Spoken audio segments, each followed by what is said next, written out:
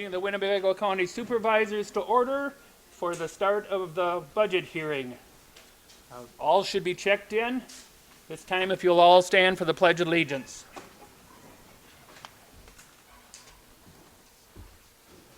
I pledge allegiance to the flag of the United States of America and to the republic for which it stands, one nation, under God, indivisible, with liberty and justice for all. Supervisor Powers. Good and gracious Creator, help us to meet the needs of our communities as we face cutbacks, layoffs, and shutdowns. O Judge of the nations, we remember before you with grateful hearts the men and women of our country who, in the day of decision, ventured much for the liberties we now enjoy. Grant that we may not rest until all the people of this land share the benefits of true freedom and gladly accept its disciplines. Amen.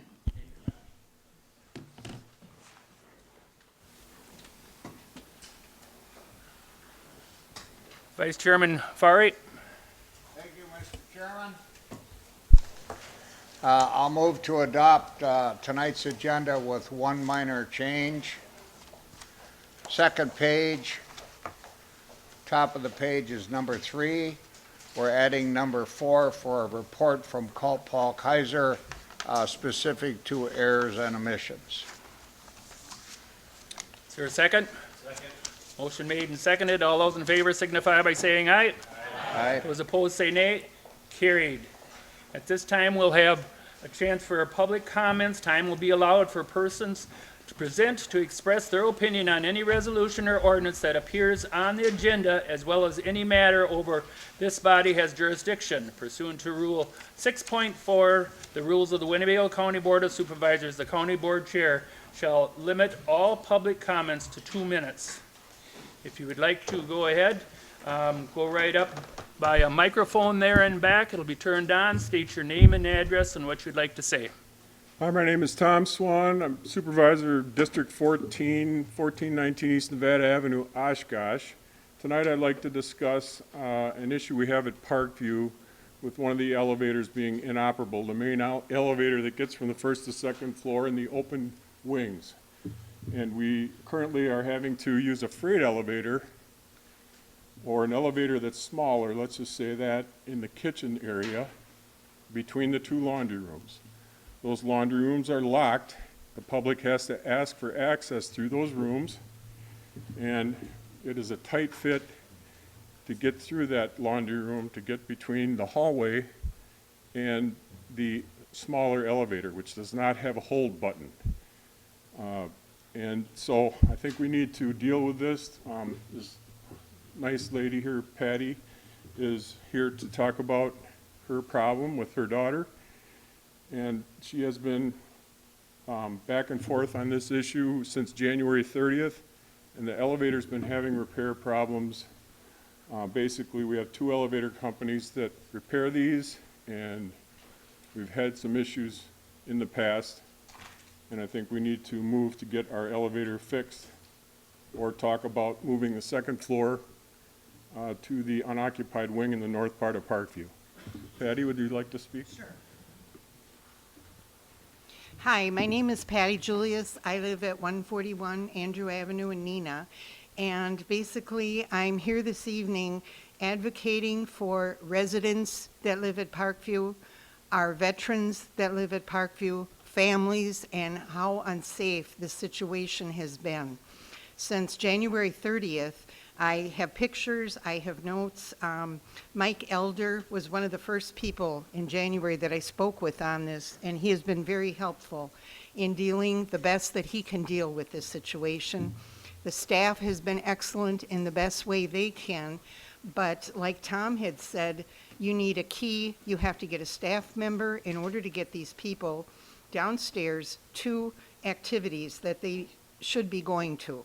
And we have had single amount of people at Rosary, single amount of people at the Christian service on Wednesday morning, the Catholic Mass, other activities, because there just isn't enough time to get these people downstairs. And a comment came up, well, maybe this elevator needs to be replaced. This has come up from a lot of staff. I didn't realize that this issue has been going on since about 2008, when Parkview first opened. And so it's very rough to see for, like I said, our veterans, families, residents, staff, everyone that I would like to represent being here. I do have pictures I can send around after. But the prime got to be where I really contacted people was when there was a funeral a couple weeks ago of one of the residents that had been there for a long period of time. And this family said, well, we'd like to have a funeral, but what can we do? And I said, well, there's a Catholic service on Thursday afternoon. Maybe the staff would allow the mass to be, and you could get some cupcakes and give it to residents and just celebrate her life. Well, the time came, the church service was going to start. Before I said to the priest, I said, we need to have prayers. I said, the elevator isn't working. I don't think family's going to be able to come. Residents aren't going to be able to come. It will be a sad situation. It just isn't right. Father said, yes, we'll say prayers for it, but that was the peak for me. And the family thought, well, maybe people aren't coming because of the resident being here, whatever. But it wasn't. It was because this elevator wasn't working. So basically, I'm here tonight to ask you people what your opinions are, how we can get this resolved. And thank you, Tom, for coming today to Parkview so I could take him from A to Z so he could see exactly what it's like and the possibility of our residents getting injured the way this is all taking place too. It is not safe. Thank you. Thank you. Is there anyone else? Hello, my name is Jill Fritsch. I reside at 2116 Meadow Green Drive in Neenah. I am the niece. My aunt Pamela Fritsch was the one who died a few weeks ago, and her funeral was 2 weeks ago.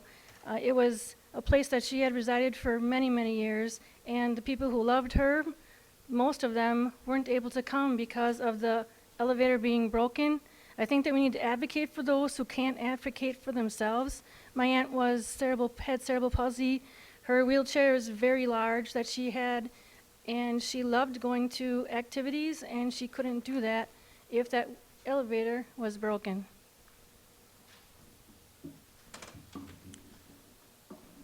Is there anyone else that wishes to speak?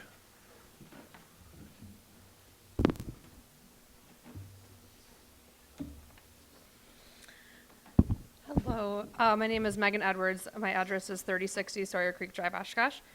Thank you so much for the opportunity to speak tonight. I know you have seen me quite a bit over the last couple of months, but if you have not met me, my name is Megan Edwards. I'm the Executive Director at Solutions Recovery.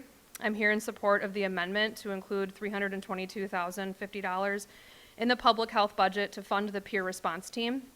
This program has become one of the most effective and collaborative responses our county has developed to address substance use and overdose prevention.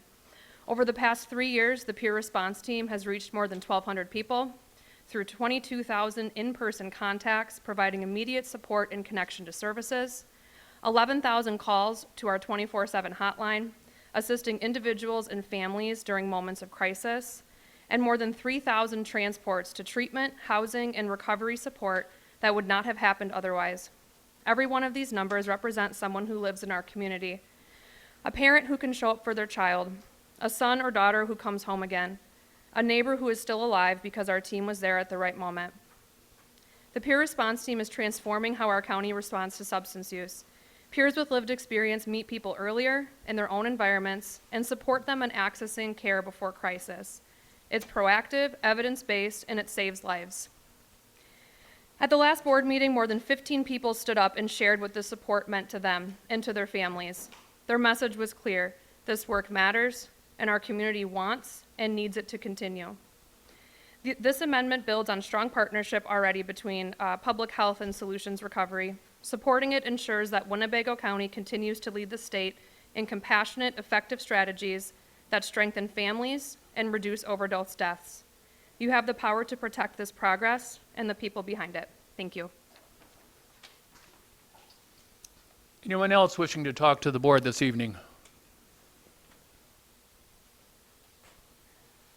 Good evening. My name is Leah DeShaney. I I reside at 2359 Fiesta Court in Neenah, and I'm calling to throw my support behind the HELP program. I highly recommend that you guys continue to fund that program. I will let its success speak for itself. On a citizen level, I have seen 3 of my 10 neighbors displaced from their housing in the last 3 months alone.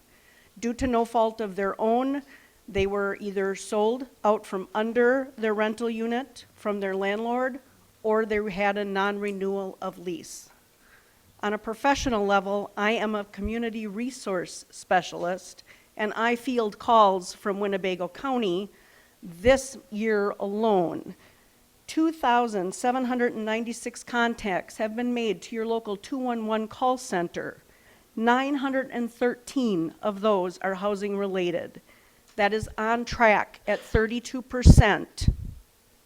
The statewide average for housing calls is 35%, and that number has not wavered.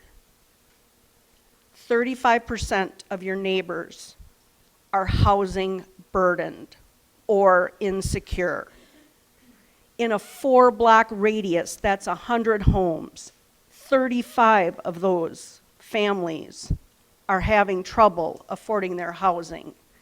The HELP program for Winnebago County helps immensely. Please continue to support that. Thank you. Is there anyone else wishing to speak to the board tonight? Is there anyone else? Is there anyone else? Anyone on Zoom? Yes, Jason Sumnick? Hello, can you hear me okay? Yes, we can. Yep. This is Jason Schulis, the Executive Director of the Fox Valley Data Exchange, and we're based at 1455 Midway, Menasha, Wisconsin. Thank you very much for your support for the Fox Valley Data Exchange. We're proud to call Menasha, Wisconsin home, and we're here to make community data easy to find and to use for everybody free of charge. Our goal is to help folks get the info they need to make good decisions and take action to make our community even better. We've teamed up with the Winnebago County Public Health to support their community health assessment and improvement plan, and we've added new data sets based on what the staff has said would save them time and effort in their work. We're excited to keep working with more departments in Winnebago County and the citizens in Winnebago County. We have had over 20,000 sessions on our website since we launched last year, and over 1,200 individual users.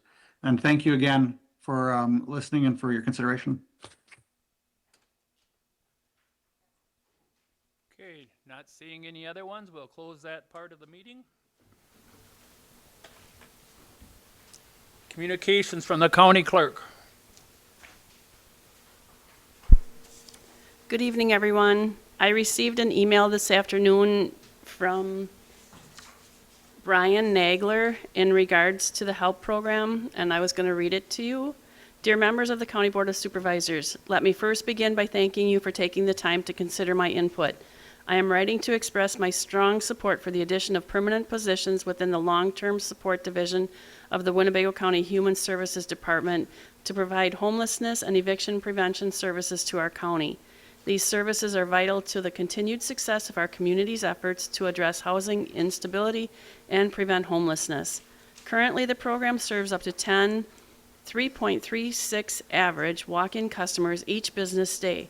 For individuals and families seeking help to maintain or obtain stable housing, the HELP team provide critical case management and hands-on assistance that has made a meaningful difference in keeping people housed and preventing further strain on other county resources. If these positions are not retained, the work currently performed by the Homelessness and Eviction Prevention HELP program will fall to staff at the Aging and Disability Resource Center, ADRC. Before the HELP program's establishment, ADRC staff often met with individuals facing housing crises but had limited tools to assist them effectively, as case management is not a long-term function of the ADRC. This diverted ADRC staff from their primary duties, providing information and assistance, options counseling, and enrollment counseling for Wisconsin's Medicaid long-term care programs, Family Care, and IRIS. Reverting to that model would once again pull ADRC staff away from serving our county's most vulnerable elderly and disabled residents, likely resulting in delays for those needing essential in-home supports and services. I understand that some in the community express concern that programs like HELP may attract people experiencing homelessness from other areas. While this may occur to a limited extent, I believe that the increase in homelessness we are seeing is largely a broader societal issue that affects communities across Wisconsin and beyond. Simply put, these individuals are here. It is our responsibility to respond with compassion and effective solutions to try to help. We are not at all going to solve homelessness, but we do have a responsibility to continue to offer at least a response as a county for hope of an improved life to those who are willing to also help themselves. The HELP program has demonstrated measurable success in preventing homelessness and helping individuals and families regain stability. Discontinuing this program or failing to make its positions permanent would represent a significant step backward for Winnebago County. I respectfully urge the board to recognize the essential role these staff play and to approve the creation of permanent positions in the 2026 Winnebago County budget to ensure the continuation of this important work. By doing so, we will sustain the progress made, uphold our commitment to supporting vulnerable residents, and strengthen our community as a whole. Thank you for your time, consideration, and continued support of programs that make Winnebago County a place where all individuals have the opportunity to live with dignity and stability. Sincerely, Brian Nagler, Program Supervisor, Aging and Disability Resource Center. And that's all I have. Reports from committees, commissions, and boards. Not seeing any, we'll move right on. 2026 County Budget Public Hearing pursuant to Wisconsin Statute 65.90, Parent 4, on Sunday, October 12, 2025. A notice of the county budget public hearing was noticed in the Oshkosh Northwestern. My report will be just about as simple. Thank goodness I see everyone here tonight, which is a good sign. We have some that's already told me that if we don't get done tonight, that they won't be here tomorrow or they'll be running late or whatever, so we'll try to keep everything moving along as much as possible. Order of book. This is the department heads and all that, and the order of the book. We'll be going right straight through the book. We'll be going right down through it, and so that's the way we'll follow along. If there should be no questions, because there should have been plenty of meetings and all that, and you should have got a hold of the department heads or the administration or committee, some one of them, committee chairs. So hopefully we can breeze right along through that. If you do have a resolution, we will not be doing resolutions tonight while we're going through it. We're just going to go through the book, and if you have a question and you need some answer from that department, we will call that person up, but otherwise we'll just keep right on going through it. As far as resolutions and that, if you have one and later on and you don't have it put in already, come right over here, get a hold of the girls, and they will, either Marianne or one of the girls there, and they'll take you around back. There's a room back in there and you can get it printed up. We have 11 at this time, and hopefully we don't have a lot more, but if we do, get them written up. So the only other thing, just a little bit of thing on Xmas party, the Christmas party. I was asked about having it at the Coughlin Center. Some of you thought it was really good out there, and it is a nice big place in that. But talking to Mary Ann, and she talked to the our risk management, they recommended us not to have that because it still had to go underneath Winnebago County Supervisor's name, even just to rent it out, or if we got a bar in there. So that was their choice, so that's why we're not. So as far as us having the Christmas party, where it's going to be, it's not a huge place. It should hold 70 or so. So, which we've had, that's been more than enough the last few years. If it's going to be a lot bigger, if you could get them in as soon as possible, we're going to move it to another place, which won't be very far from there. But, so, as soon as you can get it in, we appreciate it.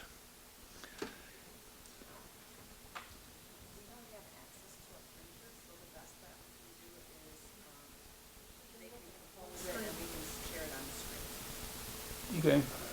They just informed me they do not have a printer or whatever, so what they can do is compose it over there and they'll show it up on screen. So that's the best they can do.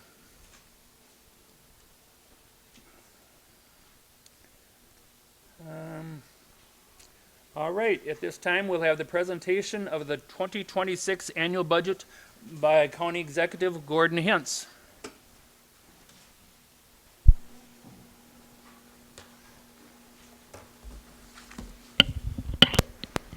Good evening, everyone. Glad everybody's here for the happy 2026 budget hearing night. I said to Kobe, it's only been 47 days. Felt like longer since we introduced the budget. But when I recognized when I began that the biggest impact that I could have on the county budget in a short period going into things was going to be improving the budget process. I had roughly 4 months in office to prepare this budget, and the challenges in preparing a budget on that timeline are a little cumbersome. Obviously, my first few weeks in office were meeting staff, learning about programs and challenges. On my first day, you'll remember, we bought a campus. We started working on the campus transition, and there's been major changes in federal funding and programming in July, creating uncertainty for some areas in our financial and operational future. The challenges that this budget tries to address are the same challenges that people in Winnebago County face: housing, homelessness, public safety, service delivery, and the key services of public health, mental health, and assistance to families are key themes, obviously, that I've heard on the campaign trail and in office that people desire from their county. This budget dedicates resources to each of these areas to better serve our county residents while also continuing to build on and support the work of the 2023 compensation study to recruit and retain our employees who provide the very services our residents count on. I ask everyone to not be cynical or hypocritical in your approach to this budget. The challenges facing the county overall may not impact your unique district the same way, but I'll ask all of you to take a county-wide perspective when you consider your decisions. When I go to Nico's, Euros in Oshkosh, which I actually just did, no one asks me about the Fox Cities campus, but they do when I go to the 3rd Street Diner in Menasha. No one asked me about housing development when I went to Rushford, but they did ask me about the county highway maintenance. The challenges the county faces are broad and changing rapidly, and I hope that tonight can be carried on in a spirit of collectively addressing these challenges. Coming into the budget with a shorter runway, I wanted my budget to deliver the resources departments needed to carry out their mission in 2026, promote service delivery that meets the needs of our residents, and engage in a more transparent process. And I wanted to consider the budget in the framework of the strategic plan passed by all of you at the beginning of the year. We're going to work to keep that plan updated, incorporate feedback from the public, all of you, and staff. So I looked at budget requests and asked if they met the criteria established in the strategic plan. If it didn't connect to housing, transportation, economic development, efficient government, quality of life, it didn't make it in the budget. My instructions to staff were to prepare budgets based on the needs of the mission of their department. Now, we recognize that budgeting for deficits and ending up with surpluses was coming at the expense of resources that could have been invested in these core services. That's why we worked to get closer to a balanced and more accurate budget that incorporates turnover savings, cost recovery, and internal efficiencies. I asked staff to work on a faster timeline so we could deliver the budget to you and the public earlier than in the past. We locked in the executive budget for the first week of September and made the line item budget available more than a month ahead of the historic timeline. The budget's been out for 47 days. Jamie Roush and I presented the budget at a workshop on September 10th, and since then there have been 10 committee meetings where budget departments were reviewed, 5 public listening sessions in Menasha, Oshkosh, Omro, Winneconne, and Neenah, and presentations to 2 area Oshkosh Rotary Clubs. We produced a budget in brief booklet for the first time to help the public engage with our strategic plan, budgetary priorities, and challenges. And I appreciate the work that staff, supervisors, local media, and the public went through to provide more review at the public, committee, and peer levels. Being on an earlier timeline has given staff time to respond to inquiries, help craft implementable, financially consistent amendments. I know we have at least 9 amendments that were submitted ahead of today and published to the website for the public and board for review, and some were even vetted by their committees of jurisdiction. You'll see additional documentation on your desk tonight that supervisors have requested to help make budgetary decisions.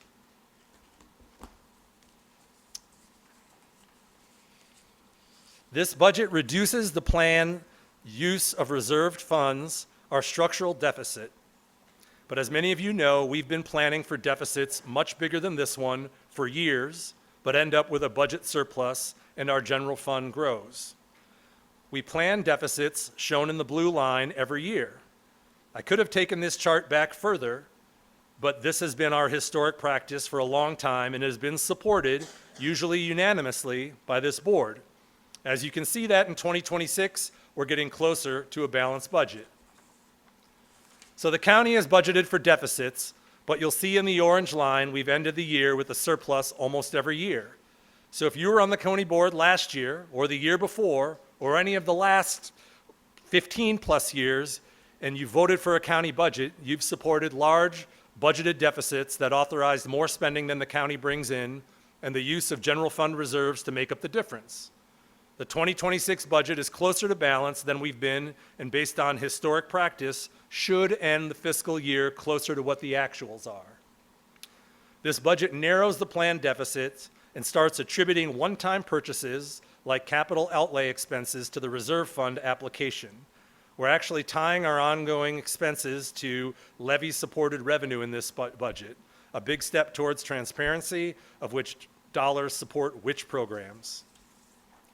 This budget continues to build off of the 2023 compensation study with wage increases consistent with the market. We have a 3% adjustment to the compensation schedule to help keep employees in line with inflation, and we have a 2% achievable merit pay increase. These changes keep us competitive in the market to retain our best employees and help recruit the ones that we need.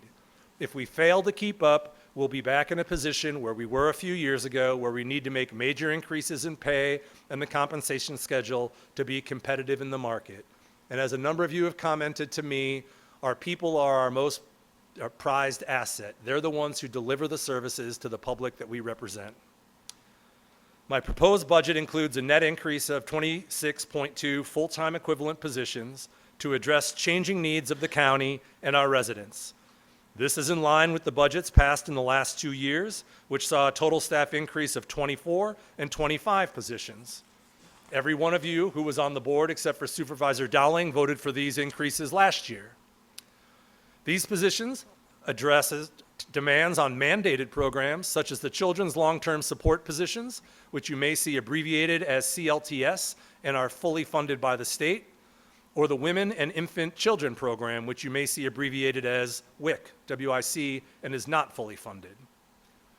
5 positions, which you've already heard by the public speaking tonight, are in moving the homeless eviction loss prevention positions onto the table of organization. Now, you were all asked to make these permanent in February before I took office and chose to support the program with project position status until this budget. Those were county taxpayer-funded positions in the 2025 budget, and the change requested, as was in February, is making the positions permanent. We know the pressure on SNAP benefits ending will create a big burden in our county communities starting this Saturday, when 17,000 families in our county will lose $2.6 million of food share benefits. This will affect grocery stores, farmers market sellers, and local farmers, but it'll put more pressure on those facing housing instability, the exact population that HELP is designed to support. When you lose your $200 or your $300 that you're counting on for your food purchases, but you have to eat, that's $200 or $300 you won't have for a utility bill or for rent. And when you call our team at HELP, and they can direct you to someone who can help with our partners at the United Way and others to get one-time payments, to get the assistance, to work with the landlords, to be able to keep people in their homes, it's the best kind of program to keep people from becoming homeless. And let's remember, HELP has successfully discharged 74% of the cases with stable housing. That's 674 families that have been helped directly. Additionally, a community partner that used to administer the TBRA vouchers, that's the tenant-based rental assistance, is no longer able to do that. And we've added a sixth position to administer $200,000 worth of housing vouchers, which is rent that's directly paid to landlords that keeps people in their homes. This is the county responding to a community need during a time when housing insecurity is expected to get worse. 6 positions are included starting July 1st to ensure that we have capacity at the jail to safely manage an increasing jail population over the last 2.5 years. The Sheriff's Department has been oscillating between opening and closing CPOD over the last few months and covering the staffing with overtime. It's not sustainable, and a responsible response is to increase staffing for the safety of our staff and for the inmates. Now we're going to do everything possible to try to use diversion and other things. And again, like we do with appropriations, if we don't have to spend the money, we won't. If we're not in a position where we have to fill those positions, we probably also won't. But the trends over time suggest that they've been increasing. My budget adds staff in the Corporation Council, Parks and County Clerk's offices to help manage the increased demand of those offices from the public, the county board, and in the case of our council's office, accounts for the added attorneys from child support with paralegal to support. The positions requested also reflect 2 departments experiencing growth in the leadership demands of the departments.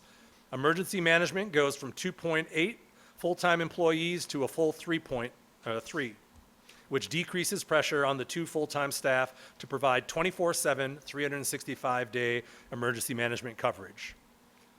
Del Vorpal, our veteran service officer, recognized the need for the department to have a deputy director, and I agreed that was an important piece of leadership that was missing as we increase our efforts to reach every veteran eligible for benefits in Winnebago County.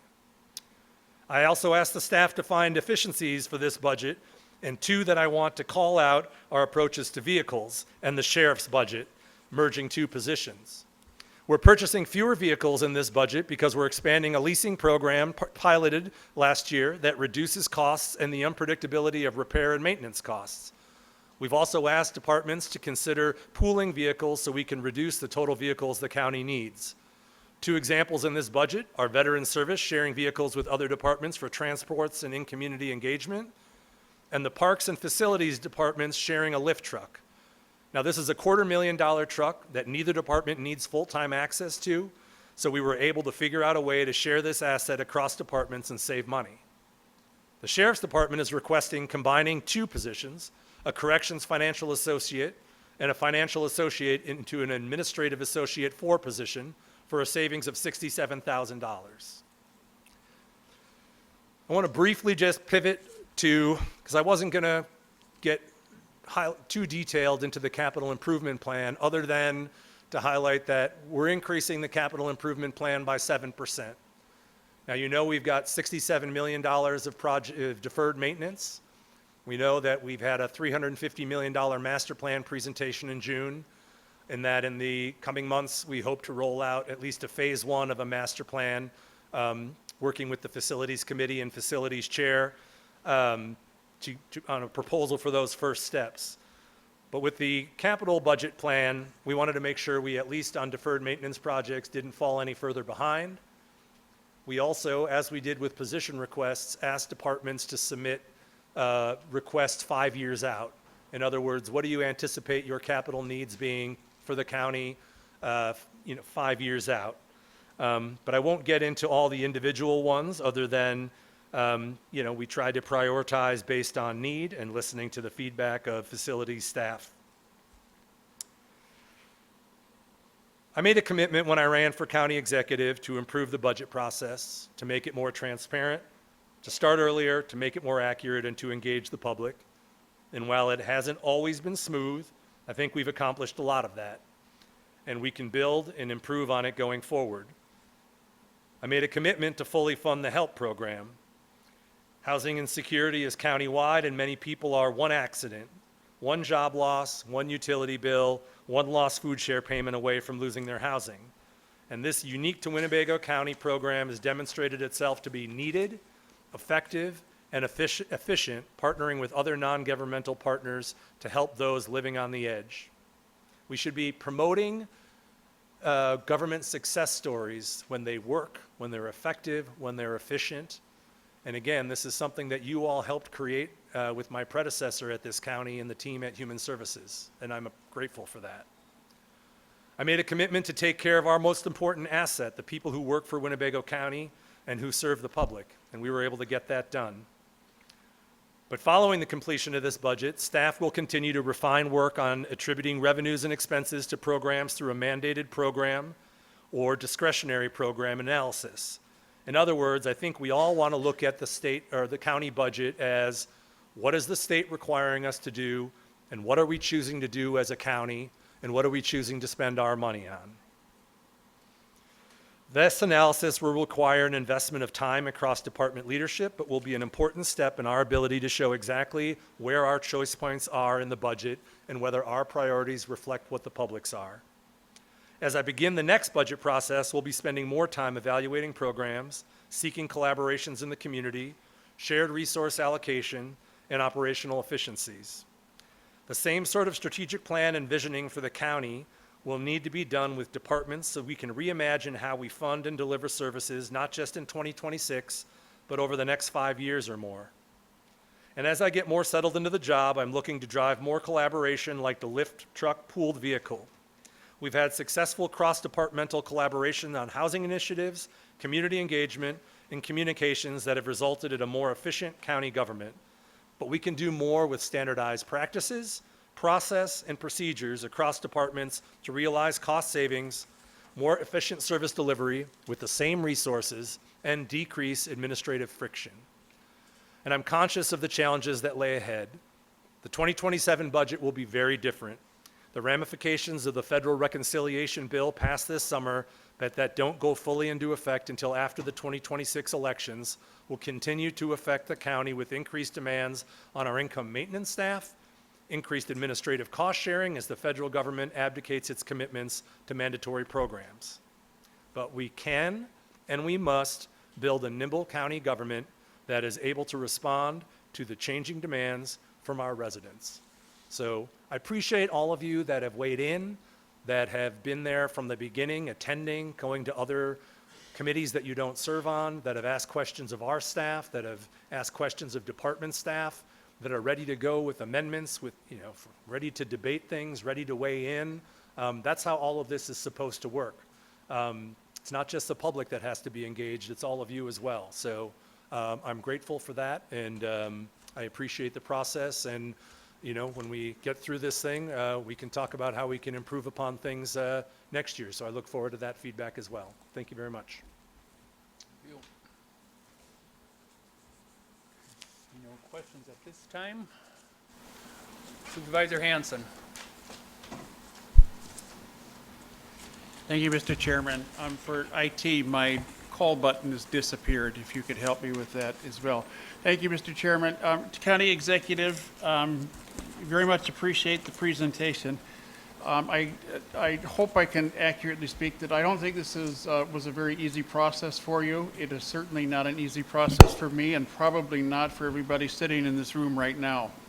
Special thanks to Directors Kaiser, to Director Roush, and to Colby to help put this together.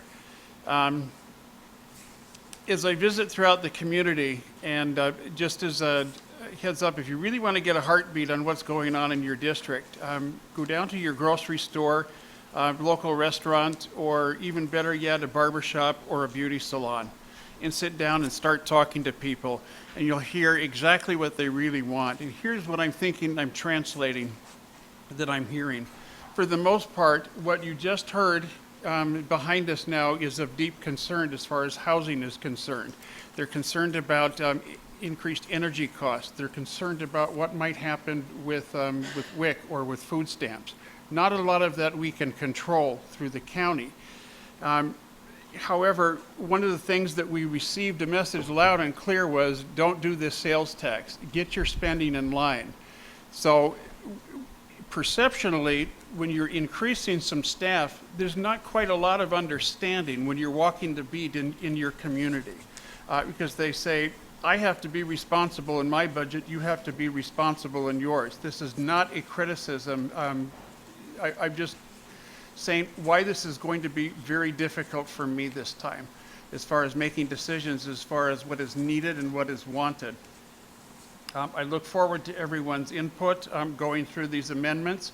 Again, not necessarily sure that in some areas is the time to grow staffing, except where it's statutorily required. And I'll tell you, they don't really care where the money comes from, whether it's grant funded, general funded, tax funded. They don't really care. They're just saying, I can't do it. You shouldn't visit this on me, because that's unfortunately what will happen. Thank you. Okay, I see no other lights.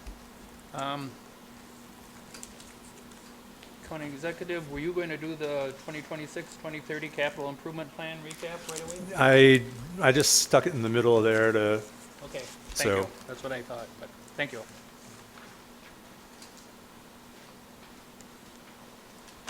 Okay. Next will be Paul Kaiser, Finance Director report.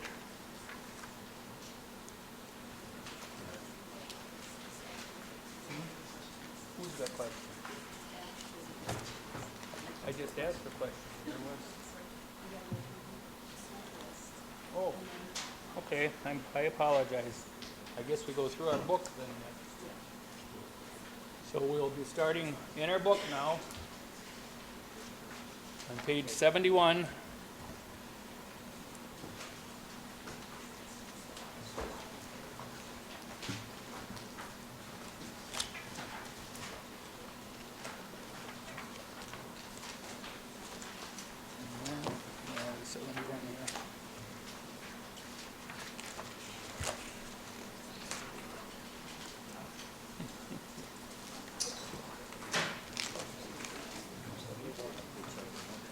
All these tabs and still don't help.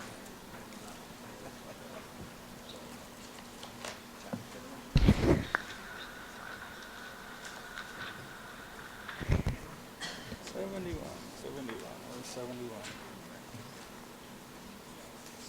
63.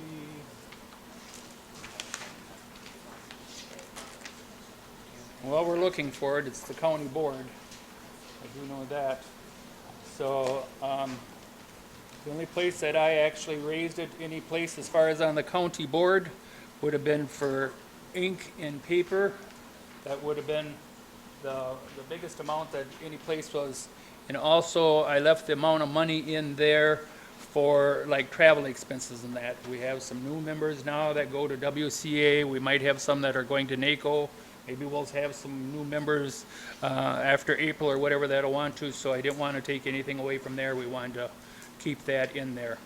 So unless there's any questions on that. Next is the county board scholarship. On that there, I left it all the same for the same as what it was, the county board scholarship. Had no change on that. So that'll remain the same as what it was. And next will be county executive hints again.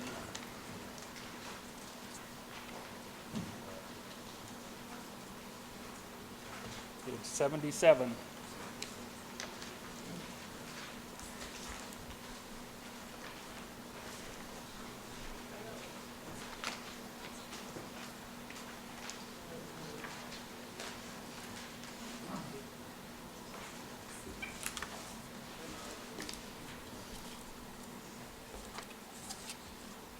am I supposed to do anything? Okay. I guess I'm supposed to ask if there are any questions? I did, but I didn't have any, so I asked quick. Oh, you did? I like your pace. Okay. So next would be Corporation Counsel, Mary Ann Miller. If there's any questions, otherwise we'll keep right on moving. Not seeing any questions. Next would be County Clerk, Julie Bartles, 89. Oops. Vice Chairman Fari. Thank you, Mr. Chairman. Mary Ann, you have in the budget a request for a new, I believe, paralegal.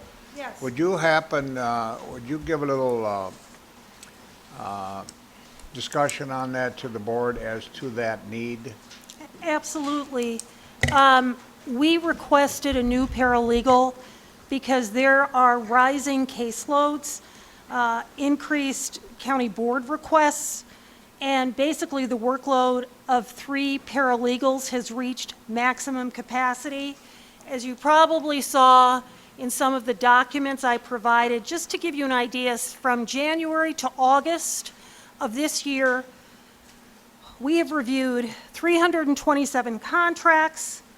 There have been 105 legislative drafts prepared. We have handled 210 new mental commitments. That does not include extensions. That does not include juvenile commitments.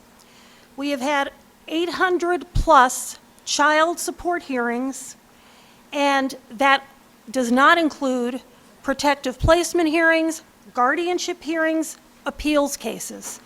A lot of these cases have very short time frames, and again, given the increased caseload over the years, that is the reason I am asking for another paralegal. Next is county clerk. Whoops, I'm sorry. Supervisor Swan. Thank you, Mr. Chairman. Mary Ann, I visited your office, I don't know, a month or 2 months ago to deal with an issue related to board matters.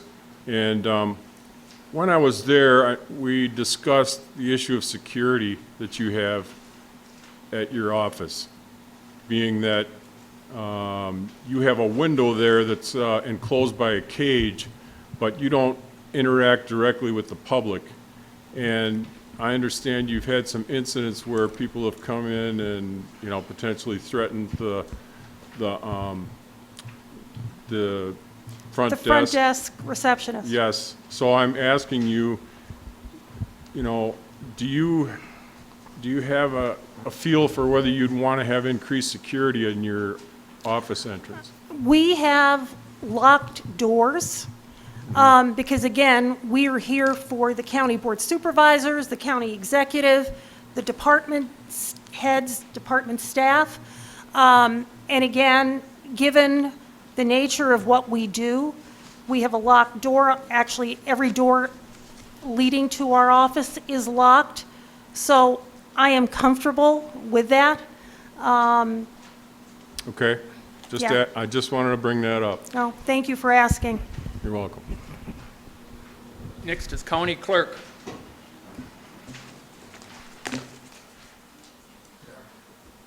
Vice Chairman Farley. Thank you, Mr. Chairman. I'll ask the same question of the county clerk. I believe you're requesting an additional deputy clerk.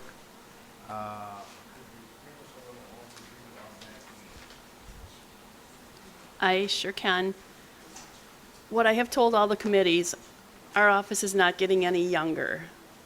And within 4 to 5 years, the whole county clerk's office might not be the same because we're coming that close to all of us retiring. And then with the increase in the number of committees that we have to take minutes for, and so I'm just looking for this position for help and then to hopefully train when the rest of us aren't there. Oops. Enhanced workload has a lot to do with supervisors' request, answering questions, providing documents, and all that above. And I assume, based on the newness of the board, that is probably a little more of an enhanced response. Would that be correct? Correct. Yes, thank you. County treasurer. County treasurer. Not seeing anyone. Administration and workman's comp.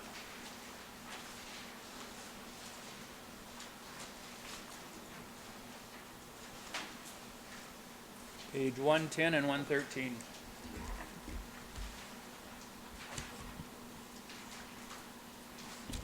See no questions. I have a new position in there, if you want me to speak on that. I was just Okay, going to unless go. they ask, but. Perfect.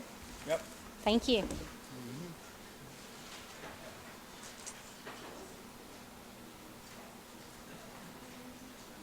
Property and liability insurance, you had one more, I didn't get that in there. Is there any questions on property and liability insurance? Nope, there's none on that one either. Human resources, page 115. That'll also call, the dental insurance and the health insurance, 115, 123, and 124.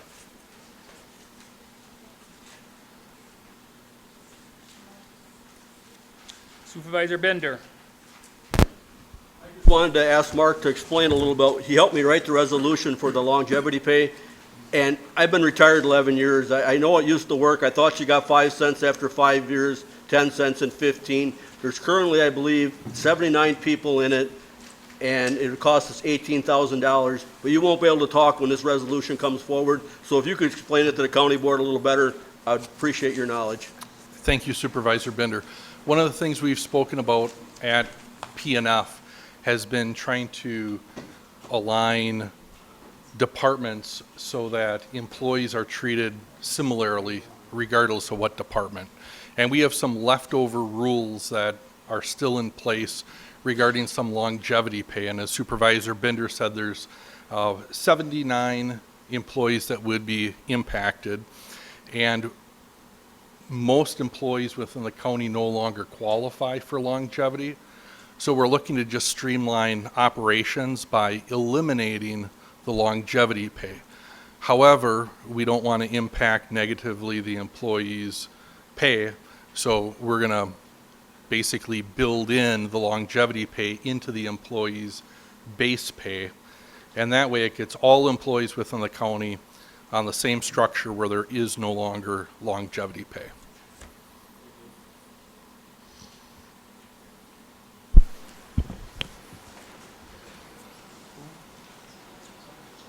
Supervisor Powers. Thank you, Mr. Chairman. I would speak in favor of that as well, because those 79 people, we made them a promise when they came on years ago, and one by one, they're going to be coming off either by retirement or some other reason. And so eventually this long-term line will eventually get to zero once the last one is gone. And I think we owe it to them to keep up what we promised. Thank you. Not seeing anyone else. Ooh. Supervisor Mako. Thank you. I just had a quick question. You sent this packet out to all the supervisors.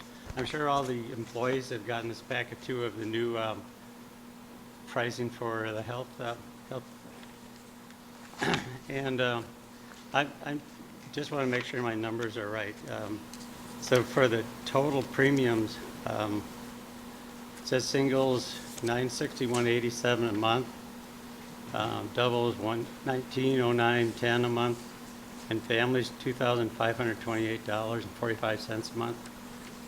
Is that correct? So a family pays $30,341.40 a year for health insurance? No, that's the total cost for the plan, each one of those plans, and we split that cost. The county pays 88% of that premium. The employees pay 12% of that premium if they do a health risk assessment. Okay. So that this total for monthly on the bottom, it's just... Yes, that's the total cost, but not what the employee would pay, correct? Oh, okay. Yep. I wasn't sure we were paying our employees that much that... they We're can not. afford $30,000. We're not. Thank you. Finance, page 133. See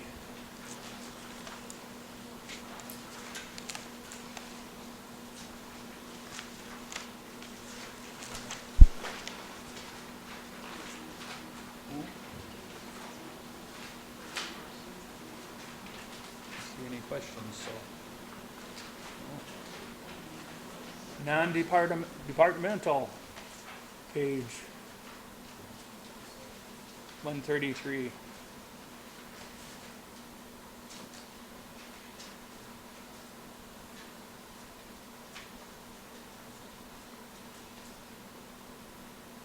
Information technology, page 136.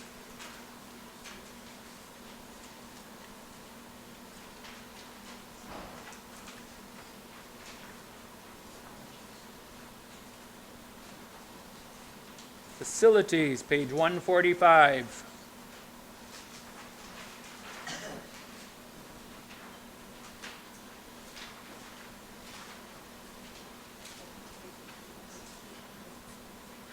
UWO, Fox City, oops. Yes, Supervisor Hancock Cook. Thank you. I'm just curious what I was, happened to highlight that we have an elevator inspection and maintenance as one of the jobs of this group, right? And I just was curious about how many elevators you're maintaining and inspecting, and are all of them problematic or just the ones at Parkview? They all have their times of being problems. In a lot of the buildings, they're the only elevator that's there, so they get used an awful lot. Okay. Starting with the period of COVID, parts are becoming really hard to get, especially with the trade situation we've got right now. I don't know if you remember a year and a half or so ago, it took me a year to get parts to fix the Oshkosh Human Services elevator. Yeah. But I believe we are taking care of about 20 elevators. Okay. Thank you. I just was curious about the internal skill versus having to farm it out, and how many people. Oh. So is it one person who manages all the elevators then? No, we have to farm that out because you have to be a licensed mechanic to take care of them. Okay. Thank you. Supervisor Holt. Thank you, Mr. Chairman. What is the long-term plan for that Parkview elevator that was brought up in open comments? The elevator has been up and down. Not no pun intended, but it has not been out of service since January. The longest it's been out of service is about a week, waiting for parts. Right now, we're chasing different little gremlins. We fixed one thing, and it worked. Friday, it went down again. We've had them here Friday and yesterday. So they're still trying to get the parts and find out what's wrong with it. But it's not been down long term. It's had multiple different problems. Since 2008? No. Since about the last year. And what is the solution to that? Chasing the gremlins, or do we need to look at a replacement of that elevator? Chasing the gremlins. Okay. Talking with the consultants and the experts in the elevators, it's not time to replace the elevator yet. Okay, is it time to move everyone downstairs? That is not something I can answer for you. Okay, thanks. Supervisor Powers. Thank you, Mr. Chairman. Having spent a lot of time in the human services, I remember how bad it was with that elevator. And I felt sorry for the comments from Parkview, but I remember from human services, it wasn't like you were just dragging your feet. There were parts that just couldn't be located, and there was it just takes time. And if the Parkview elevator hasn't been out continually, then as it was at Human Services for over a year, then I'm glad you're chasing the gremlins. I don't think you're at fault. I do think that there's a supply chain issue that none of us have any control over. And I'm sure that's the issue at Parkview. And I, for one, appreciate what you're doing. But I do understand, as frustrating as it may be, I understand that that's the issue. You just can't always get parts in a timely manner. They just don't arrive by Amazon in 24 hours. Thanks.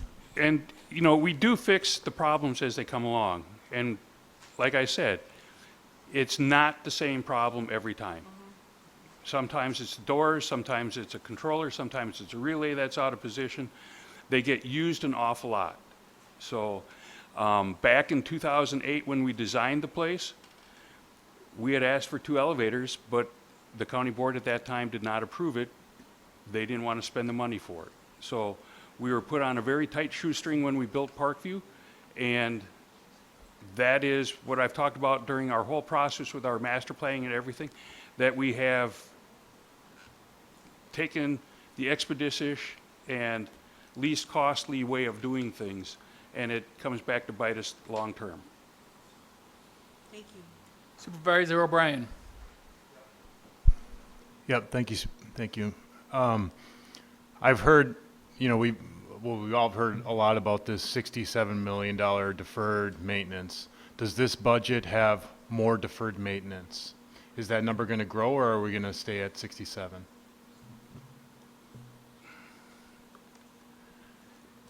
It's probably going to grow because we can't get everything done. The $67 million is based over a 10-year window.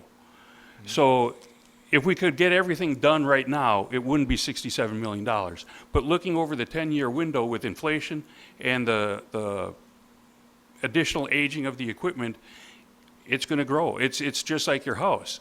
You buy a brand new house, there's no maintenance to it. What are the estimates for next year? Probably about $7 million.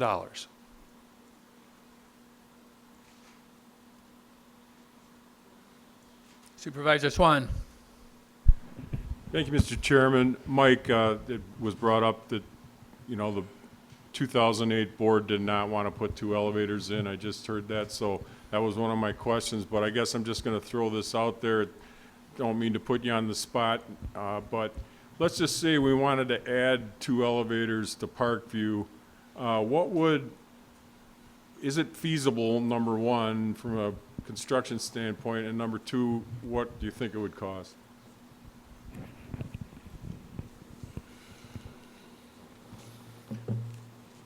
Is it feasible? Yes. Is it going to be easy? No. Is it going to be, it's going to be expensive. What do you think? Just off the top of your head, it would cost per elevator? I'm probably going to say probably $1 million a piece. Each? Each, yes, because the way the building is built right now, we can't put another elevator chase inside the building. Can you put it on the end of the buildings? Yes, we will. That would be $1 million to do that? I'm hedging my bets. You're asking me without a Yeah. real chance to do any kind of engineering or anything. Right. But yes. Okay. I'd probably guess about $1 million a piece because it's about $200,000 just to modernize an elevator. So if you've got to put in the whole elevator trunk, buy all the elevator equipment, build the structure that goes around it. Okay, I just think we need to be a little careful here in this issue because, we can't place a dollar amount on a human life. And if there was ever an emergency situation where we had to move people out in a fire or whatever, if we lost one person during that process, I would, gladly have spent the money to add elevators if we could. And, it's a tough decision, but we need to deal with this one way or the other. And if we have an emergency like a fire, elevators are not used. They all have to go down the stairs. Yeah, understood. Okay, so that's the issue. When they made a decision to build a 2-story facility, that was something that we didn't maybe consider, or we did. I don't know. But if we do have a first floor that's not used, potentially, I know it might be an inconvenience for staff to have to move back and forth to care for people, but if we don't have a wing that's used on the first floor now, maybe it would be a good risk management to consider moving them there instead of having 2 floors. Thank you. Supervisor Hens. Thank you, Mr. Chairman. Director Alder, I'm going to ask you a question that our committee knows the answer to because you discussed this with us in our budget meeting. But there's an amendment here to eliminate 4 facilities assistant and 1 facility specialist position from our budget for next year for facilities. Can you explain why we're adding those positions? So everybody gets at least some information on it before we get to that point. Okay. One of those positions is to assume the cleaning responsibilities for solid waste, highways, and the airport. Currently, right now, those 3 departments are contracting out. Those contracted funds would be added to our labor budget to cover the cost of those, that individual. The other individuals are,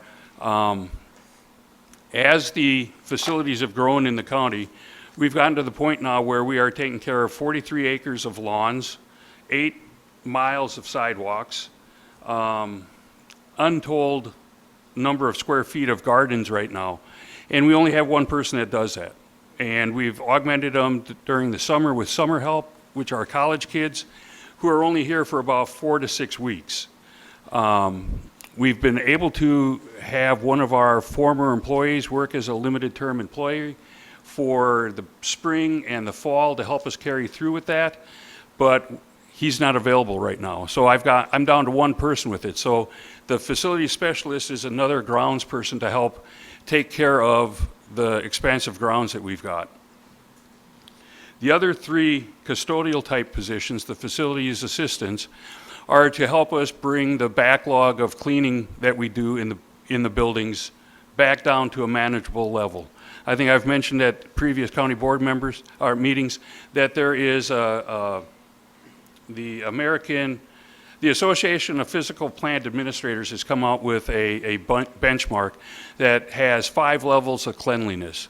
And you go from hospital cleanliness, which is somebody cleans 10,000 square feet per person per day, to being unkempt, which they clean 54,000 square feet per day. We are right now at the staff that we've got and the number of buildings that we're taking care of, we are at 48,000 square feet per person per day. And that's if we're 100% staffed. So with people that are out on sick, out on illness, on vacation, whatever, we are probably not fully staffed about 80% of the time. So we are cleaning 48,000 square feet of space per person per day. And these 3 additional positions would get us down to the mid-range of having them clean about 26,000 square feet per day. And that would allow us to get back to doing some of the carpet care and hard floor care that has been minimally addressed over the past 10 years. And if we don't do that work, then we wear out the carpet faster, we wear out the hard flooring faster, and as it stands right now, our carpet is on a 20-year replacement schedule. That's how much we can squeeze into the budget to replace. What's the standard? For replacement? Yes. Oh, about 10 years. Okay, thank you. Supervisor Patterson. Thank you, Mr. Chair. And I wasn't planning on bringing this up during this phase, but since we've already started, I might as well pile on. I was going to talk about this during Parkview and/or capital improvement plan. But I recently have also had my eyes opened up to what's going on at Parkview.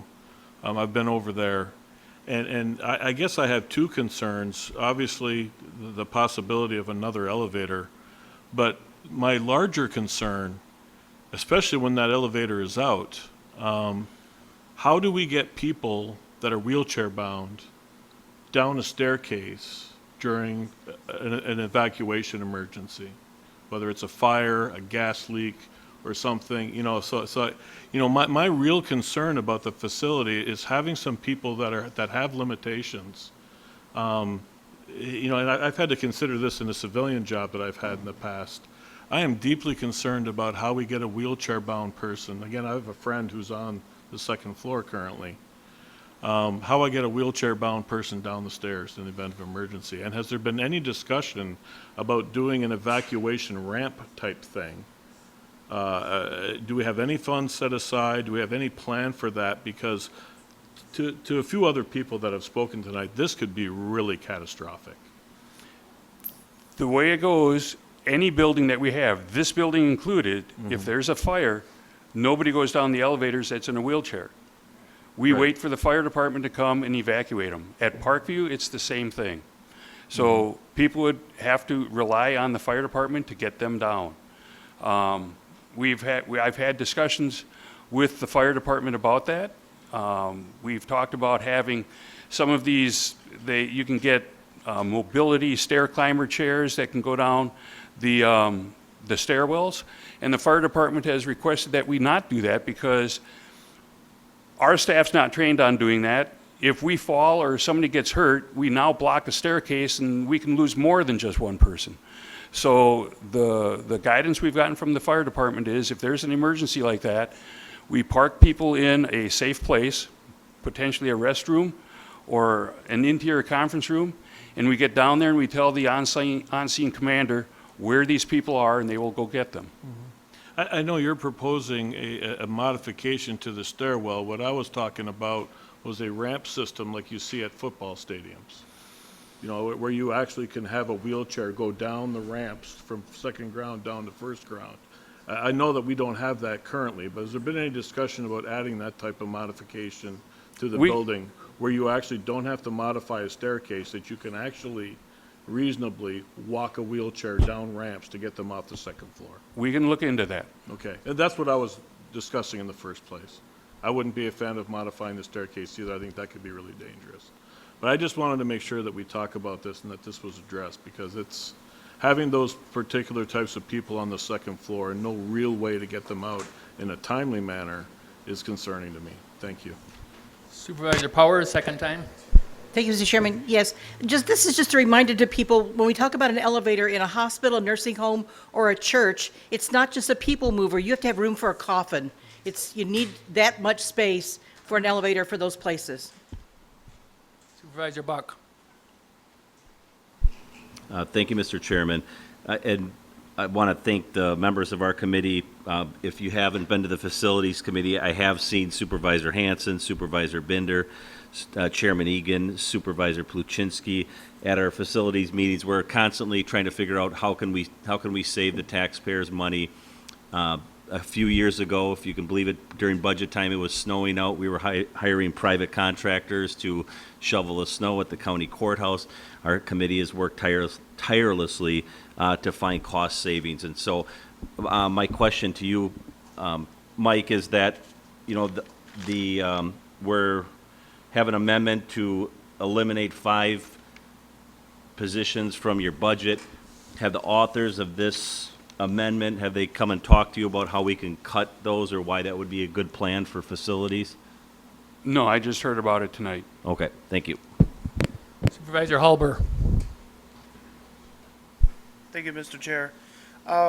With regards to Parkview and the fires that we've been talking about, are there any sprinkler systems in the building? Yes. Right, okay. And then just for the ADA compliance slopes that we were talking about for the stairs, I knew that it was a 1:12 ratio that we would need to retrofit. We're looking at roughly 120 feet of ramps if we were to try to put something like that in, just so you know. No, I think you're looking at 1,200 feet. So to go down 1 foot, you have to go out 12 feet. Yeah, and isn't a floor in a regular building about 10 feet of height? We've got a little bit taller floors than that. Oh, okay. So yeah, just to the point of education, we would need more than 120 feet of space to provide a ramp for each floor, so, thank you. Supervisor Gilbertson. Thank you, Mr. Chair. I'm actually going to kind of piggyback off that. I've actually worked at a nursing home in the past that had 5 floors, and we had designated locations for evacuation that had firewalls and sprinklers, and we knew that we moved them to those designated areas for that. Do they have those designated firewall areas with the sprinklers in their fire plan? Yes. Thank you. Okay, next is UWO Fox Cities Campus, page 153.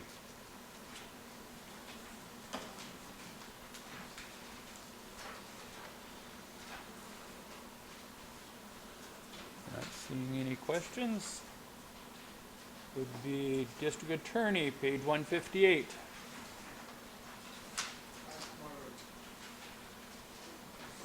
Supervisor Swan, we're already by UWO, if that's what you're going to ask on. Yeah. But go ahead, but we went by it already. I know, but it was awful quick. I just wanted to mention that in facilities, we discussed the fact that the budget that we passed for Fox Cities was about $1.6 million, I think. And the updated costs are only about $800,000, so that's half of what had been projected. So I think, that we need to acknowledge that as a positive event. Okay? Good point. Thank you.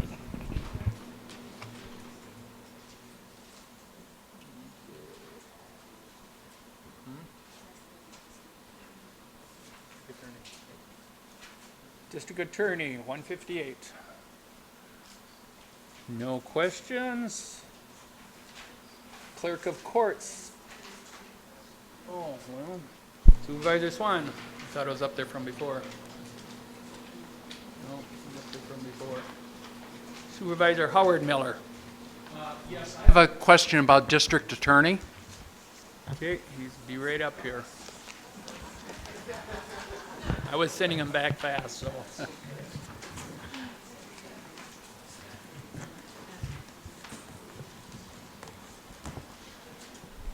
Okay, on page 159, I see an item listed as other expenditures that is getting reduced by approximately 70%. Can you tell me what this is and why it is the way it is? Yeah, do you have an object number for that? My page numbers are a little different. 159, it's the financial summary for District Attorney. We did, what's the total amount on it? Is it over $100,000? Yeah, I think the executive budget has $188,000, and the 12-month projected for 25 was $612,000. Yeah, so the big change for us was we had some grants that expired, and these were not part of any sort of changes with the federal government. They were scheduled. There was one pretty significant one that was scheduled to expire. So it decreased our money coming in and the money coming out. So any of the major changes like that that are in our budget for this year are really just from that change from the grant expiring. And that was specifically the one that went away was the SOAR program, which is a diversion program for stimulants and opioids. So that was a grant that we had for a period of time, and we knew it was going to be done at this time. We've been looking into whether there is some sort of replacement for it, but as of right now, we don't have any prospects. Okay. Supervisor Hanson. Thank you, Mr. Chairman. Mr. Spark, no alarm bells in the budget, but I've been reading a lot in the news that across the state there is suddenly a shortage of attorneys for the district attorney's office. Are you noticing anything upcoming that we need to address budget-wise? That's been an issue for a number of years where there have been vacancies all around the state that have just remained for extended periods of time. We haven't generally had too big of an issue. Generally, our turnover is lower than most other DA's offices. We actually right now have one vacancy out of our 12 attorney positions, but we are, I think, going to be holding that for a former intern that's just finishing school. Overall, there are a number of positions that were just allocated around the state. I believe it was just a little over 40. We didn't have any of those allocated to us, so I guess mostly that's a negative. On the plus side, we don't have to worry about the problems with filling positions. But vacancies are not always predictable, but as of right now, I wouldn't think it's going to be too much of an issue. Thank you. This was just something that was sent to me in the news last 48 hours, so thank you. Thank you. Supervisor Bender. Just out of curiosity, the jail population's been going up, and when we first started a Connect program, we were doing really a good job of keeping the jail population under 200. Are the crimes getting more severe that we can't continue to get the crime down and get them on the ankle bracelets? I mean, it's a whole lot nicer for us if we can put them on a bracelet than it is if we have to lock them up in the jail. And our goal would be to keep it so we don't have to open that next pod, and we'd save 5 positions, and we'd have money to do other things to maybe be more beneficial than locking people up. Yes, agreed.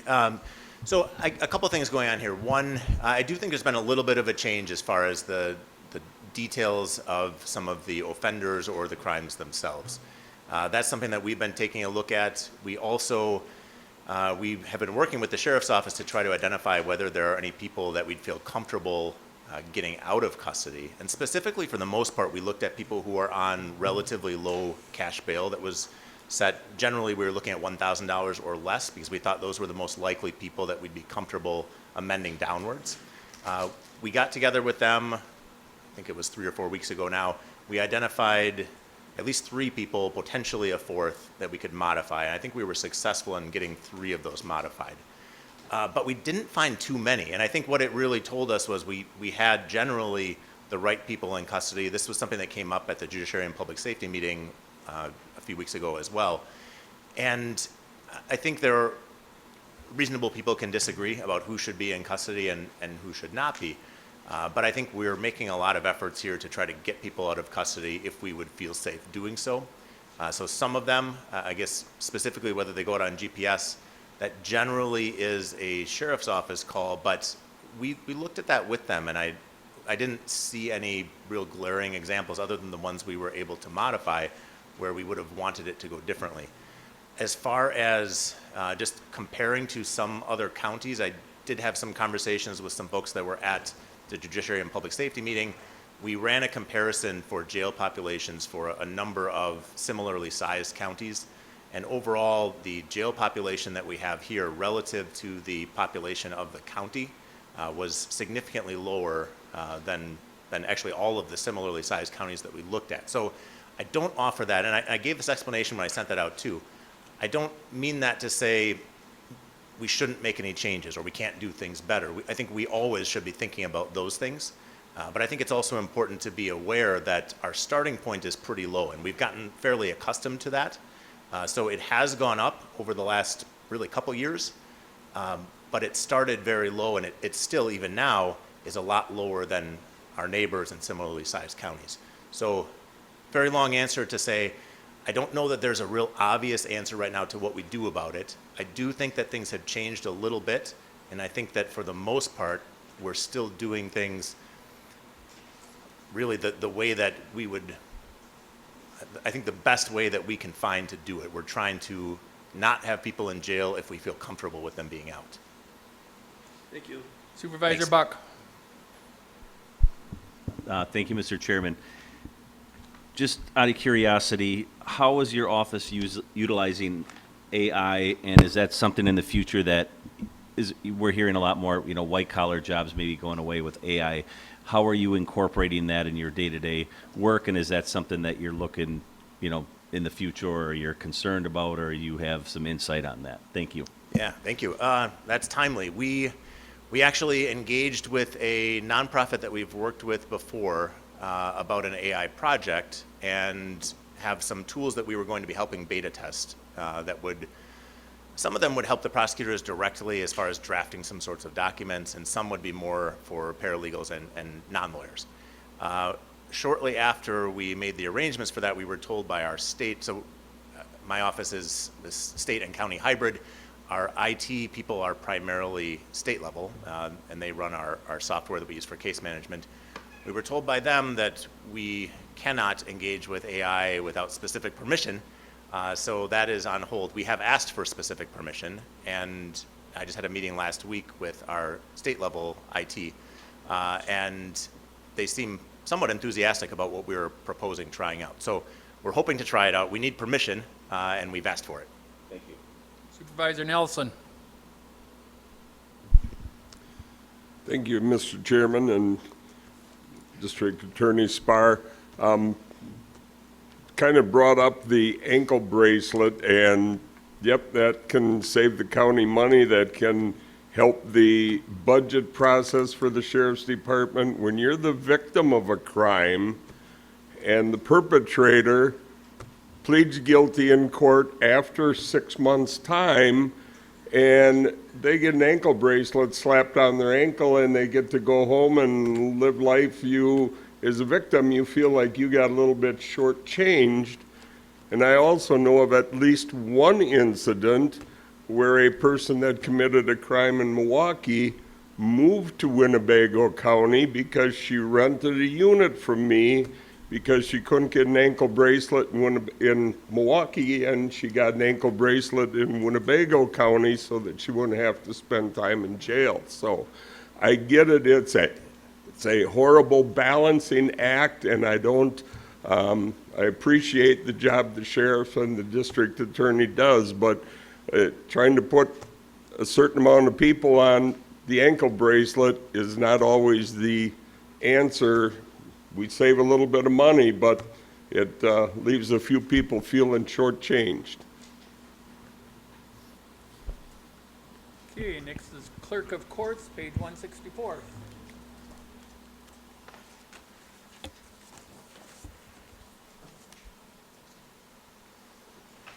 See any questions here for them? So then we'll go right to the Sheriff, page 173 through 183. So the Sheriff and Jail Improvement Fund.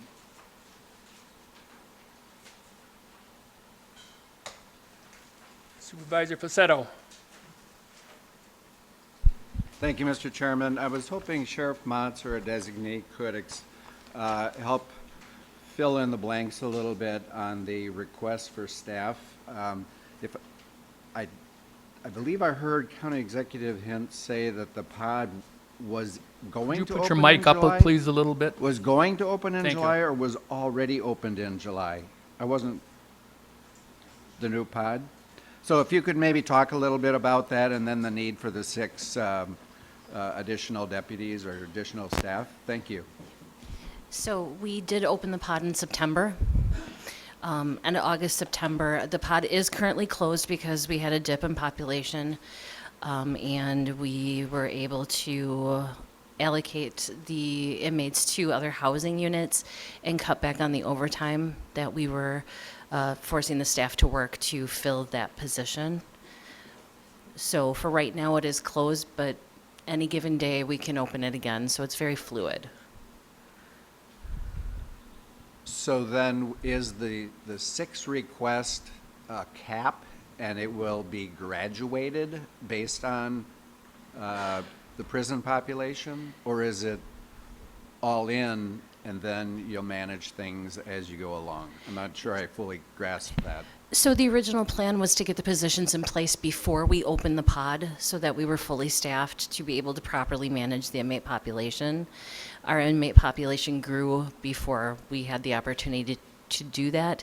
So that's why we were asking for the 6 positions for next year and then an additional 4 the next year to have the 10 to staff the pod, anticipating that the population was going to continue to rise. It just rose much faster than we thought.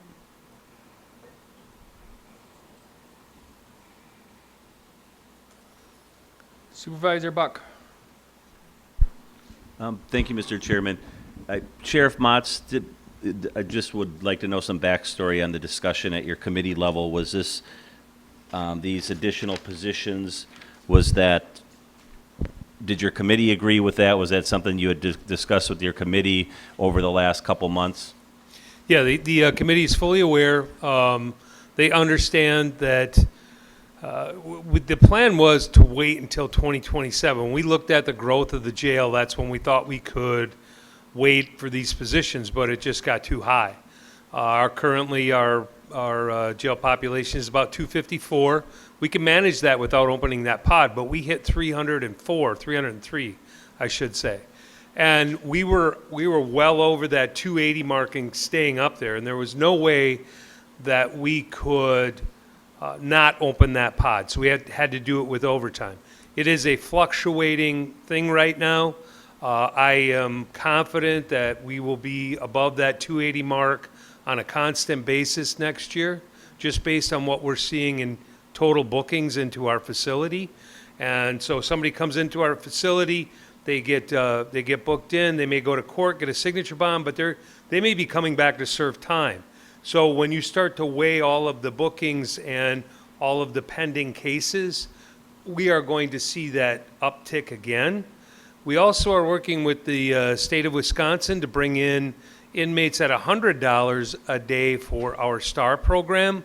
So if by chance the pod isn't full or at that extent where we can bring and mix some of the inmates, we can actually use it as a revenue source. But our main concern is taking care of our own inmates, and I am confident that we will be above that next year on a regular basis. And would you say for the past 3 months or longer, have you guys been debating this at the committee level? Yeah, I've let them know. Yeah, I don't remember the exact month, but and they get constant monthly updates on our jail population. There was a GPS question too. We have 33 inmates out on GPS right now, the bracelet, and 11 of those are high risk, meaning that we have to check on them every day. There could be a victim involved, there could be other things involved. Those are the ones, and the judge has to allow it. He has to say, I authorize Huber or GPS for the inmates. So we have the right people out. We can't add any more to that. So I'm going to ask a rhetorical question here. I'm assuming that you're not supportive of the 6 people being cut from your budget. I just heard about it tonight. No, I'm not. Okay. And did the folks that were authoring this amendment work with you on this issue? No. Thank you. Supervisor Bender. I'd just like to say, a couple years ago, the sheriff cut 10 positions out of his budget because they weren't filled for a year or more. That's why they don't like to do that. If he wouldn't have cut those positions, right now you wouldn't have to ask for them. You could just fill them. But he did that to help us balance our budget. He cut those 10 positions. And now he's back here having to basically try to get us to give him 6 positions back, which would mean he's still 4 positions down. You know, he was a team player. He helped the county with their budget. He's not going to fill that pot if he doesn't need the people. I don't believe you were planning on hiring him immediately. It was like maybe in May or June, and you'll evaluate it. If you don't need the people, you won't hire them. But if you have the people in the jail, we have to take care of them. We cannot basically put the officers in jeopardy. We cannot not basically have somebody there watching over them. And I applaud you for getting rid of the 10 positions, and I feel bad for you now having to ask for 6 of them back and listening to us complain that, maybe we shouldn't give you those positions, when if you wouldn't have cut them, you wouldn't have had to ask. They were in the budget. Yeah, and thank you. July is when we would hire for the positions, and it takes us time to get them hired, trained, et cetera. We would start the hiring process, but they wouldn't start until July. So that process takes time for that to happen. Supervisor Hancock Cook. Thank you, Chairman. The sheriff just explained what I was going to highlight, is that it was a July timeframe for the hiring for the next 6. So, because I get to be on that committee. Thank you. Supervisor Powers. Thank you, Mr. Chairman. Sheriff, if you get those 6 people, those 6 hires, and possibly the 4 additional, you have 10, and your estimations are off, then we don't have that many criminals. What do those people do during a typical day or in a week? What are they doing? What are you paying them to do when there's not that pod open?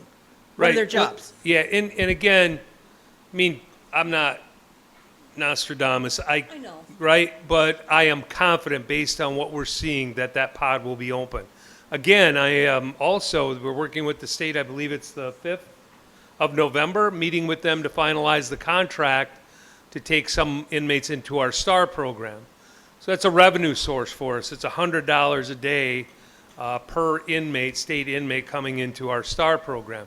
So we would take more inmates in, but I mean, that's not why I'm asking. It's not why we're asking for the positions. It's to take care of our own, and we see that go up. And as the district attorney stated, our numbers are extremely low for incarcerated people compared to counties of like size in Wisconsin.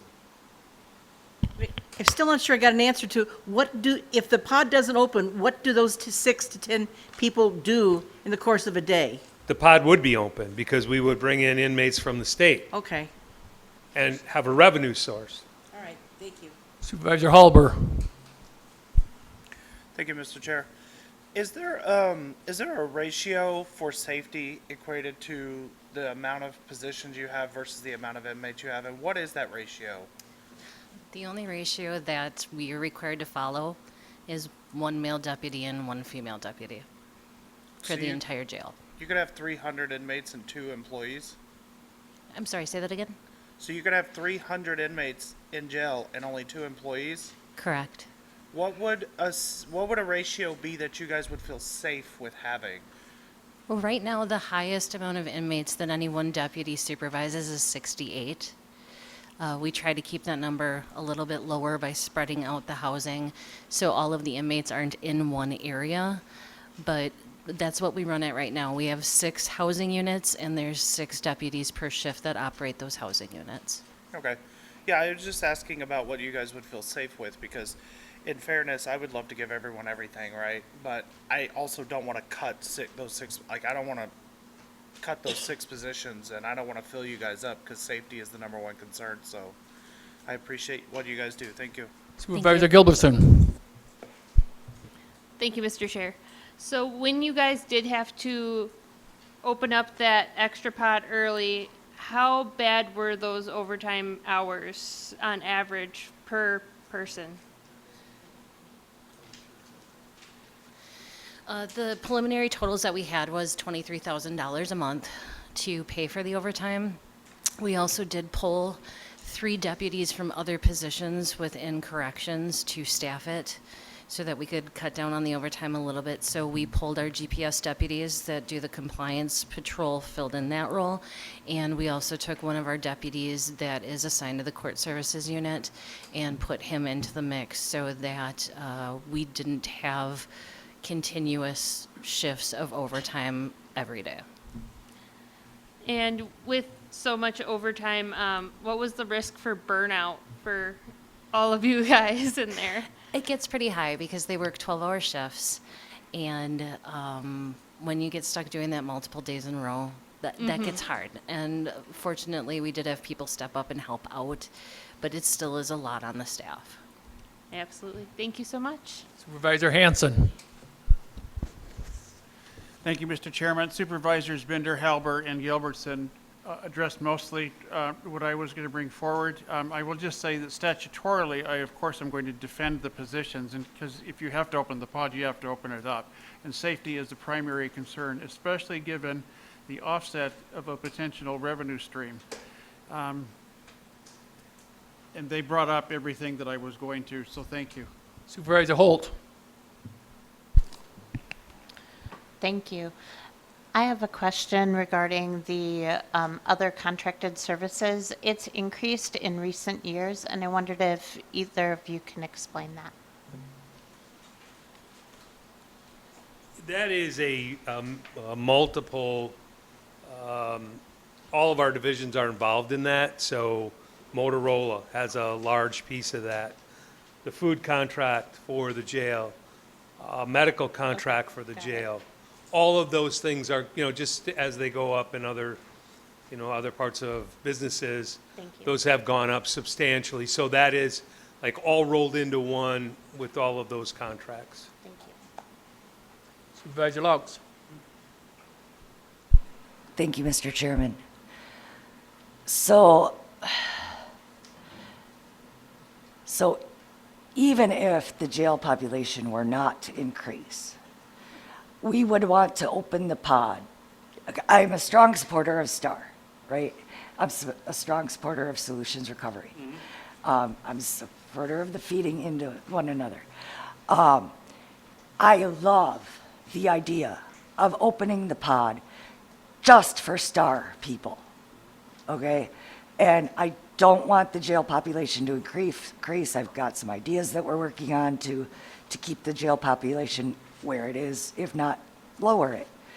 But I'm 100% behind the idea of opening this pod for STAR. But where, first of all, is the $100 a day per inmate enough to offset the costs of the new officers? Second, does that money go into the general fund, or does it just go into the sheriff's department fund? If we filled, if my math was correct, I think 40 inmates, STAR inmates from the state would pay the revenue of 10 deputies, okay? The money is a revenue source for us to offset costs, so it shows as a revenue in our department, but it doesn't mean we can spend, that money. It just shows as a revenue source. Does that make sense? So does it go to the county general fund? So like if it makes enough, it'll offset those salaries in the levy budget? Yeah, exactly. Yeah, but Yeah, it does. Does it go, it shows as a revenue in our budget, but it goes into the fund to offset costs. Okay. Yeah. It's not free money for us. I don't know if that's what you're asking. Well, I was, essentially, yes, that's Yeah, what I was well, it's asking. not, yeah. Okay. Supervisor Hancock Cook. Thank you. I did have a question relative to importing Star people and having a out-of-county people. Is there any conflict with offering county budgeted support services to people who do not live in our county? Not that I'm aware of through the jail program. We, as you know, we contract with Solutions, so it's not really a DHS program, although they help us as well. There is no indication, and the state is aware of what we're doing, and they have no reservations with us providing. And these very well could be Winnebago County residents that we will be bringing in. That's our goal, is to not, make it a statewide, we're taking everybody. It is to keep it as local as we can with the inmates, even though they're state inmates. Much like our extended supervision inmates, we try to take only Winnebago County. Understood, but when we talk about moving people out of the STAR program and into the community and the benefit of the wraparound services that we are talking about, all of that, and then having them connected up to resources in the community, if they are not Winnebago County residents, we cannot connect them to those resources. Is that correct? That's correct. The state's aware of that. So one of the discussion points on the 5th is, how are you going to do that if it's a Sheboygan County resident? They're going back to Sheboygan County. Thank you. Yeah. Supervisor Stafford. Thank you, Mr. Chair. So just a quick question. What was the ratio of inmate to deputy? Like around 60, you said? The most that can be housed in a pod is 68. 68. So 68 to 1, potentially. Wow. So that's amazing. I just did a quick search on Claude, which is an AI. You love AI. And the state of Wisconsin ratio as of 2023 was 20 inmates for every guard. And we're at 68. So I just thought that was interesting. Thank you. Supervisor Nelson. Obviously, 6 positions is a major cost, and it'll be debated later on in the budget here. But again, I just want to reiterate the best way to correct people. I mean, we've got a lot of programs out there, but if they do the crime, they ought to do the time. And being in jail is the best deterrent for not having repeat offenders. We read every day of all the different people that have committed crimes, and it's a revolving door. They're back out and they do more crimes. And we have to support our sheriff's department so that the ones that are causing trouble in this county get locked up and hopefully learn from being incarcerated. I don't believe the ankle bracelet is a great deterrent for people that are committing crimes. So I would fully support opening up that pod and keeping some of the bad people in there until they aren't quite so bad no more. Supervisor Ranking. Chairman, I just want to piggyback on what Supervisor Stafford sort of opened up the line of thinking on, and I thought I saw you, Sheriff Motz, you wanted to kind of jump in on that. So 20 to 1 was the state ratio, and our ratio at the county level is non-existent. It's just one male or female guard on staff dependent on population. Could you elaborate on why there is such a large difference? Is there no standard? Are we reliant on ourselves to create that standard? In a sense, yes. I mean, when Lieutenant Rosick talked about the 1 in 68, those are we have security levels for the inmates, right? That would be a minimum security, open pod, like this room with bunks in it. Picture that. Then we have maximum security pods where the most that we have in a pod are 56, but they also have doors. They have, like you see on TV, a jail door that slams shut, a cell door, and they're out for a period of time, and they're sometimes just out by themselves, that's it. Because they're antisocial, we don't put them together. So we make sure that they get time out, but then that ratio is less, and we, whenever we move them throughout the facility, they have restraints, et cetera, et cetera. So different levels of security for different types of inmates, which is different ratios. Thank you very much. Supervisor Dowling. Thank you, Mr. Chairman. Just a quick question. It looks like the average arrest numbers for marijuana charges in Winnebago County was right around 3,000. That was back in 2018. Is that consistent? Like with what we're seeing today in 2025?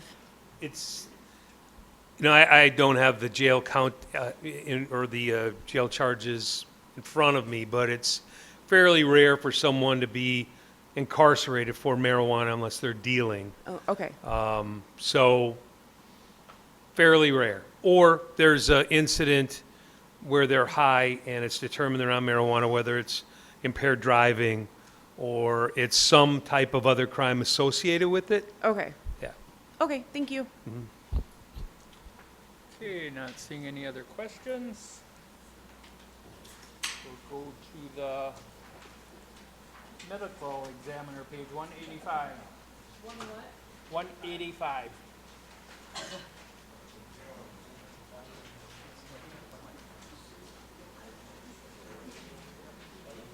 See no questions on the medical examiner. So we'll go to emergency management, page 191.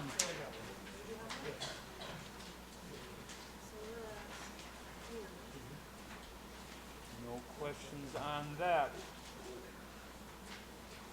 So next is airport, 198.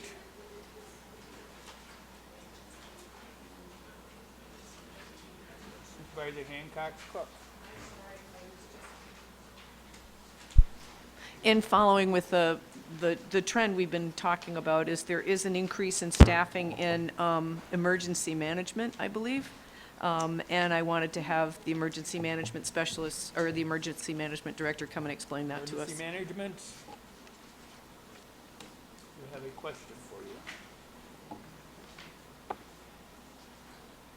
Director Rasmussen. Will they have a part-time person? Yeah. Yes, I do. You want to see the orange light? Do you have your, it's on? Yes, it is. Well, it's very hard to hear you. You must not have it down. Okay, thank you. Probably because it's leaning over that way, you're not getting it all. I'm sorry.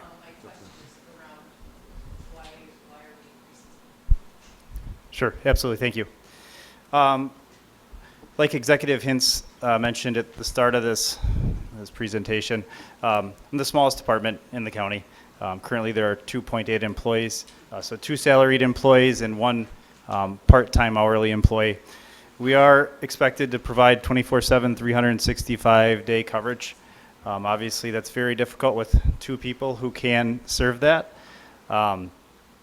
So this position, transitioning this to full-time and a salaried position, allows me to take some overtime budget that I currently budget, transition that into this position being salaried, which also frees us up to have some more flexibility in how we respond and what we're able to provide as far as services for the communities that we serve. Obviously, some incidents, the California wildfires, the floods in Texas, the flooding that we had in Milwaukee and the other counties in Wisconsin this year are really showing the importance in preparedness and response capabilities. We do serve 170,000 residents, and when we get into the summer, we have special events, EAA, Crossroads 41, and that puts a lot of strain on a really, really small group of people. And with that, we've seen some of these incidents. Me in my office, we've seen a request for trainings and exercising, planning, support, presentations from our municipalities and our community partners. So that kind of workload continues to build on us. It's something that we're really happy to provide and help people be prepared for a time of disaster, but something we would have to kind of start pairing off and saying no to if we don't have this position. Okay, and as a follow-on, I just want to highlight, you are doing a lot of the county communication work as well. So you're coordinating that in and above your work as our emergency management manager. And is this position, as you say, you're taking overtime and adding it in to make it a full-time salaried position? Is there a net increase in the cost we're asking, or is it about the same with that added in? There is, I believe it is, sorry, it's $15,000 or $20,000 is the approximate net increase. Okay, I just wanted to know if it was a wash or a little bit of an increase. Thank you. Supervisor Hanson. Thank you, Mr. Chairman. Director Rasmussen, just as follow-up sort of to what Supervisor Hancock-Cook said, even though I am watching with a very critical eye some of the staffing positions that are going on in the county, one of the reasons that I'm going to advocate for this particular increase is whether everyone in this county knows or not, when a storm is moving in, guess who goes on call to there's a little room next to the 911 center that begins monitoring everything from the National Weather Service, etc. There's also, and Director Rasmussen, please help me remember the name of the, everywhere in this county for manufacturing and whatever, there's hazardous materials. This man is solely responsible for what is where and how it gets dealt with, reporting to the fire department in combustibility as far as toxicity and caustic materials, etc.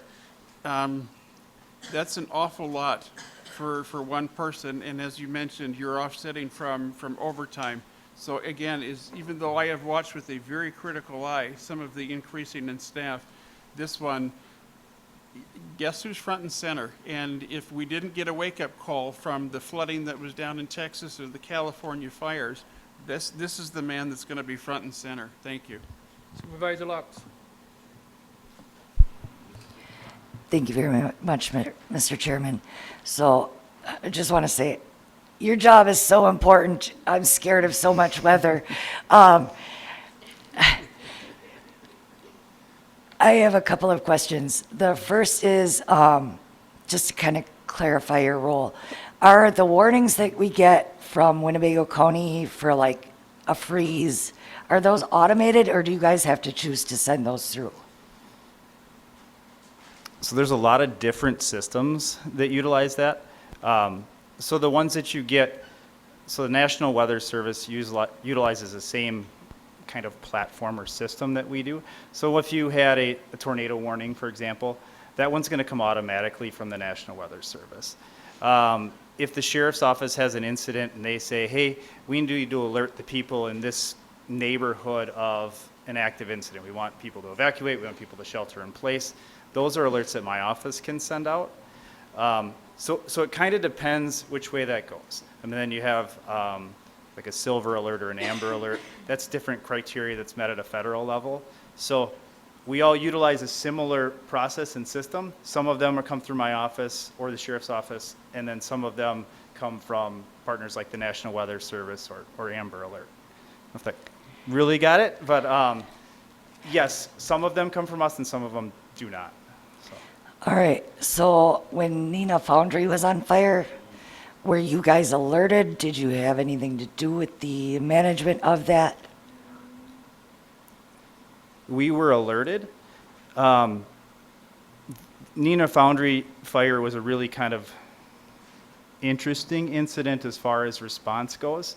In the terms of a fire, it was pretty small scale. Like, it looked big. People had cool pictures and videos on Facebook, right? But as far as what it actually was for response or danger to the community, that was really low.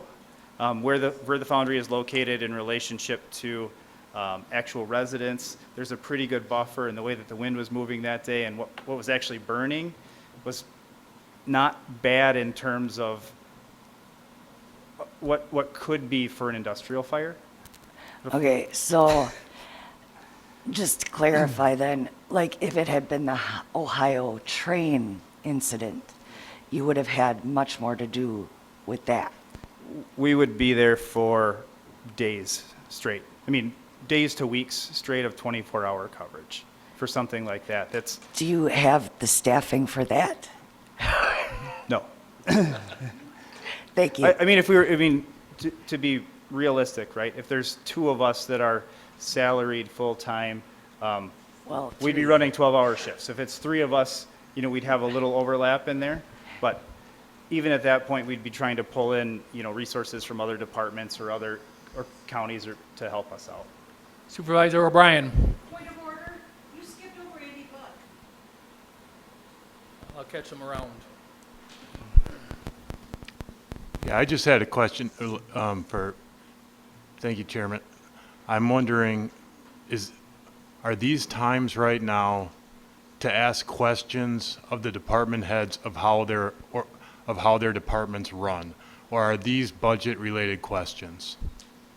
These are budget-related, but when they're done tonight, there will be no questions. So if you're going to ask questions, you should ask before or right after, or whatever, because when we go ahead and approve the budget, this is why they're all here. They're all department heads are here. So if you have an important question and you didn't get it answered before, you better ask it now.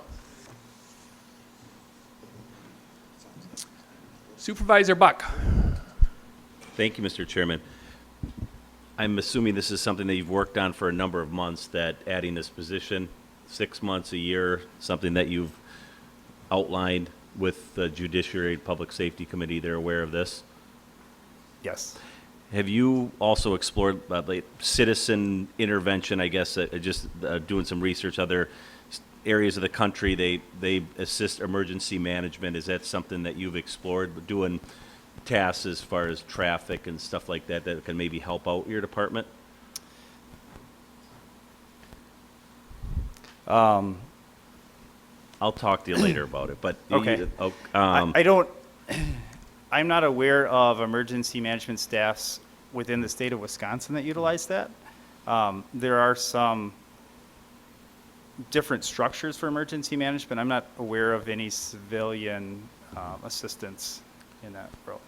But we can talk about it, absolutely. Yeah. And then I guess, are you aware that, cutting this position from your budget, did folks come to you and say, hey, can you live without this? What else can we do to cut costs in emergency management? Or is it tonight the first time that you've heard that the position will be cut? Tonight's the first time I've heard it. Thank you.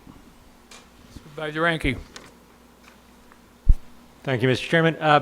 Can you, I'm completely ignorant on this, you'll have to forgive me a little bit. Can you tell me other counties in Wisconsin of a similar size or that would hold similar events to ours, what do their emergency management departments look like? What are they staffed like?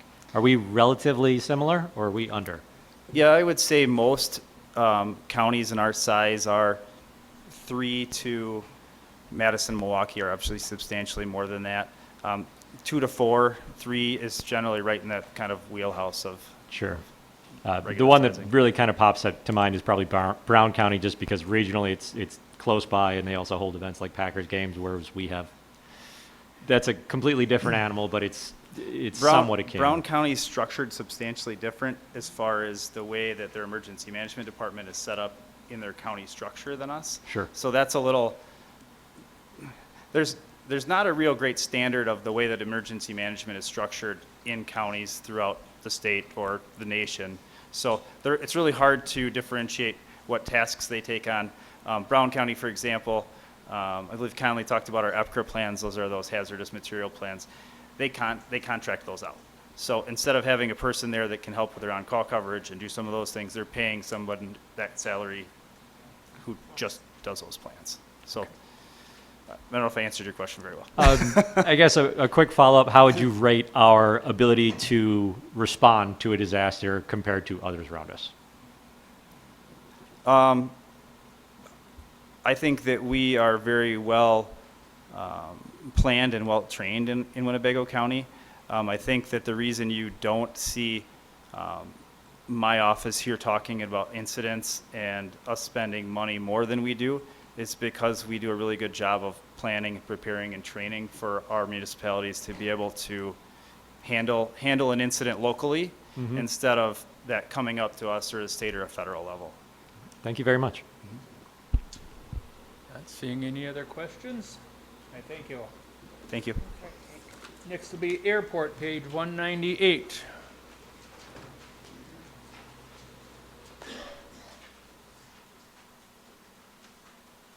Supervisor Bender. I guess my question to the director would be, what do we need to do to get that industrial park moving?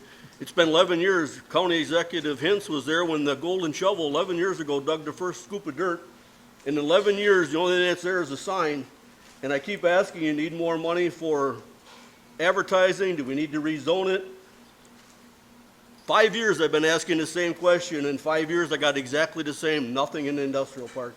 And I guess I'm just asking, what do we need to do? There's 120 acres out there that we spent millions of dollars between the utilities, the street, the sidewalk, and buying the land, and we have absolutely no interest in building any type of revenue source there.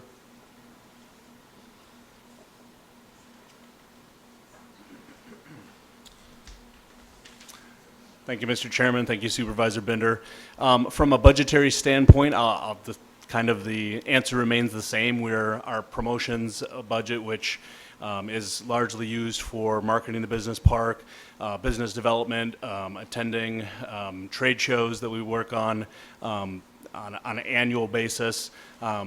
Without getting too down into the weeds, from a budgetary standpoint, we're good, I think, on the funding level that we have to attract a business into the park. The 80-acre aviation business park got all its infrastructure in as of 2020. I know the property acquisition happened many years ago, but the taxiway connector to get the business park tied in to the airport, to the airfield itself, happened in 2020. We went through a pandemic for a couple of years, which really stifled a lot of companies' growth opportunities and efforts. A lot of aerospace sector companies just really tried to focus on maintaining what they could instead of expanding. We heard that a lot from 21, 22, even into 23 when we talked to folks. But now a lot of that has rebounded, and we do have interested parties that we're talking to about the business park and other parcels on the airport for development. So as far as the business park is concerned, it is one parcel out of a few different ones that we have available for development or redevelopment. We're talking with a couple of companies right now that are looking at fairly large-scale development. And they've got a choice of where to go, and Oshkosh is one of them on their list. However, we're not a major metropolitan area, so there's a lot of different factors that go into, yes, we've got a great airport, we've got a lot of great infrastructure. We market all of our strengths to those prospective companies. We attend a couple different trade shows a year. In marketing those efforts, we target quite a number of companies every time we go to those trade shows and have those conversations. Some of them have been ongoing for a few years now. And so the efforts are there, certainly.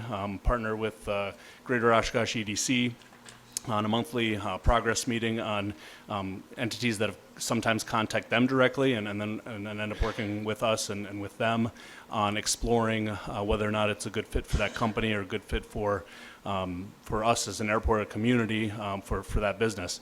9 times out of 10, they decide to go elsewhere. It's not because that Oshkosh isn't attractive, but Chicago might be more attractive, or Nashville, Tennessee might be more attractive, or you name it. So the efforts there, I think it's a long-term game with development.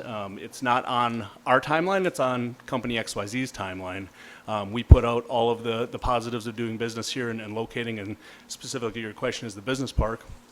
But ultimately, a lot of those don't end up in dirt turning down in the business park.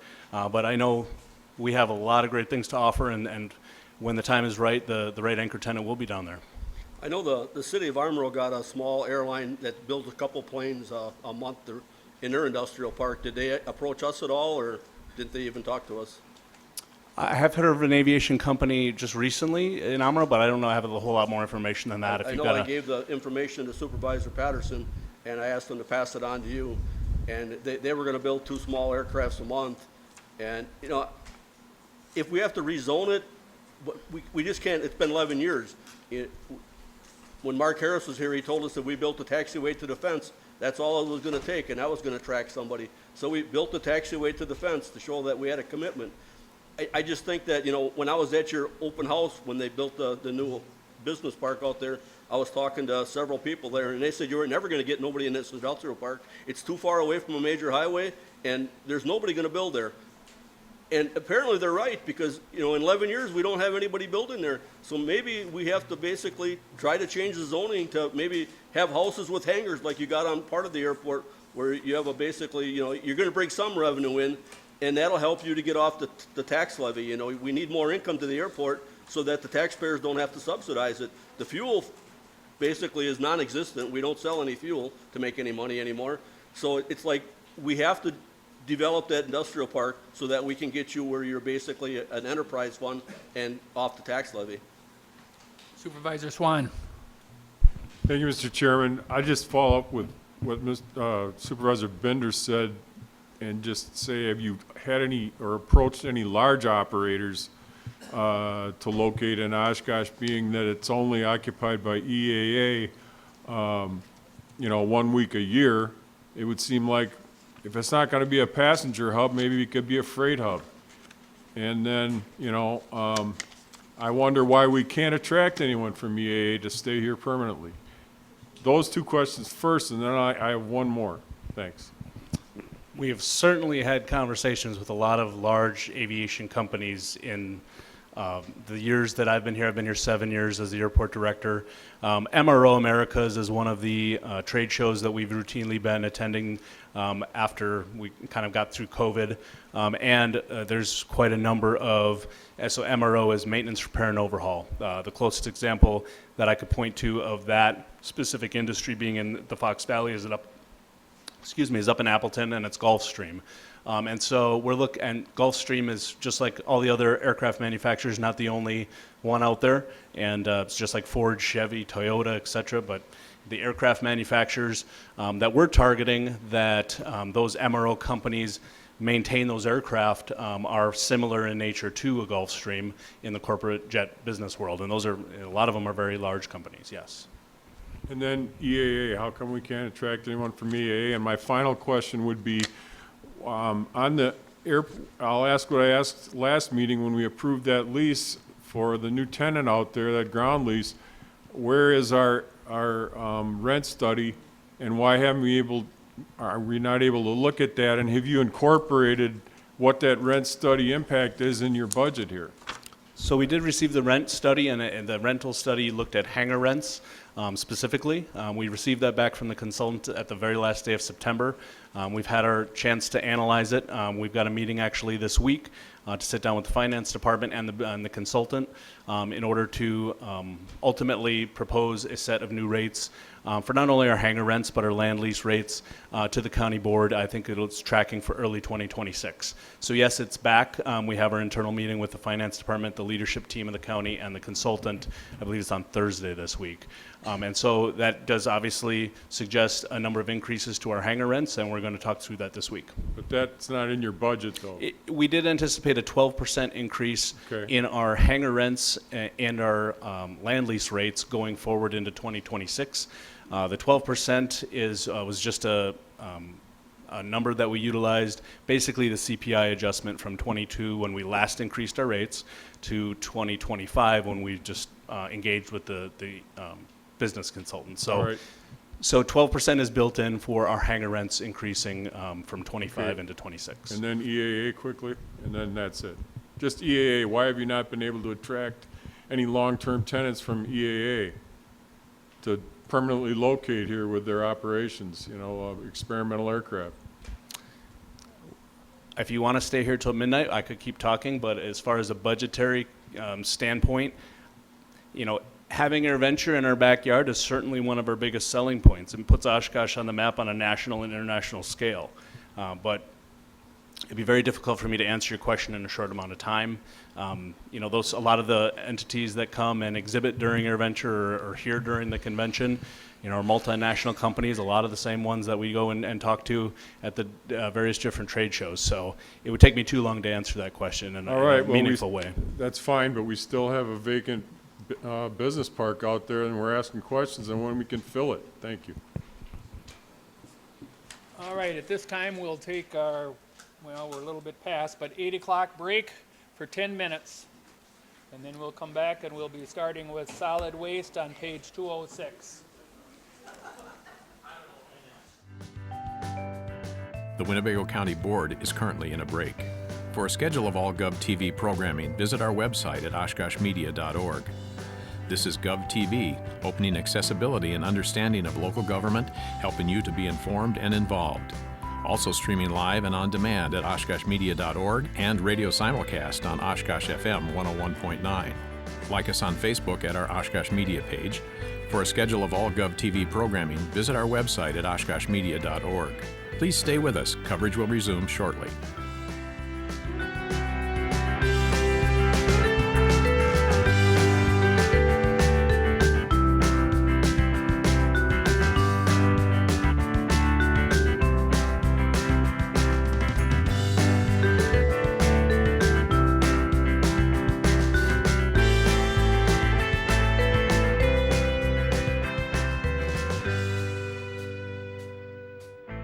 The Winnebago County Board is currently in a break. For a schedule of all GovTV programming, visit our website at oshkoshmedia.org.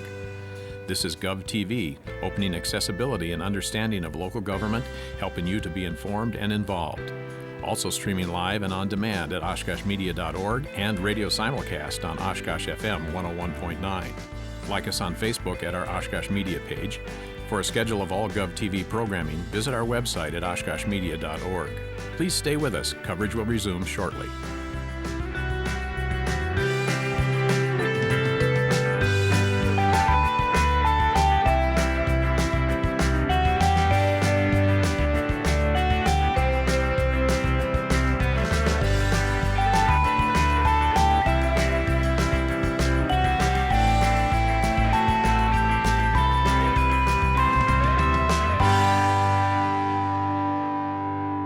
The Winnebago County Board is currently in a break. For a schedule of all GovTV programming, visit our website at oshkoshmedia.org. This is GovTV, opening accessibility and understanding of local government, helping you to be informed and involved. Also streaming live and on demand at oshkoshmedia.org and radio simulcast on Oshkosh FM 101.9. Like us on Facebook at our Oshkosh Media page. For a schedule of all GovTV programming, visit our website at oshkoshmedia.org. Please stay with us. Coverage will resume shortly.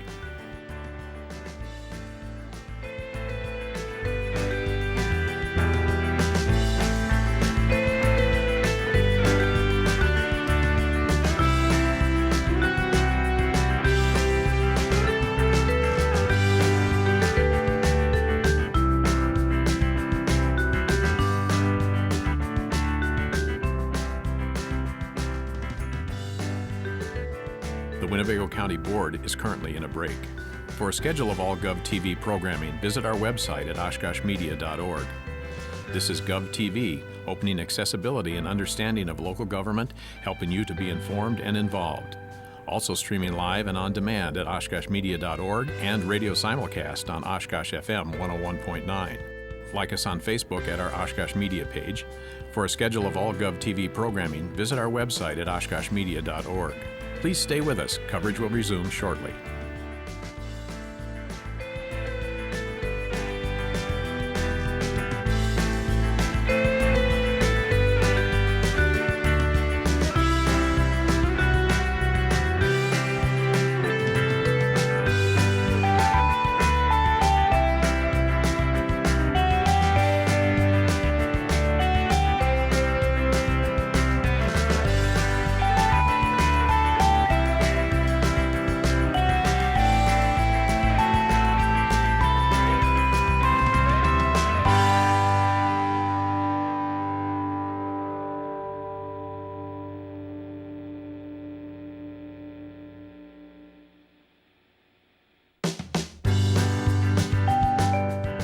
The Winnebago County Board is currently in a break. For a schedule of all GovTV programming, visit our website at oshkoshmedia.org. This is GovTV, opening accessibility and understanding of local government, helping you to be informed and involved. Also streaming live and on demand at oshkoshmedia.org and radio simulcast on Oshkosh FM 101.9. Like us on Facebook at our Oshkosh Media page. For a schedule of all GovTV programming, visit our website at oshkoshmedia.org. Please stay with us. Coverage will resume shortly.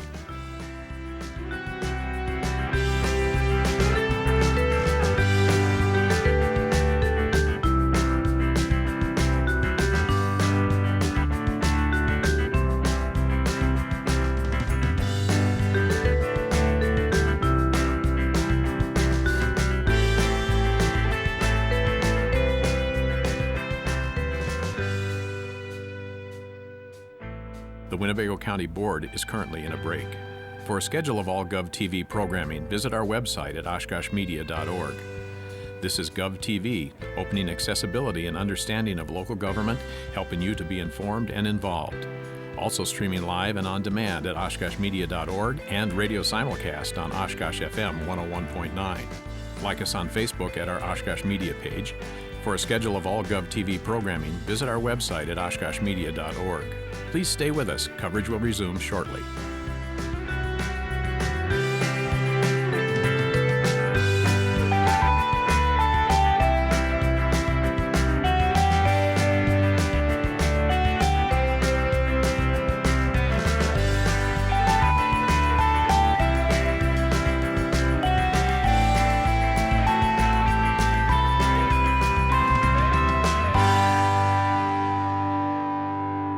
The Winnebago County Board is currently in a break.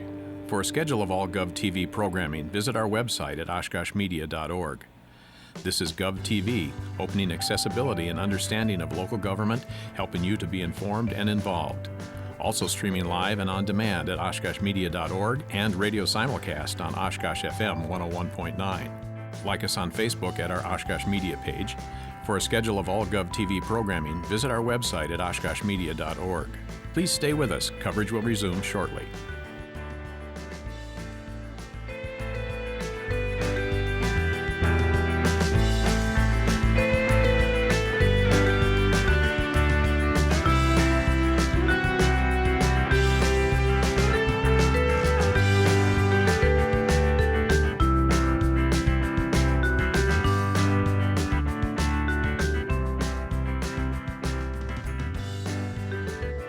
The Winnebago County Board is currently in a break. For a schedule of all GovTV programming, visit our website at oshkoshmedia.org. This is GovTV, opening accessibility and understanding of local government, helping you to be informed and involved. Also streaming live and on demand at oshkoshmedia.org and radio simulcast on Oshkosh FM 101.9. Like us on Facebook at our Oshkosh Media page. For a schedule of all GovTV programming, visit our website at oshkoshmedia.org. Please stay with us. Coverage will resume shortly.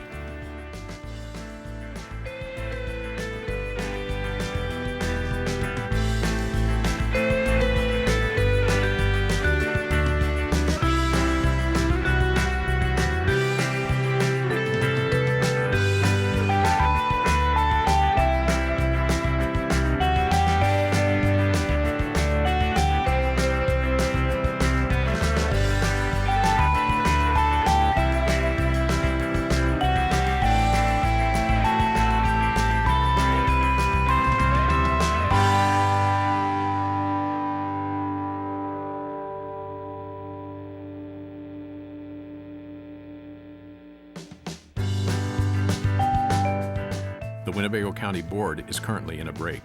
For a schedule of all GovTV programming, visit our website at oshkoshmedia.org. This is GovTV, opening accessibility and understanding of local government, helping you to be informed and involved. Also streaming live and on demand at oshkoshmedia.org and radio simulcast on Oshkosh FM 101.9. Like us on Facebook at our Oshkosh Media page. For a schedule of all GovTV programming, visit our website at oshkoshmedia.org. Please stay with us. Coverage will resume shortly.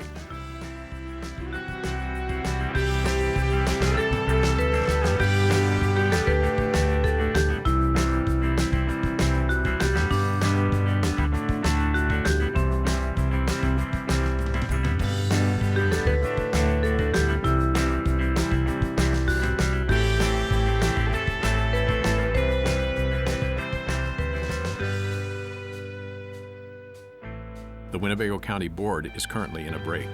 For a schedule of all GovTV programming, visit our website at oshkoshmedia.org. This is GovTV, opening accessibility and understanding of local government, helping you to be informed and involved. Also streaming live and on demand at oshkoshmedia.org and radio simulcast.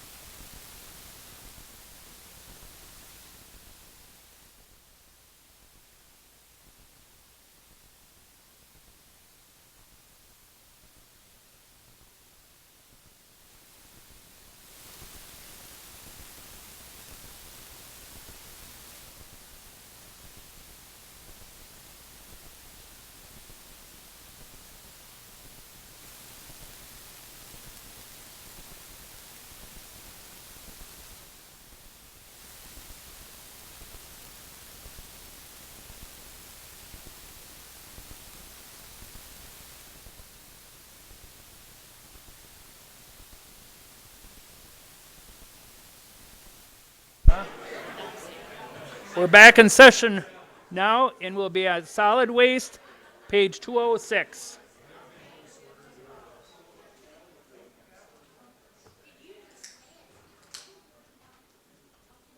I see no speakers. So from solid waste, we'll go to highway and county road maintenance, page 224 and 227.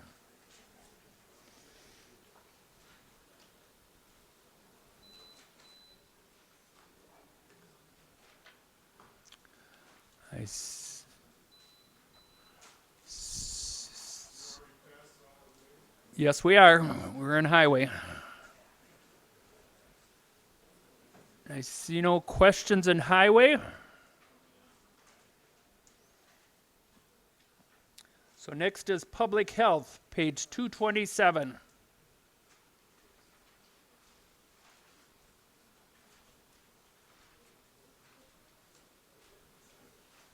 Not seeing in any public health. Next would be child support, page 238. Supervisor Hintz. Public health, sorry. I was slow on the button. Okay. Back on public health, Supervisor Hintz.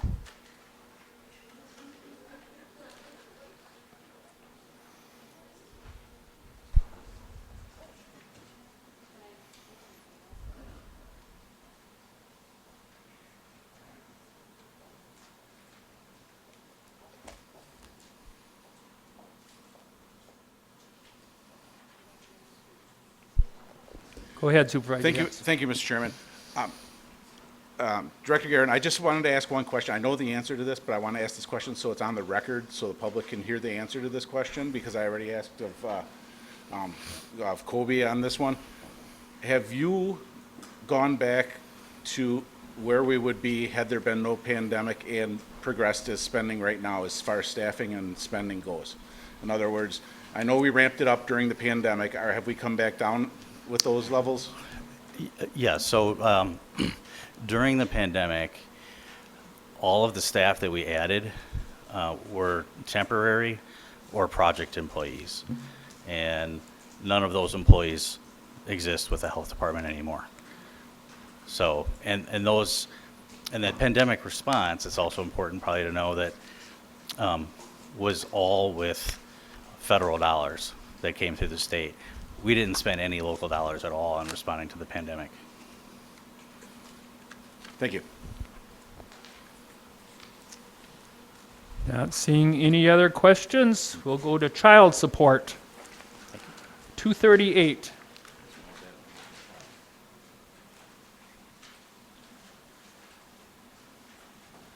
Veteran service, page 244.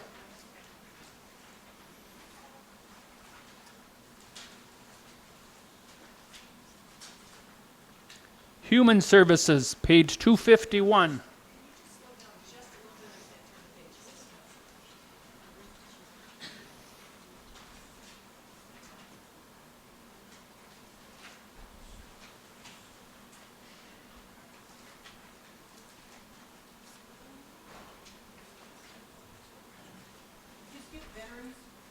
No, we're on it right now. Wait, we did veterans. Just did veterans. Now we're on human services, 251.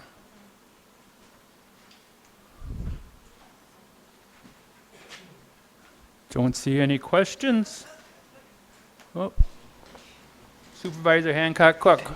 Thank you. I did have a question on page 257, and it's for Dr. Topol, so.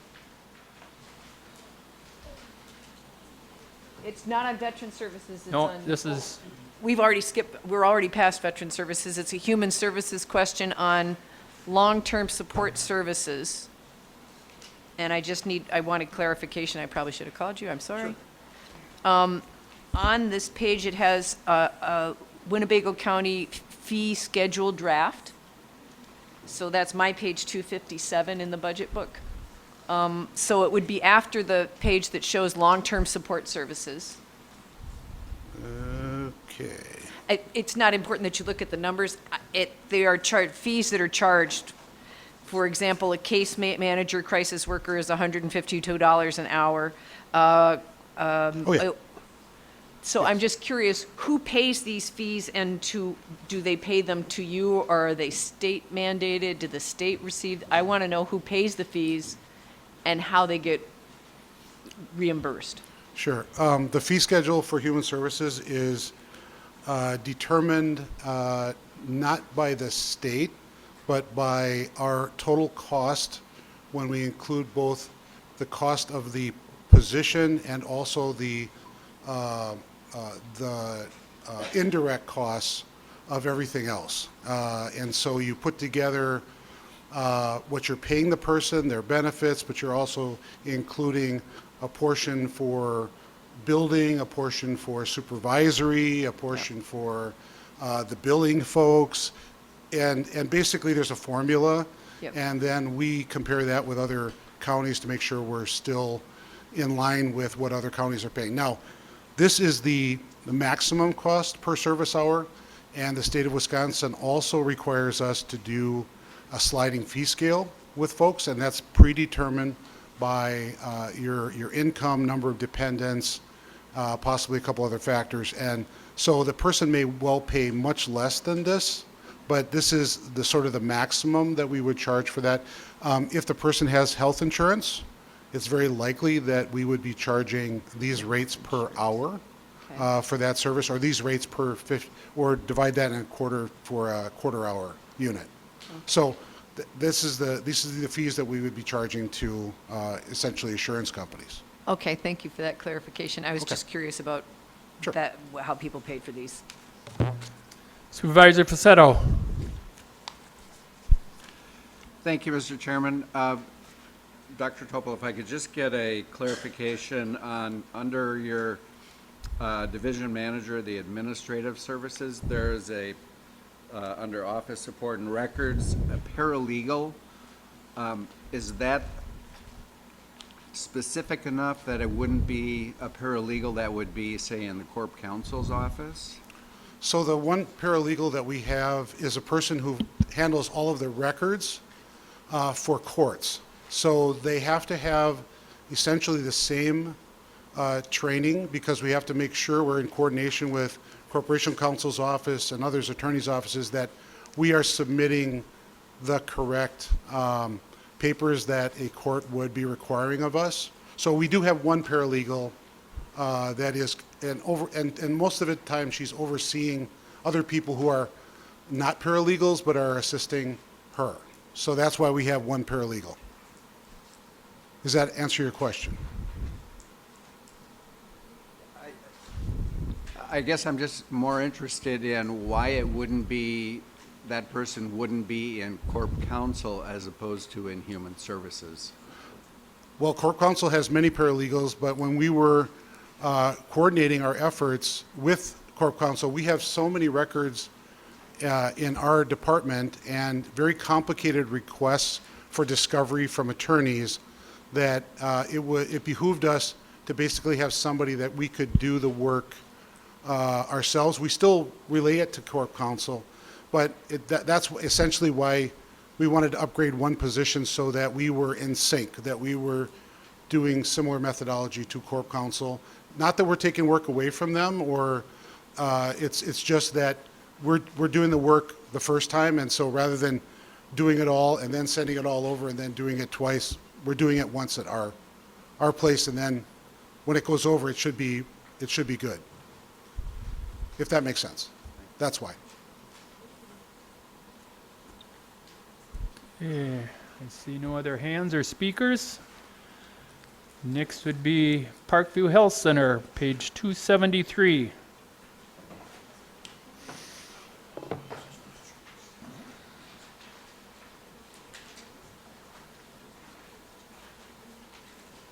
Supervisor Swan.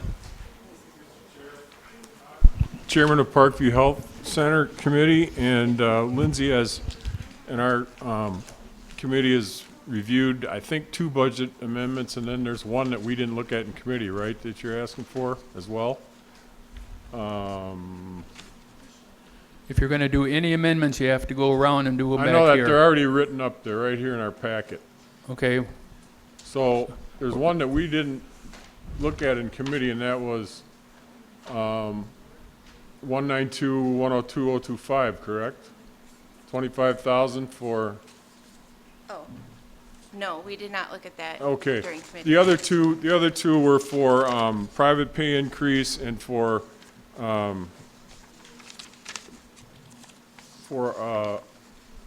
could you explain the second one?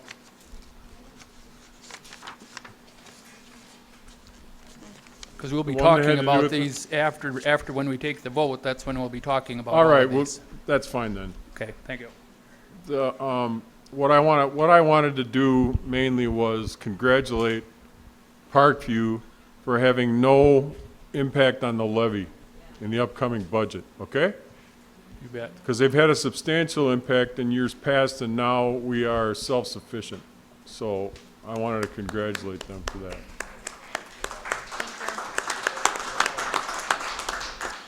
And we'll talk about the amendments then when they come up, okay? Thanks. Supervisor Nelson?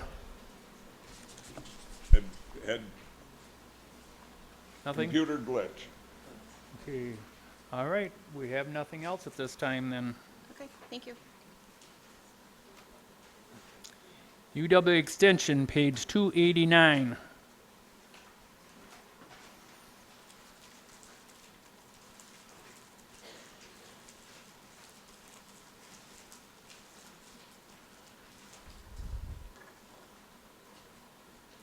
Okay, not seeing any. Next would be Parks 296 and Boat Landings, page 304.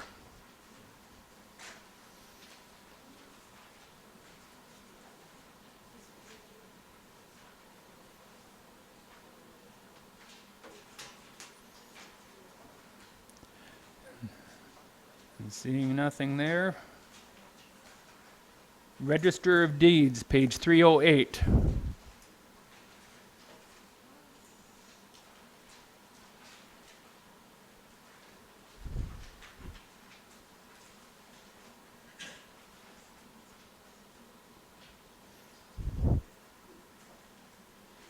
Okay, not seeing nothing there. Planning and Zoning, page 314. Property Lister 323. And Land Records Modernization 325.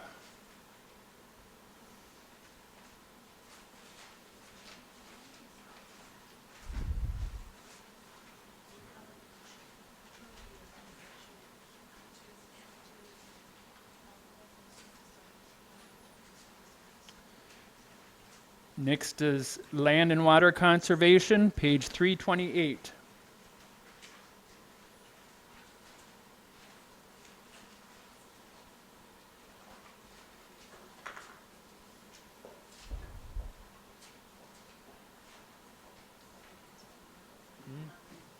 Supervisor Hanson. Yeah, on land and water, if, on line 45, 004, going from 500 to 5,500, not really questioning, just tell me what why the increase? Could you give me the object code, please? Yeah, sure, 45004.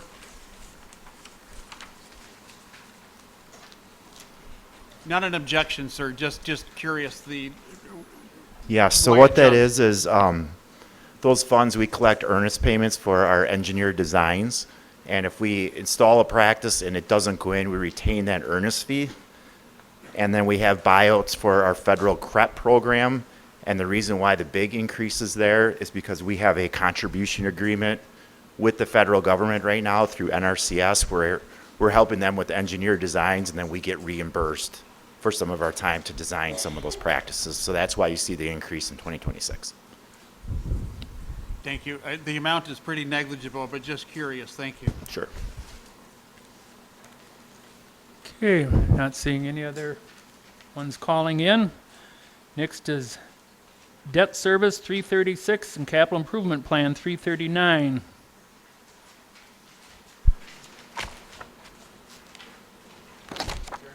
Supervisor Miller, Howard Miller. Thank you, Mr. Chairman. I have a question on debt service. And I guess what I'm looking for is the impact to the property taxes.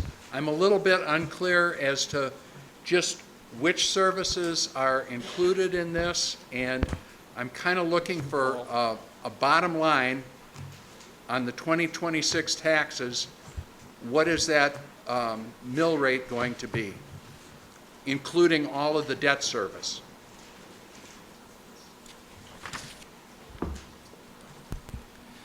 The mill rate's going to go down to 3.41 based on what we presented last Tuesday. From 3 point, I believe, 50.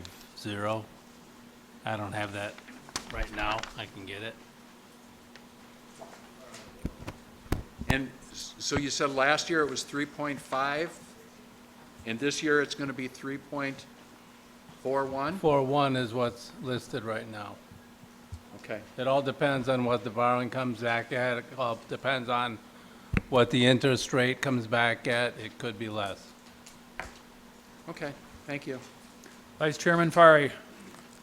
Thank you, Mr. Chairman. I have a question on the capital projects for 2026, if someone could address that.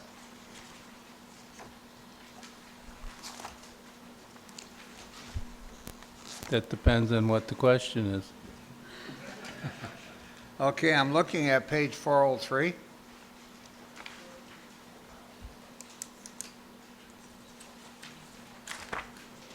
All right. I believe I have the right one. Okay, third one down under facilities.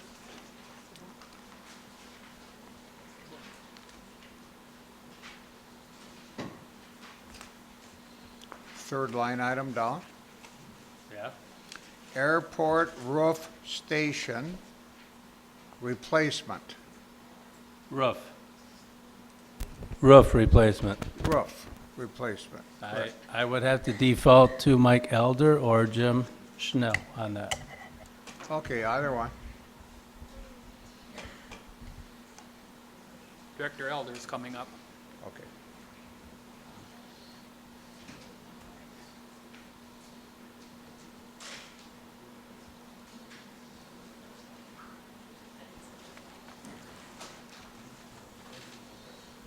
Thank you, Mike. We're on page 403. Yep. If you want to bring that up. And it clearly states that they want an appropriation of $213,000 for next year, 2026, to replace the fire station roof. Correct. That's correct? When I turn the page, sir, and I go to the very top of that page, it says airport, design and replace airport fire station, $450,000. Just put a brand new roof on. Now we're going to look at designing for a new station. That funding will come before the board for $3,750,000. The obvious question is, why would we put a roof on a fire station where we're going to tear it down probably in 2 years? Why would we do that? Well, we don't have the decision made to build the new one yet. If you all would make a decision that we're going to go and build a new one in the next few years, we would probably try and repair the roof as best we can. But right now, that's the original roof on the building, Yes, and I it's understand. failing. So, you know, even while it takes time for us to design it and make the decisions on when we're going to build it, I've got a problem with water intrusion going into the building. So if I know how we're going to proceed in the future with that, we can put on a 10-year roof, we could patch it, but I have to try and plan for what I think we need to do until we have all the decisions made. Just because it's in the plan doesn't necessarily mean we're going to go out and spend it. But I have to at least plan for what we have to do to take care of the buildings. For the background of the supervisors, was it last fall? We discussed this, and the decision of the board was primarily, we want the city of Oshkosh to help with the funding of that new airport. So if I understand you correctly, you're unsure of any negotiations with that city of Oshkosh, of course, that Well, might... I know there's been discussions going on. Okay, but you're not sure whether or not they'll be completed within the Correct. next 2 years? Correct. Okay, and you're saying you don't have enough money to just keep patching it? I'm wondering, at the very least, if you're about a year ahead of yourself here, but with that appropriation for Well, next year. As I've said during our master planning and everything else we've gone through, we've always taken the dollar short course. Yes, we could push it off, but we end up getting way behind the power curve. So I'm right where we probably should be. But we have to make some decisions on how we're going to take care of the building. And if, and if the city and the county's negotiations take longer than, 2-3 years, I'm going to have a building with a roof that is just like the old terminal where when there's a breeze, it's going to be flapping in the wind. Okay, then last question, what is the current condition of the roof, and when is the last time you patched it, so to speak? We've only just begun taking care of it right now, but this was identified as something that's beyond the service life of the roof in the facilities condition assessment. And what type of roof is it? It's a rubber roof. Flat, I assume? Yeah. Okay, so I assume you've patched that frequently. 74 is a long time to go. You're talking over 50 years here. Yep. All right. Okay, well, that certainly drew my attention when I was reading that. I'm thinking perhaps it lacked a little common sense from my point of view, so I appreciate your explanation, really do. Super Thank you. Hancock Cook. It's answered. All right, I see no other questions, so believe it or not, we're through the book. We've gone through all of this already. So, next up is, and we want to thank the administration and all their help in that to get this through to there, because I know that ourselves, we'd probably still be talking on number 1 or whatever, so. So next is Paul Kaiser, Finance Director's report, which is by our law here, by the county's law, that he has to give a report. Okay, the only update I have this year is related back to the debt levy. When we and Carol reviewed this later with Justin, he did not include the appropriate payments for the highway department and for solid waste that had some borrowing back in 16, 19, and I think 18. So basically all it did was it shifted some of the funding and principal payments and interest payments from the general debt service to the solid waste and the highway fund.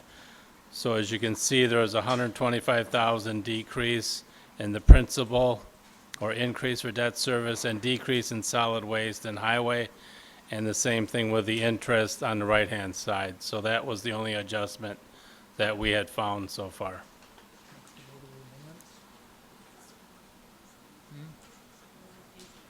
Supervisor Hanson. Thank you, Mr. Chairman. Director Kaiser, I probably have the paper that's being displayed on the screen, but just in case, is there a way you can make that a little bit bigger? Do I have that, do we have this paper and I've just misshuffled it?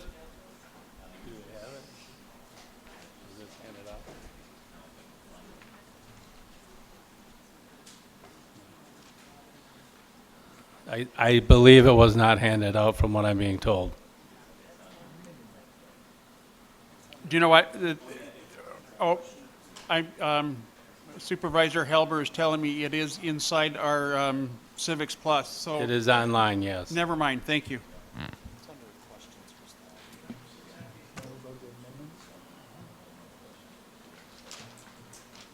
So pushing forward then, we'll go right in the business items and resolutions. The first thing on is the amendments for the Winnebago County 2026 annual budget.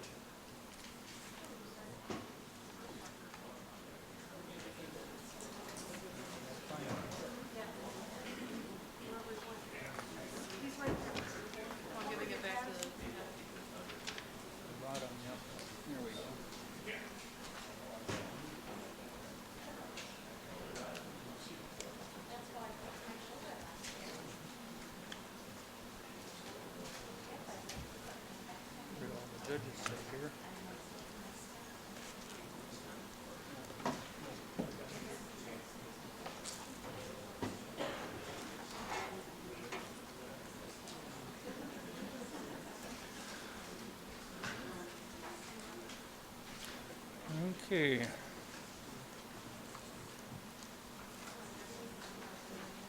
Number one is amend increase in the expected revenue for Parkview Health Center. Supervisor Swan, Gabbert, Potowski, James Panzer, and Cox. Supervisor Swan.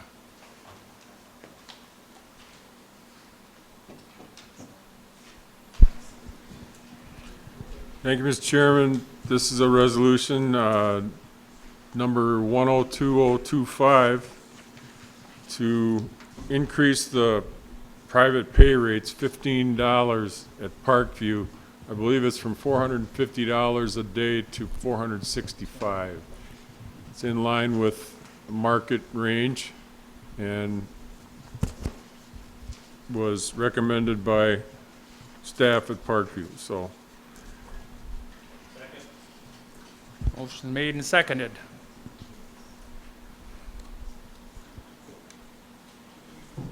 Now's the time where if you want to discuss it, because we'll be voting them up and down now.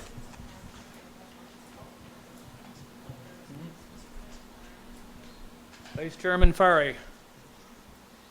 Thank you, Mr. Chairman. So you're saying that the committee passed this increase outside of the budget, right? So I'm going to try to look at this from the people that actually reside there or will reside there. And I assume we are competing with health centers throughout the county, correct? Now, if I'm looking at this correctly, that would be a $5,475 increase per year. Is that correct? It says $15 per day, so I simply took that times 365. Right? And you're trying to raise more revenue and you got off the levy. And I think this is part of it. But the other question becomes, does that jeopardize the ability of people to even be housed there? Are we pricing ourselves out of a market? I have my mic on for one, okay. That's on. I don't believe we are. I think that the director would be better able to explain that. But we were presented this as a reasonable increase in the private pay rate. We do have, I think, a private pay percentage of, I think, 19%, if I'm not mistaken. It's one of the highest levels of our competitors. And we're a public facility, so, you know, I'm kind of proud of that, actually. And I guess this question maybe could be better answered by Lindsay, but when we were presented this, it was deemed acceptable based on the current market range or market expectations of increases in competitive facilities. Monthly rate is? Private pay, For yes. private pay, it's $450 a day, correct. That math, but I assume that comes out somewhere, I'd have to do a little more math here. Can you give me the monthly fee for private pay? Well, 450 times 30, right? So 45 times 3 is, thank you. I didn't bring my calculator with me. It's unbelievable. It's got to be a first time ever for me, but. Supervisor Lutz has got it. Supervisor Lutz, what'd you say?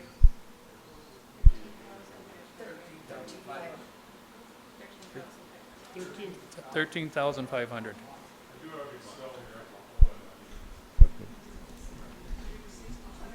It's 13,500 per month. Yes, at 450. What, almost 14,000?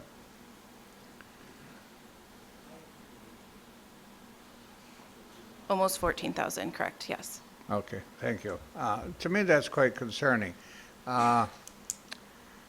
I guess I'm a little, I appreciate you're no longer on the levy, but when you have an expense like this and you're dividing it over 170,000 people, it's really not quite a lot of money, is it? So I don't think I'm going to support this. I really think we need to be very competitive and offer a service to the residents with private pay that is perhaps a little more affordable. That's just my opinion, sir.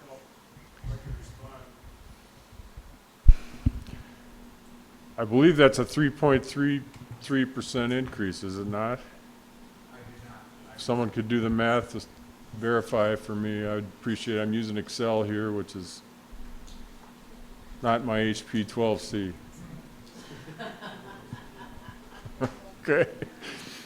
But it's, you know, new minus old divided by old, right, for percentage increase?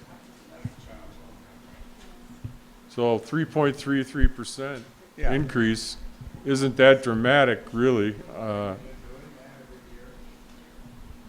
again, Director Lindsay would be the best person to ask, but yes, we made these increases last year. I believe we did.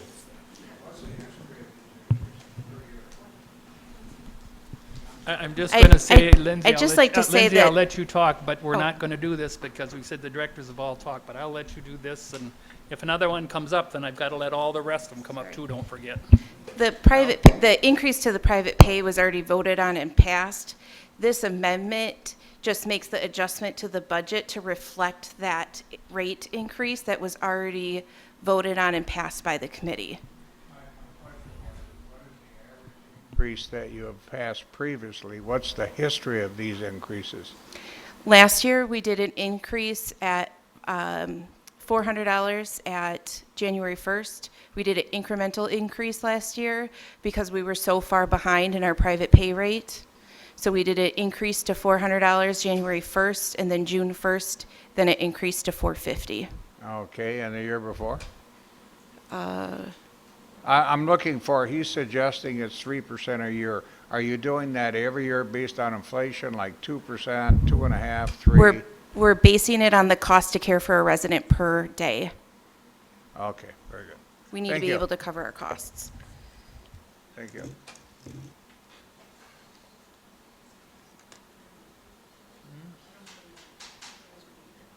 Supervisor Bender?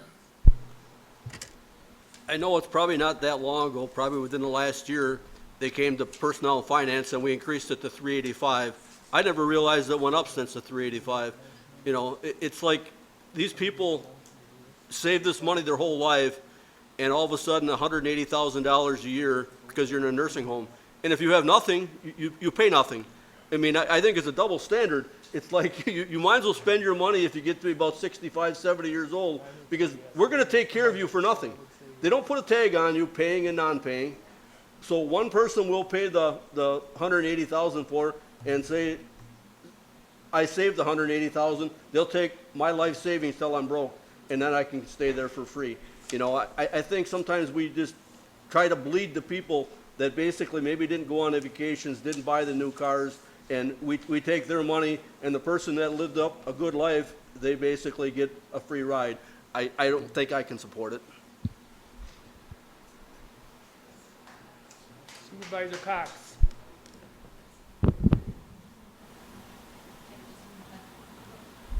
Thank you, Mr. Chairman.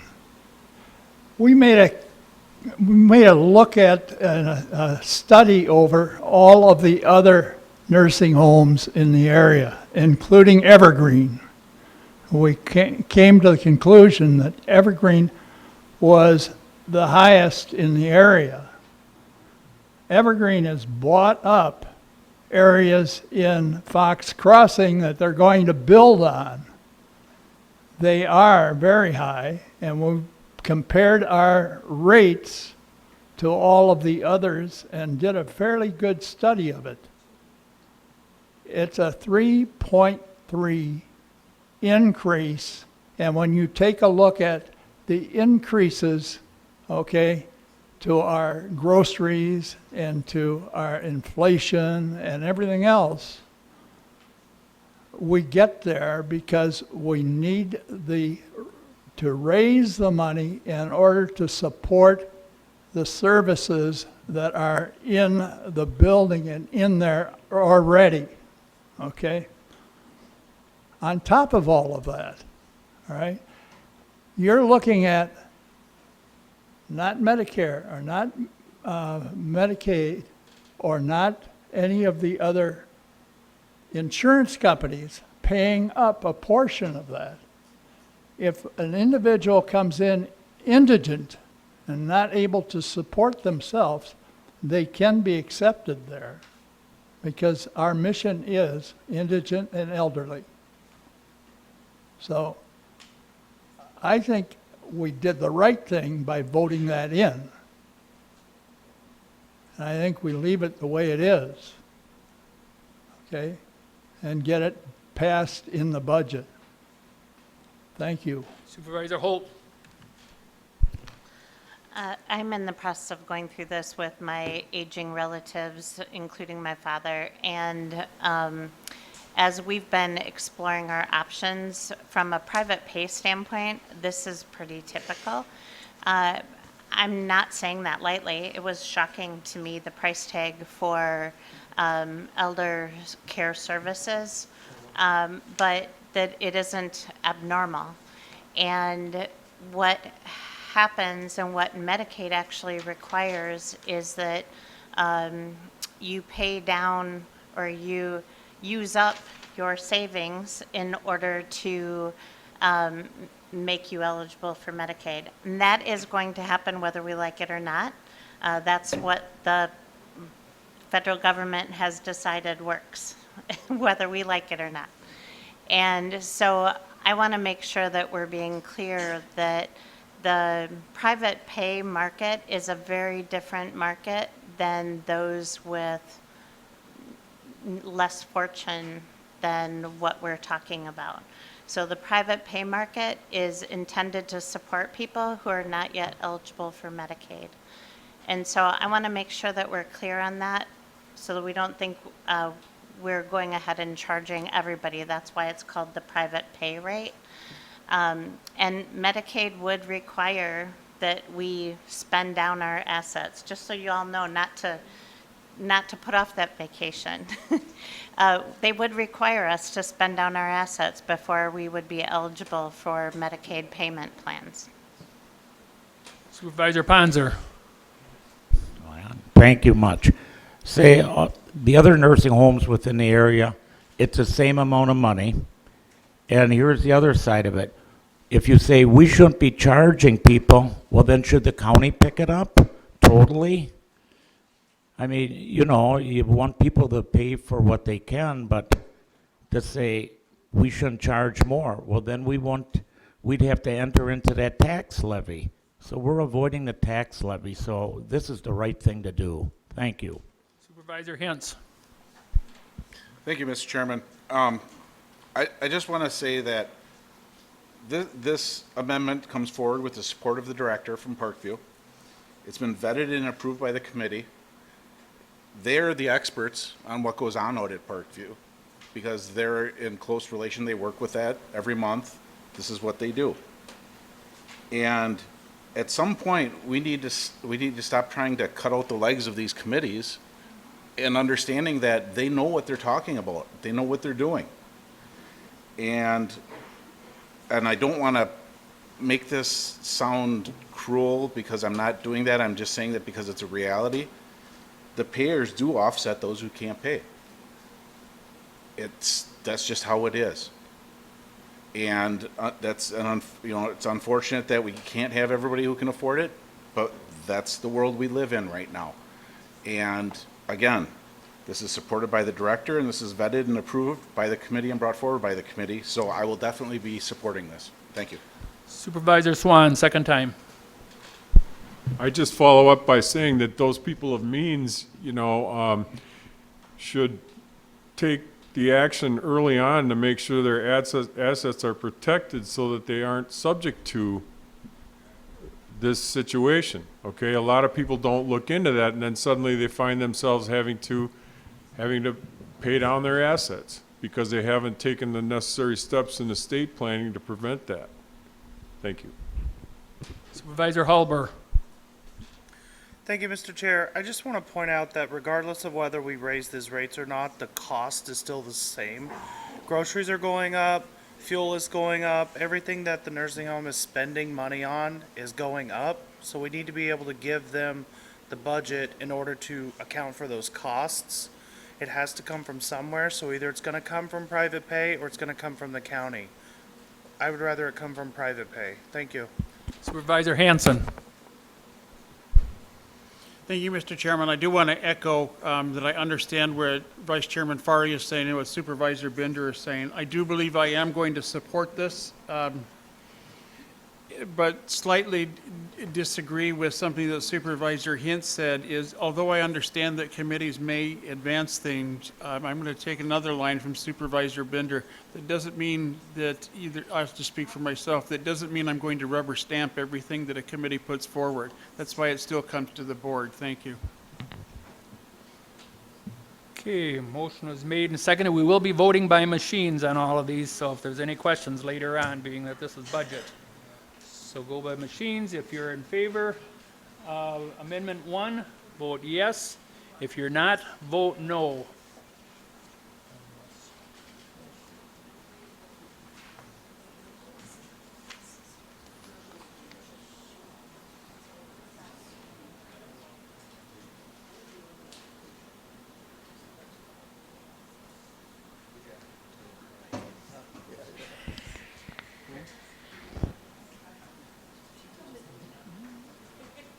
Supervisor Gabbert? Okay.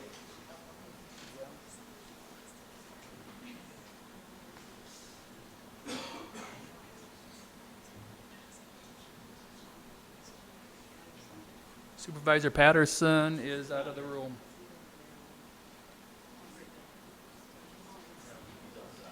Oh, he's right out in the room talking about tell him he's got to step in. He's got to step in. Got to see him.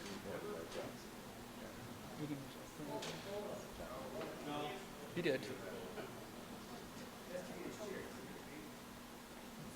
You have to be in your chair, Tim. That's the rules. You have to be in your chair. That's a rule. I know you are. I'm sorry, but that's a rule that.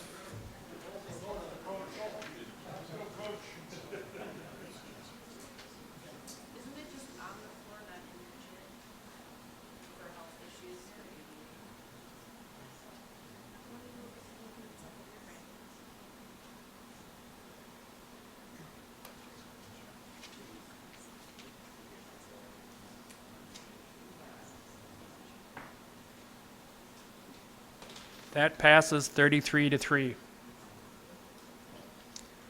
Amendment 2, special pay adjustment and shift differential. Swan, Gabbert, Plazinski, and Cox. Supervisor Swan.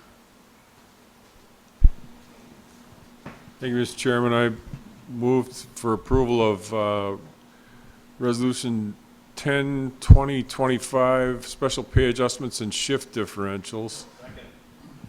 Motion was made and seconded.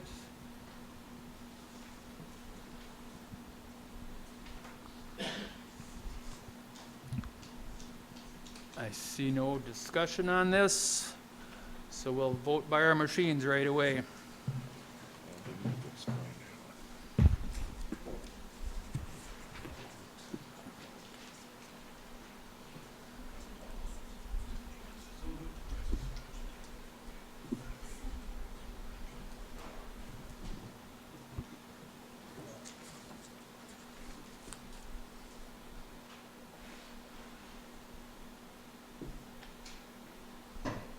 Mary Beth?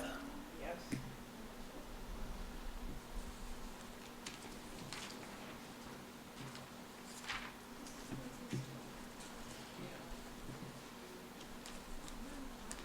That passed 36-0. Amendment 3, longevity pay. Supervisor Bender. I'll move amendment number 310-2025. Motion's been made and seconded. Got to wait for the machine to catch up here a little bit.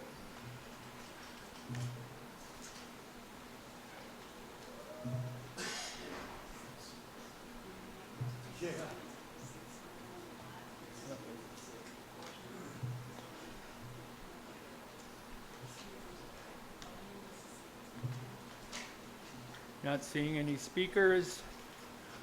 If you want to vote by machine. We're ready.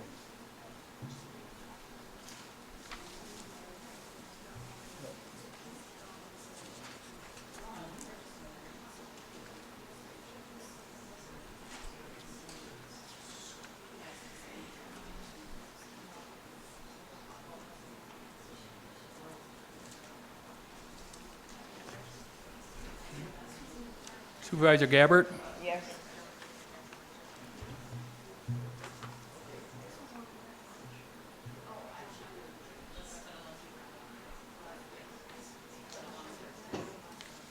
That passes 36-0.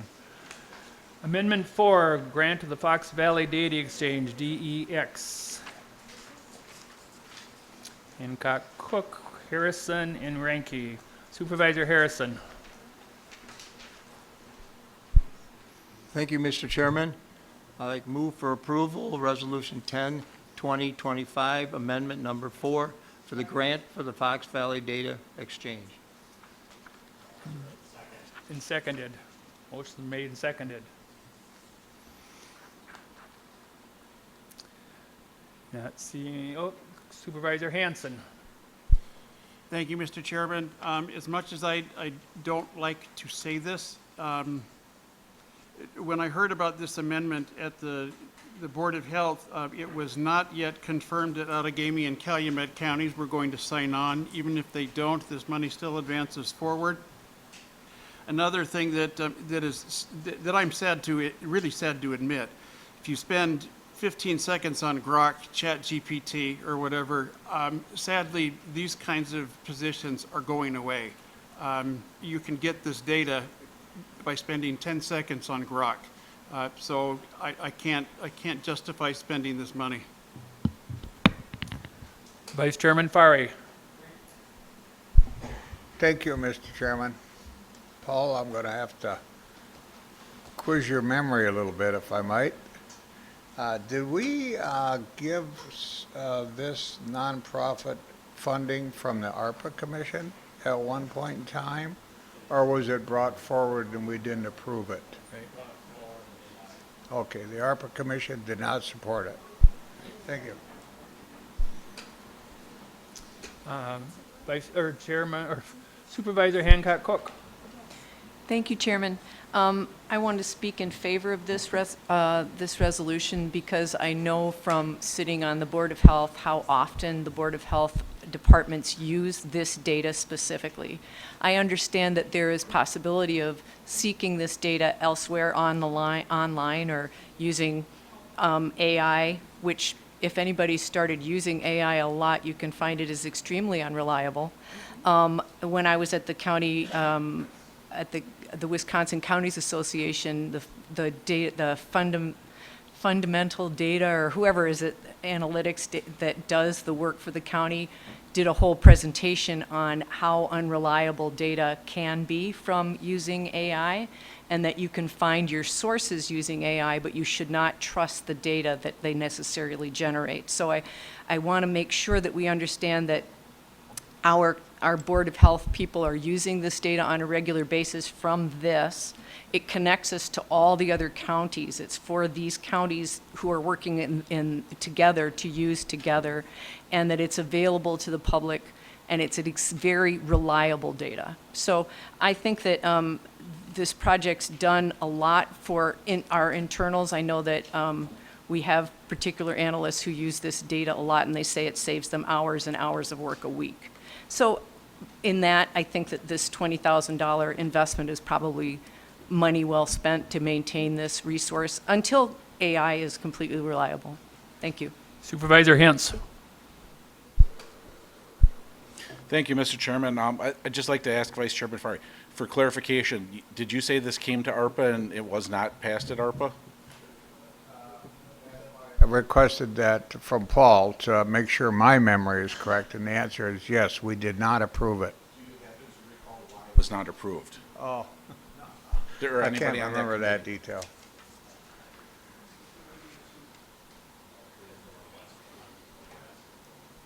Is that what it was? I cannot answer for sure, but I think it was something new that we didn't even have the information on, and no one from ARPA had the information on, so it just wasn't passed, I think, if I remember correctly. Supervisor Buck, do you remember any more than that? No, Supervisor Cox said that he recalls some security issues. I recall them as well, and I believe they were asking for more than $25,000. So that was kind of, some red flags were up, I think, was it $250,000 they were asking I think for? so. Oh, $100,000. So, yes, so those were a couple of the concerns by the commission. Thank you. Supervisor Harrison. Thank you, Mr. Chairman. I was going to say the same thing. They had wanted a lot to be a partner with that. And at that time, they didn't have a lot of other organizations going along with them. So we turned it down. But since then, they've picked up a lot of partners and they've increased it. But really what we're looking for, as we voted 6-0 to accept it, is that we wanted to have the county use it more in all different divisions. And it's very valuable information, and they've done all the work. If you did see the presentations 3 different times that I did see it, they really did their due diligence. They did everything possible to get all the right information, and they're doing a good service. And for this amount of money, it's really well spent. So, thank you. Supervisor O'Brien. Yeah, maybe this is a question for Supervisor Harrison, but how is the data collected, and is the personally identifiable information, is that being hidden? I mean, I have questions about the integrity and the kind of the personal information there, because it looks like when I look at this, like these are basic, this is very personal data that I want to ensure that it's protected. He wants to answer. Thank you for the question. Thank you, Mr. Chairman. Yes. Yes, at the meeting we went to, they did say the identity is really protected. They've done lots of different things to make sure that it doesn't get out, and that the information is protected, and the people that are working for this organization are to an oath to make sure they do that. So, yes, they are protecting it. Supervisor Hulber. Thank you, Mr. Chair. I just wanted to read the note at the bottom of this resolution that states that DEX is in a 3-year pilot phase with over $600,000 of the $1.05 million funding that they're trying to raise. So this is a larger overall project, and they're only asking for $25,000 from us. It makes sense to me. Supervisor Hancock Cook, second time.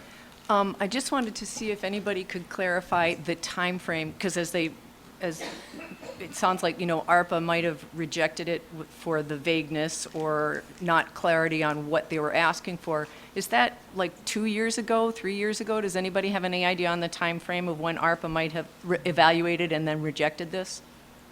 Because I believe what's happened in the meantime is that they went out, got all the funding they needed. They've done the pilot projects. You can go on their Fox Valley Data Exchange right now and look at the kind of data that they're providing, and see that they have expanded it, and it's really quite significant. And as they are continuing to look for funding elsewhere, but they still want Outagamie, Winnebago, Calumet counties to buy into it, because they want to make sure that they keep having touch points with the counties to make sure they know the data exists and they can use it. I cannot tell you exactly when that was, but like they said, there was a lot more money that they were asking for at that time. Yeah, and they So- found it. Wasn't at the time. We don't know. I'd estimate a year and a half ago, maybe. Somewhere in there. Supervisor Nussbaum. Thank you, Mr. Chairman. These comments are for this one and the next one. the next one has the word surveillance in it, and I just don't trust our health department. I mean, I've seen some really tyrannical things come out of there in my 6.5 years here, and I just don't trust them, and I can't vote for it, either of these two. Supervisor O'Brien, second time. How long will they have the data? In other words, you know, we're talking about the funding and whatnot, but like, once that data is released, like, how long does it exist?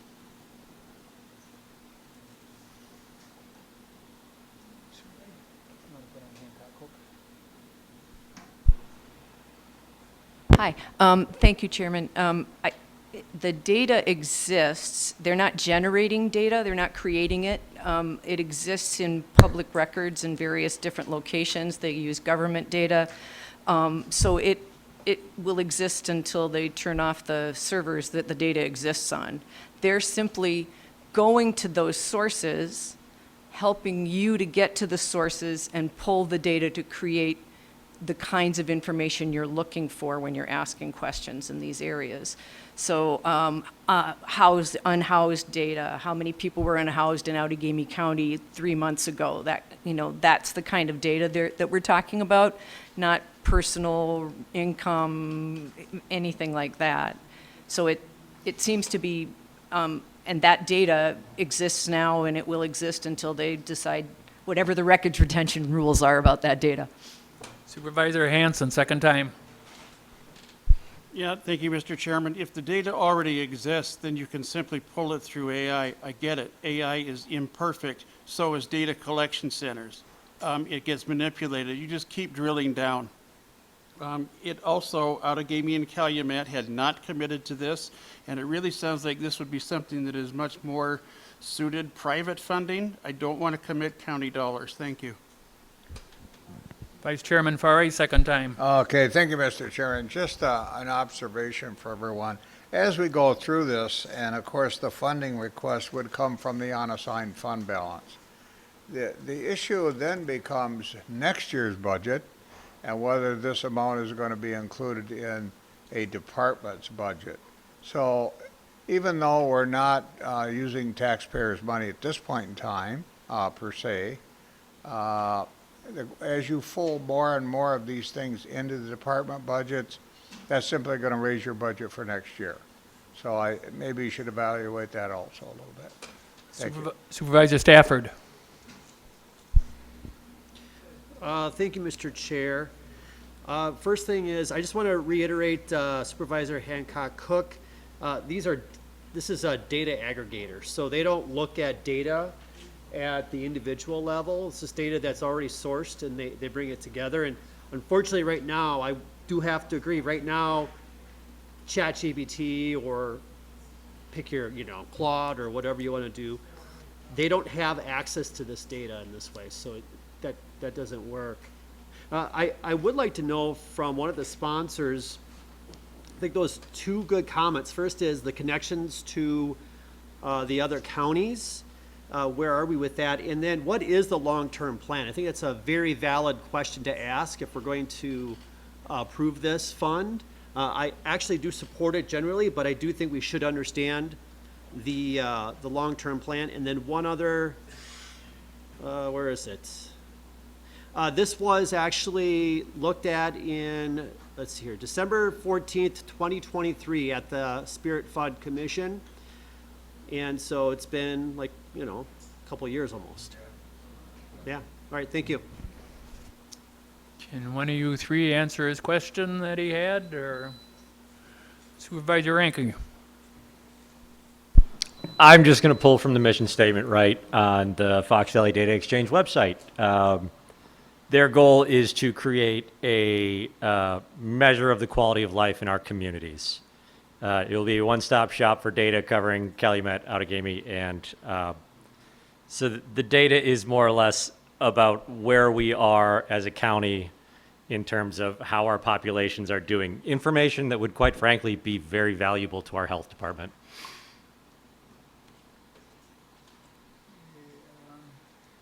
Supervisor Holt. Thank you. I will be voting in favor of this. I do believe that if our employees find value in it, that we should find a way to include this in this budget. And the or the Board of Health can decide again if they want to include that in future budgets. Supervisor Bureau. Thank you, Mr. Chairman. Just an observation, since they've raised 600,000 of the 1 million plus, let me suggest that we're not just approving the $25,000 or so. We got to think about, is this going to appear in future budgets? Are we increasing our fixed cost? And will it stay in those budgets? So I think we need to think a little bit bigger than just a one-time approval. Thank you. Supervisor Hintz. Thank you, Mr. Chair. And I just want to piggyback on what Supervisor Bureau was saying. It's $405,000 under their fundraising goal. After we would pay $25,000, that would make it $380,000 underneath it. And $25,000 out of $1 million makes us a major stakeholder. And does that mean future payments to make up that other $380,000 along the line? Just putting numbers on everything that Supervisor Bureau was saying. So with those questions in my mind, I don't think I can support this. Supervisor Laux. Thank you, Mr. Chairman.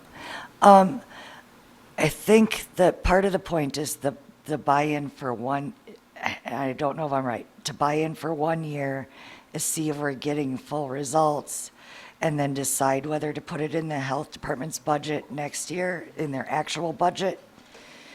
The second thing, though, is, I should have written it down. I think I forgot. Supervisor Hancock Cook. But you were answering questions, so if you're answering questions. So answering the questions is that this is part of a, from my understanding, it's this, we are in the second year of a 3-year pilot project for them to see, to make sure that this is going to be valuable to people. That the time when they went to the ARPA committee, they didn't have a product to show you. Now they have a product. It is shown to be very useful, as I've said, iterated, for our health department personnel. And the other counties are also looking at their budgets at the exact same time we are, so they have no results either. So we can't say that they are going to support or not support. The person who's leading the project is very adamant that he is going to find funding for this over the long term once people see the value in the data that is being produced. And I guess that one of the things we should do in the next year is say, track how often our epidemiologists and other departments are using this data to save them time so they don't have to go and regenerate it from all the original sources themselves. Supervisor Stafford, second time. Thank you, Mr. Chair. Just one more question.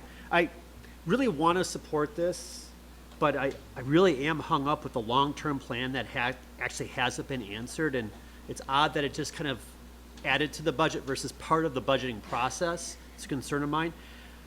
If this is voted down, this is probably a question for Corporation Counsel. If this is voted down, could this be brought back forward as a separate resolution?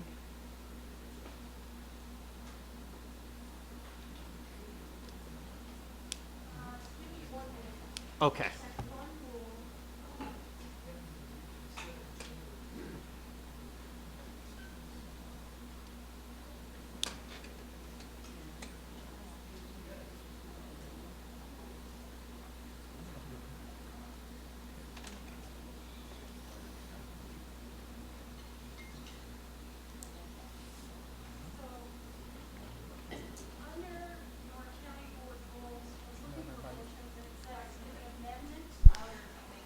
Testing. It says, if an amendment or substitute is lost, another substantially the same shall not be entertained. This is a budget amendment. So the answer is, if it's voted down, you can't bring it back up this term. Supervisor Bender. I guess I'd just like to say, a couple of resolutions back, I heard somebody say that, you know, the committees work hard on these, they put a lot of time in it, and they move them forward. Now, all of a sudden, we have a committee voted 6-0, and we're second guessing them. You know, what kind of standards do we have? Because this is the health department, now we second guess them? I'm gonna support it. They worked hard on this. They moved it forward. They researched it for 2 years. Why wouldn't we support it? Supervisor Laux, second time. Thank you, Mr. Chairman. I had remembered what I was gonna say, but you know what? I'm gonna let what Steve Bender said, Supervisor Bender said, stand, and I agree with him completely. Supervisor Ranky, second time. I think I'm going to elaborate on my previous answer just to give a little bit more context. The long-term plan of this, if you go to the Fox Valley Data Exchange website, there is a dashboard on there that you can use to start sorting through some of this information. Some of the information that is available to you. Percentage of adults with a physician use delayed due to cost. Percentage of adults with an age dependency ratio. Percentage of violent crime committed based on where in each county you're looking at. It's filterable down to a very specific level. All of this is available right now prior to any level of investment. Other things that can be researched, child psychologist per capita, based on a 2022 result, 2022 data. Change in population rates between 2010 and 24. School segregation index. I'm sure some of you probably don't want to hear about that. Percentage of adults with high cholesterol. Percentage of adults that are receiving cholesterol screenings. This is valuable information on a demographic level. Information that will be extremely valuable to a public health department when trying to set policy based on data without going into specific one-on-one data. This is broad strokes, but it's filterable.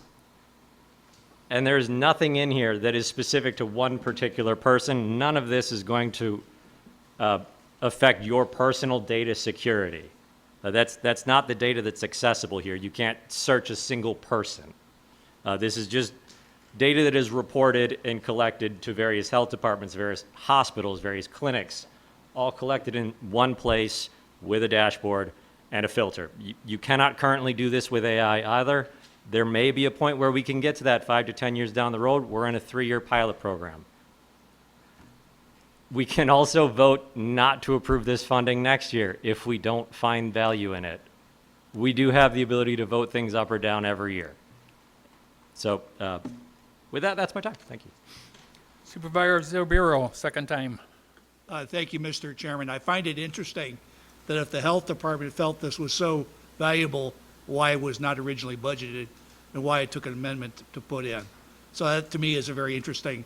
I also find it interesting that 2 other counties who've had access to funds have also not supported it to date.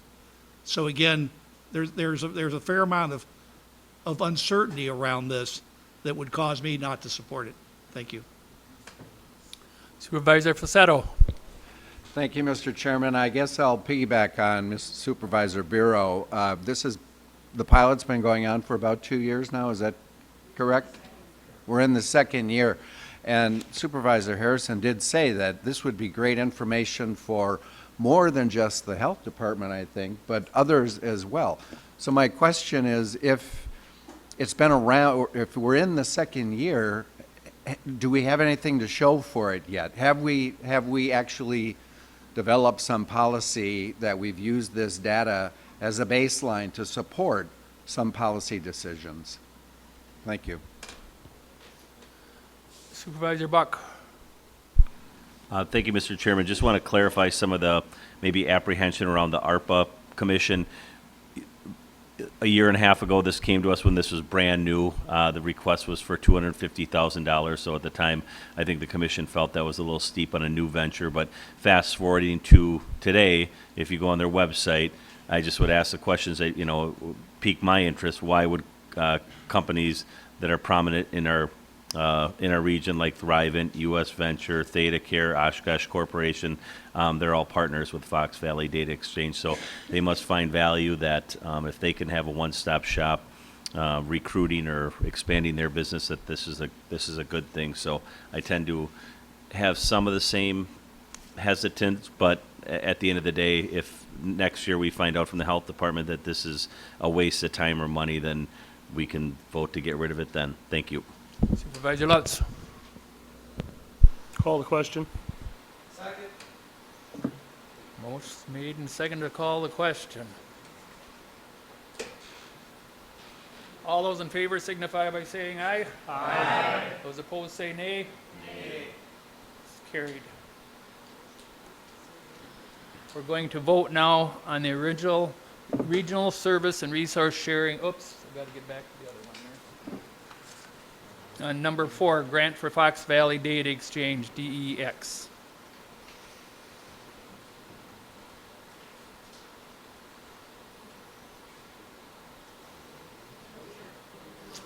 So if you're in favor, vote yes. If you're not, vote no.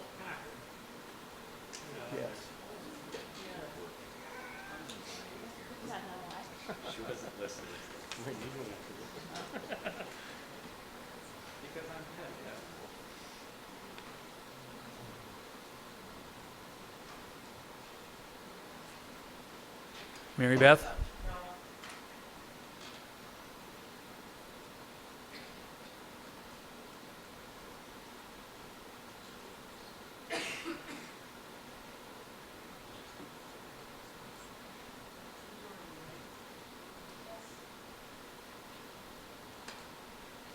That passes 20-16.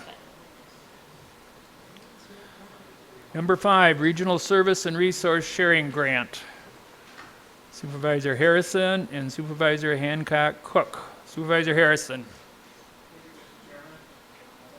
To Resolution 10/2025, Amendment Number 5 for Regional Service and Resource Sharing Grant. Motion is made and seconded.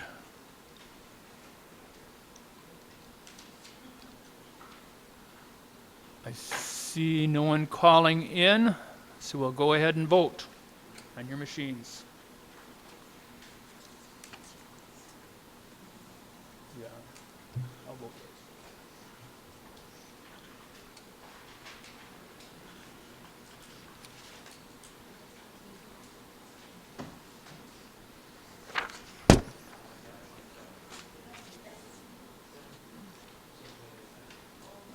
Supervisor Gabbert?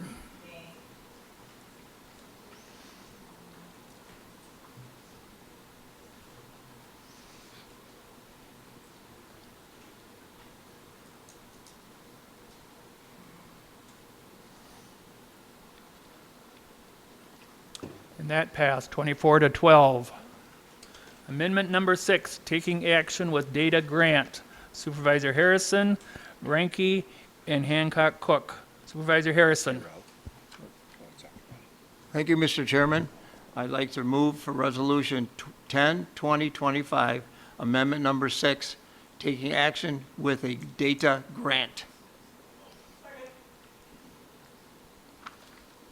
I'm sorry, so if you voted 6-0, how come you only have 2? Rather than the whole I don't see any speakers, so we'll go ahead and vote.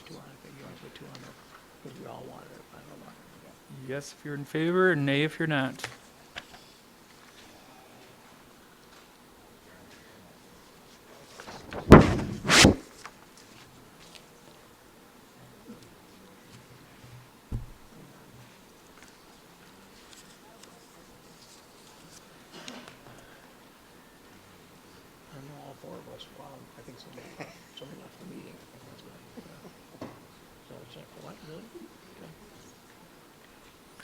Supervisor Gabbert? Do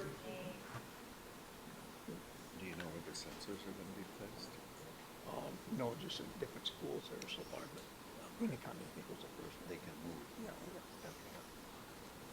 And that passes 28-8. Amendment number 7, $322,050 to Solutions Recovery Incorporated. Supervisor Laux, Ranky, Harrison, and Hancock Cook. Supervisor Laux. Thank you, Mr. Chairman. I move to amend the budget, I don't remember how to do this, with resolution number 102025.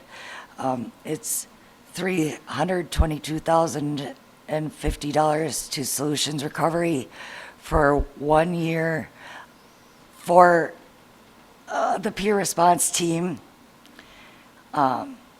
out of the general funds, but through the health department.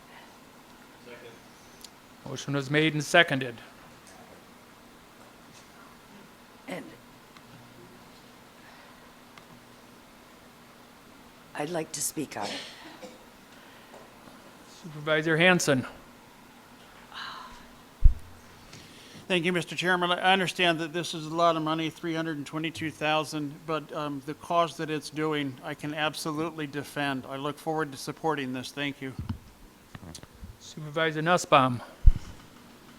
Thank you, Mr. Chairman. If we get grant money to help us with this, we don't need to spend this money, correct? Right. Supervisor Lux.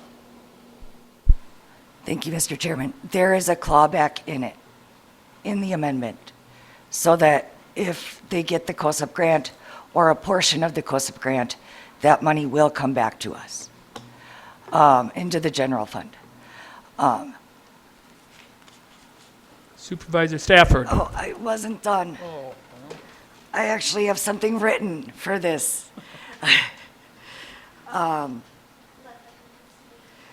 We've seen a number of presentations on the good work that Solutions Recovery is doing in Winnebago County, and have heard testimonials from individual constituents who are or have been in Solutions Recovery.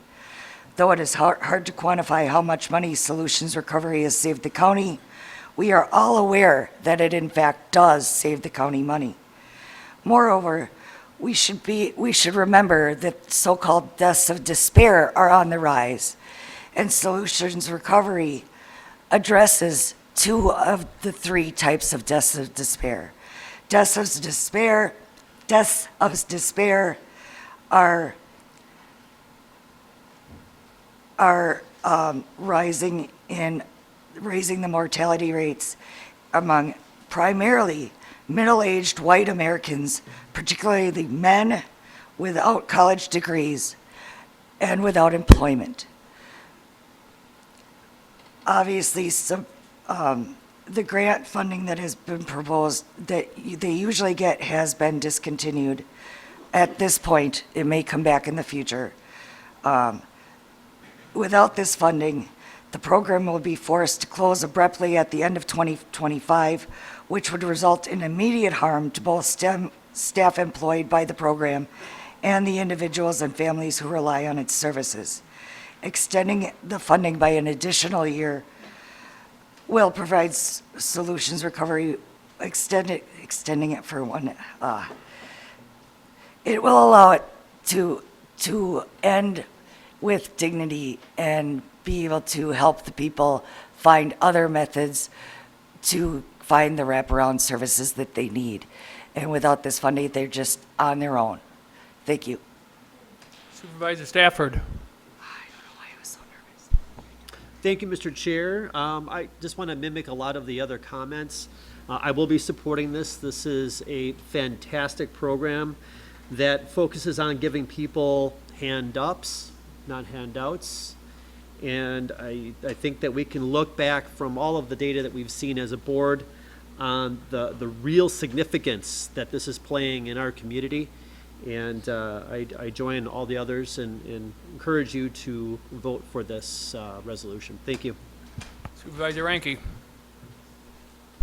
Thank you, Mr. Chairman. I'm going to support this. I recognize that $320,000 is a lot of money, but I would call your attention to the resolution, lines 14, where it does specifically say Solutions will not rely on county funding beyond 2026. They do not plan to come back to us and ask for more money after this year. If they cannot find self-sufficient funding moving forward, they will close the program down at the end of next year.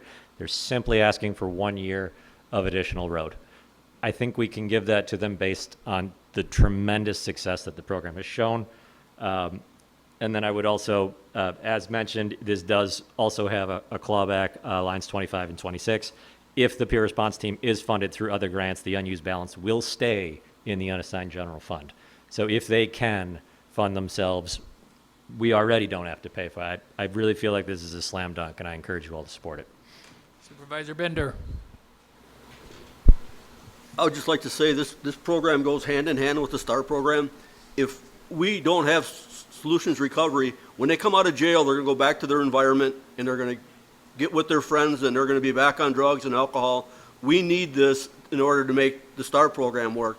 And we spent an awful lot of money on these two programs already, and I think they're doing well. So I definitely will support it, and I think if we don't have the solutions recovery for them when they come out of the STAR program, they have nowhere to go where they have a safe environment where somebody's going to be there when they think they may have to have a relapse. They can talk to them and give them the guidance to keep them on the straight and narrow. We're going to pay for it one way or the other. If we don't support this, we'll just pay for them in jail, and I'd much rather see them rehabilitated and go back to where the family actually gets a son or a daughter or a father and a mother, and life goes on. It's good. And I think it's essential that we fund this, and hopefully that they'll find the funds next year and they'll be on their own. Supervisor Albrecht. It's only a few weeks ago that Megan Edwards gave her superb presentation here, and we heard the powerful testimony of at least 15 participants in this program. And we all rose to our feet and applauded. So I endorse this request enthusiastically. Thank you. Supervisor Halber. Thank you, Mr. Chair. Just using the Fox Valley Data Exchange, I'm looking up drug overdose mortality and alcohol-related mortality, and I can't directly contribute it to this program, but if you look over the last 3 years, our alcohol mortality rate is starting to slowly take a decline, and our overdose is well below the state average, so I support this program. Supervisor Harrison. Thank you, Mr. Chairman. As the chairman of the Human Services, we voted 6-0 on that. And in that series, we asked Megan quite a few questions, real hard ones, and she answered them all, and she had the answers. They are doing a little bit of a fundraiser on their own, and they're willing to pay this back if they get the grant.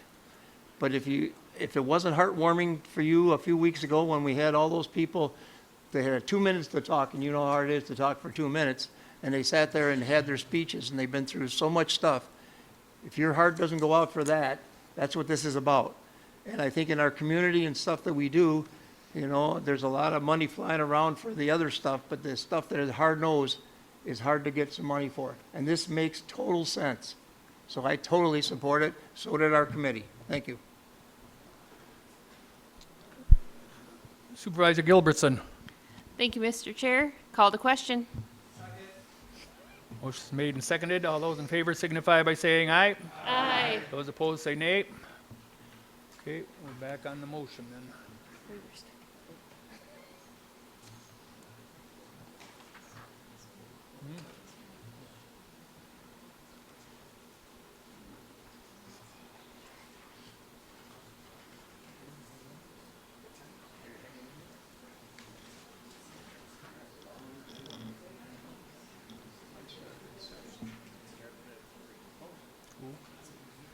Supervisor Gabbard?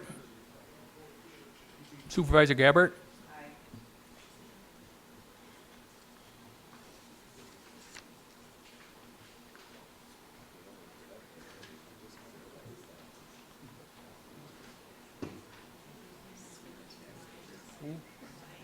Supervisor Wise, yes.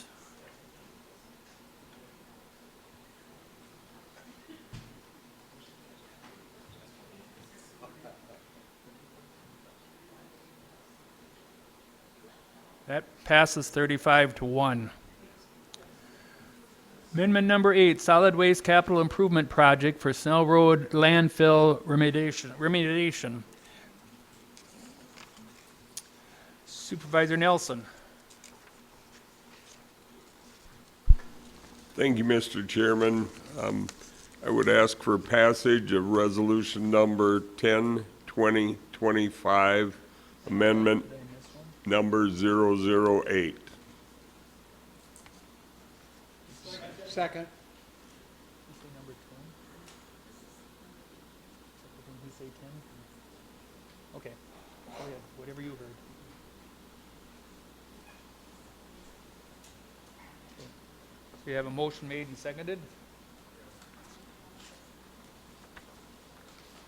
Not seeing any speakers. If you want to vote on your machine.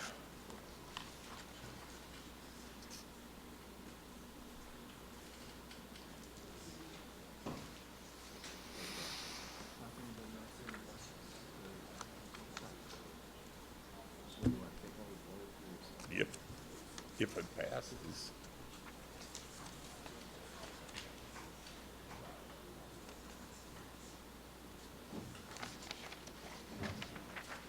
Supervisor Gabbard?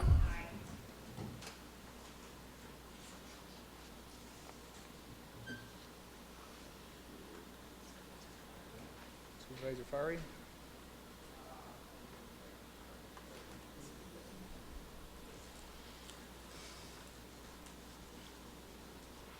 That passes 35 to 1.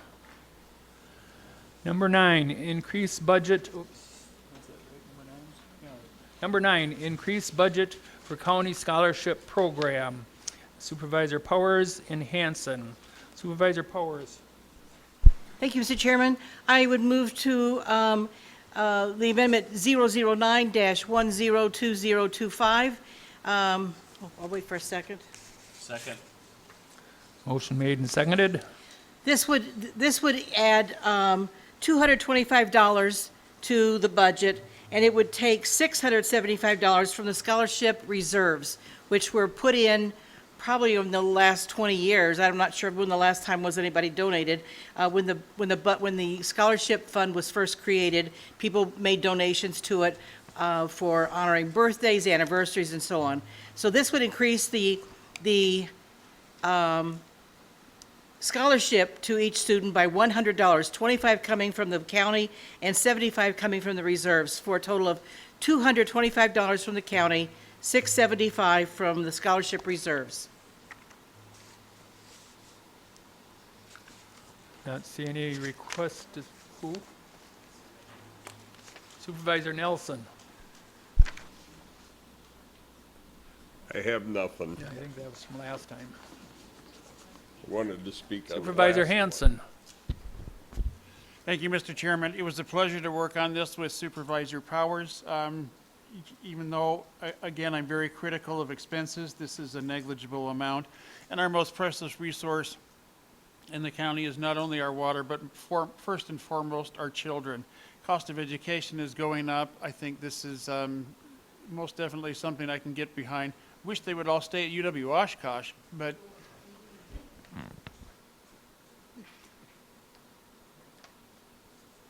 Not seeing any. If you want to vote by machines.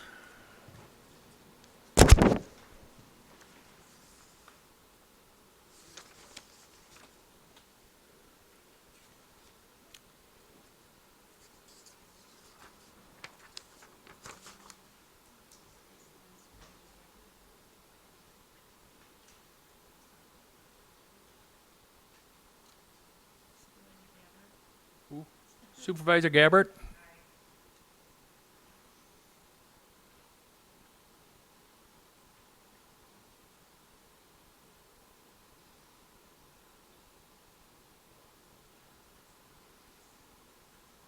That passes 35 to 1. Amendment number 10, Parkview Health Center efforts to improve staff recruitment and retention. Supervisor Hanson and Panzer. Supervisor Hanson. Thank you, Mr. Chairman. I move to adopt resolution number 192, 10-2025, amendment number 10. Motion Mr. made and Chairman? seconded. Oh. Mr. Chairman, am I permitted to speak on it? Supervisor Hanson. Thank you, Mr. Chairman. This again was a pleasure to work on this with Mr. Ponzer. When I sat in on the Parkview, Hearing that we don't have neighborhoods open, I wanted to create some kind of a creative way that we can begin to address this. And that's where I started working with Supervisor Ponzer. Very grateful to Lindsay, to Director Hobbick, and to Kobe that also sat in the room to help make this happen. And again, it is not drawing from the general fund or tax dollars, it's coming from the Parkview fund balance, so it's not taxpayer money. Thank you. Not seeing any speakers. Do you want to vote by your machines?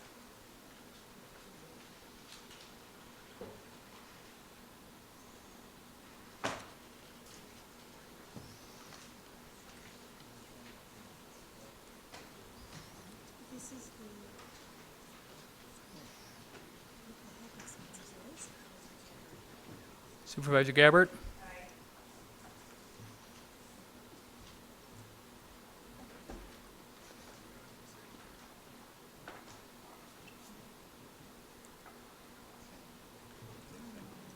And that passes 35-1. Number 11, eliminate additional position request. Supervisor Bureau and Supervisor Pacetto. Supervisor Bureau. Thank you, Mr. Chairman.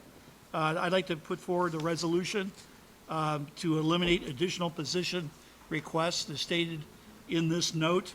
And I'll walk through when we have discussion the reasons for it, particularly for budget pressure reasons. But again, I'd like to put forward that this is a motion to make this amendment. Thank you. And it's been seconded.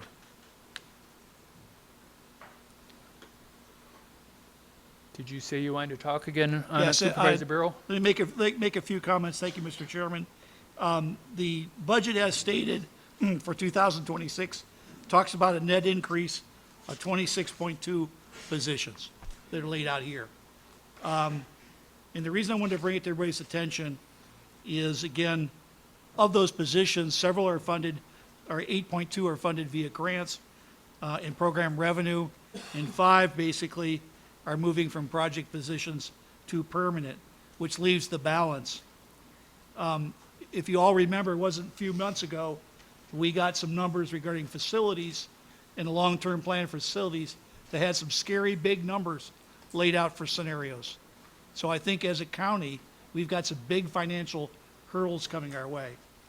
I also want to remind everyone that probably somewhere in the next 6 weeks, you likely will be standing in front of a constituent somewhere who's going to ask you, why do we add 26 new positions to the county at a time when many people are scraping by, trying to make ends meet with rent, et cetera.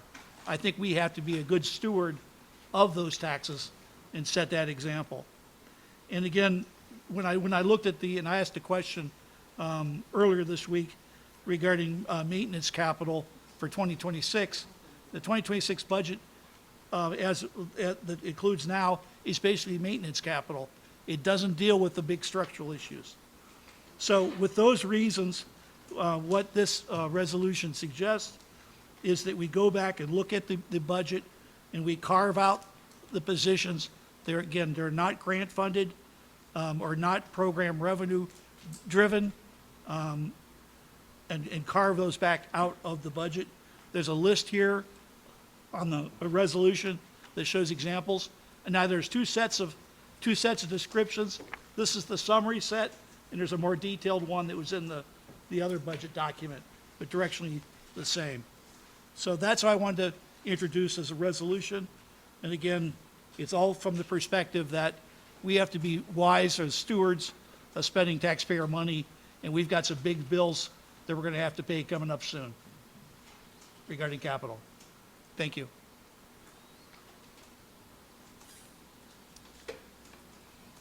Marianne, if this passes tonight, can they go back in and any of them be pulled and say, we'd like to have this one pulled back in? Or if this fails tonight or passes, it's done, whatever way it goes as of tonight? They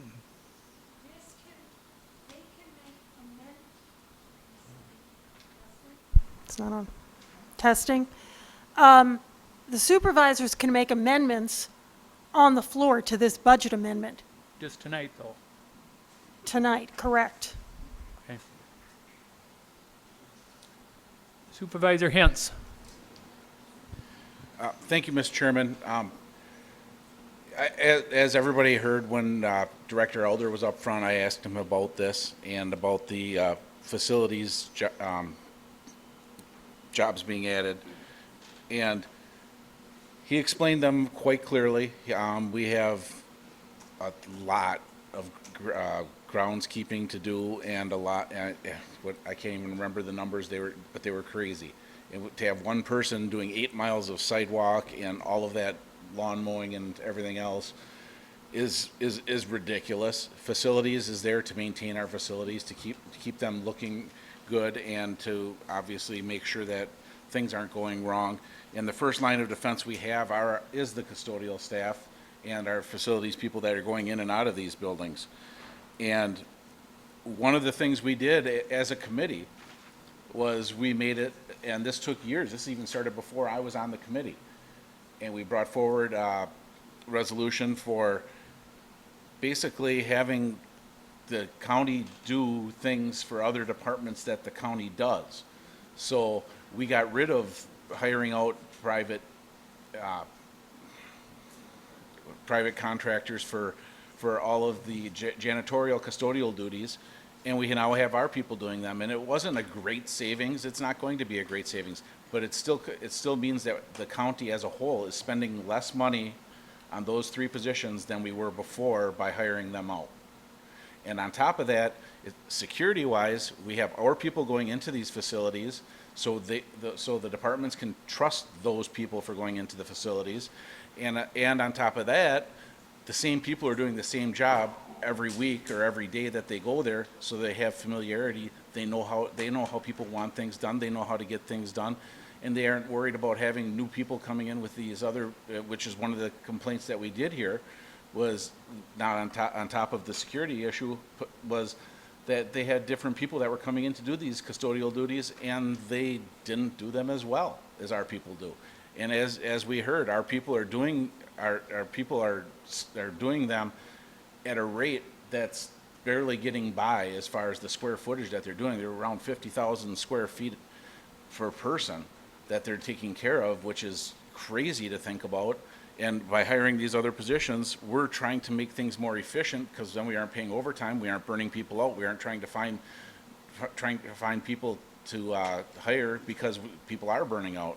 So I can only speak for facilities on this. I will not be supporting that because of the facilities, because we've had extensive discussions about all of this in our committee, and nobody contacted Director Elder or the committee or myself as the chairman of the committee, so I cannot support this. Supervisor Cox.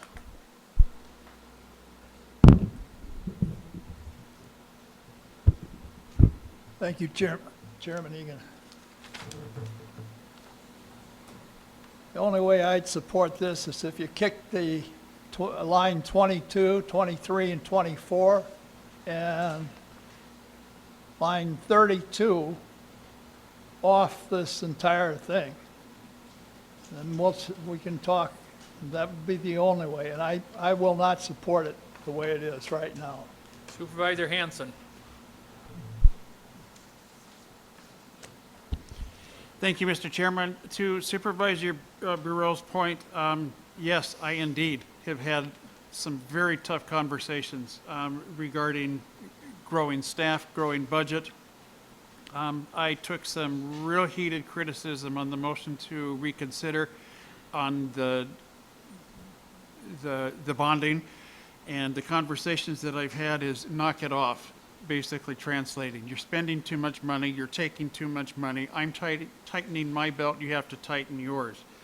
I'm not sure about necessarily a friendly amendment, because I don't know, and I see there's a lot more people, and I can just speak another time. I'm uncomfortable, though, on something that might be statutorily required, especially regarding the deputies. And as far as on line 25, emergency management, that man needs a break. he's on call 24 hours a day, 7 days a week. He's in that center the moment bad weather hits. He's reporting on all the caustic materials throughout the county. So that one I want to carve out too. Thank you. Supervisor Hulber. Thank you, Mr. Chair. I don't support this amendment for two reasons. One, because of the positions that we're looking to not add onto our budget are vital for our community to grow and thrive. But also just doing a quick little search, if our county adds 26 new positions with the additional jobs that can be expected in our local economy with the Wisconsin multiplier of about 0.3 to 0.5 more jobs. So if we add those 26 new jobs, roughly 8 to 13 new jobs in our county-wide will result from this increase. That's 34 to 39 jobs that we're creating, not just 26. And if we're going on the average direct income from those 26 jobs, we can expect an economic impact of about $930,000. On a county-wide level, the data indicates that a labor income multiplier of a 1.35% for every dollar. So for every dollar that we're paying these employees, they're generating an additional 35 cents for our county economic status. So if we're talking about cutting the spending versus bringing in new income, this is justified. We need to keep these positions or add these positions. They will pay for themselves over time. Supervisor Powers. Thank you, Mr. Chairman. I'm voting against this. We've already heard from Corporation Counsel about the increase. I'm not going to speak to every single one of them, but about the increase in job load for her department. We've known for years that the clerk's department, the county clerk's department, has been overworked for a long time. The homeless prevention specialist, that group received national recognition for its work in Winnebago County. It's been lauded nationally about what it has done. And I'm just declaring right now, there is no decency if you vote against women, infants, and children. Supervisor O'Brien. Yeah, I'd like to propose an amendment to basically strike line 33. That would be the deputy corrections officers. Basically, when you talk to people in the county, it's like there's certain things that they're looking for from the county. It's like they want their roads plowed in the winter, they want them fixed in the summer, they want to keep the bad guys locked up. And I think we need to keep those officers, the corrections officers. Motion made and seconded to eliminate the 6 deputy correction positions. Keep them right, yeah, he's saying eliminate. Oh, we'd eliminate this line of 33.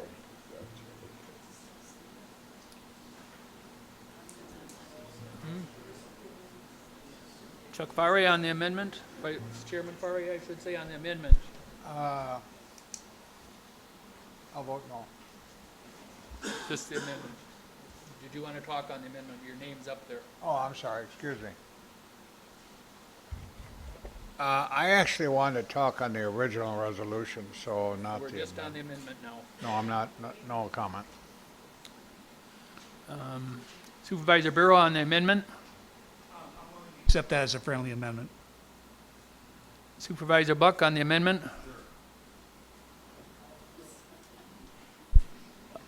Thank you, Mr. Chairman. I'll be voting against the amendment. I think it's a good point.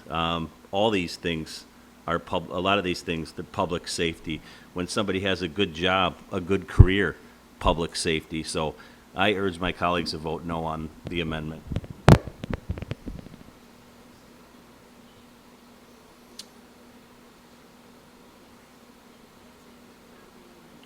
So that's all that we have on the amendment. So if you're, well, I'm going to do it this way here. If you're in favor, pardon?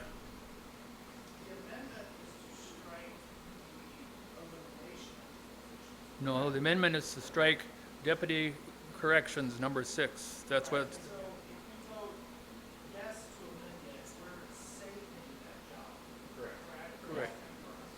So if you vote the deputy corrections to eliminate it, this will be eliminating it. The word is eliminate. Yes, sir. With the friendly amendment accepted, do we need to change line 17, the dollar amount?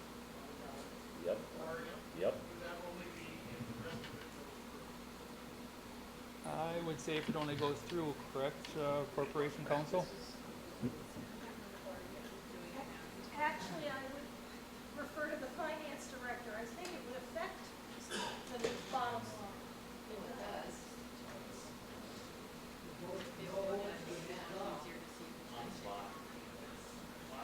So, in other words, with Supervisor O'Brien's amendment, everything would be eliminated but for line 33, which is the 6 correction officers. So then you'd have to figure out how much lines 22 through 32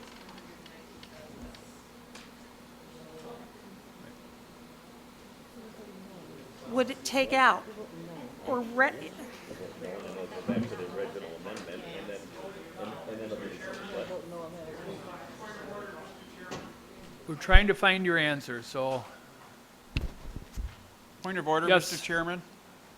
Maybe I just misunderstood either the amendment or Mary Ann. I thought I heard Mary Ann say we're striking everything but 33. I thought we were striking line 33. That's what I thought. No, you were, I heard I'm sorry that if I incorrectly. misspoke, but no, you would be striking line 33, which would mean that you would eliminate everything but line 33, which are the 6 deputy positions.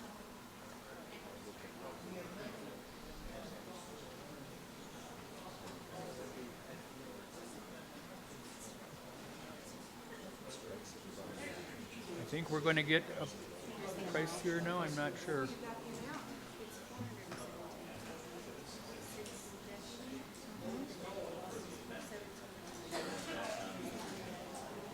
Supervisor Laux? Supervisor Laux, did you have a? Yeah. Thank you, Mr. Chairman. First of all, no, I'm very confused as to what the amendment was. I thought it was to make sure that the 6 deputies were still funded, but unfund everything else. Okay. I would like that to be a roll call vote, if I could, please. It will be all of that, that's why we're doing them all tonight. I thought you were, I didn't realize that with an amendment, you would do that as well. Are we ready? Okay, vote by machine.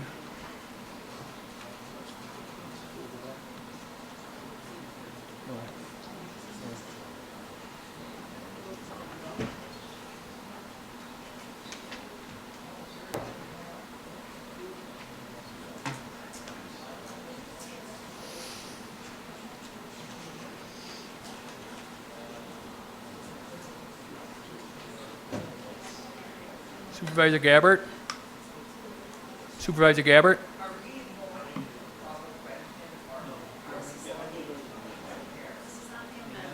This is on the amendment.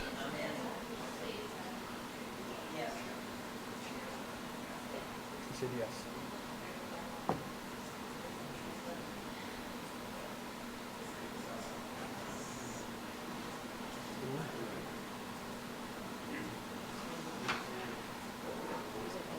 You don't understand it. I want now 33 kept, so after the generals to keep on 30. Because I want Mary Ann, can you explain it, what's going on again? We got some supervisors that don't understand it.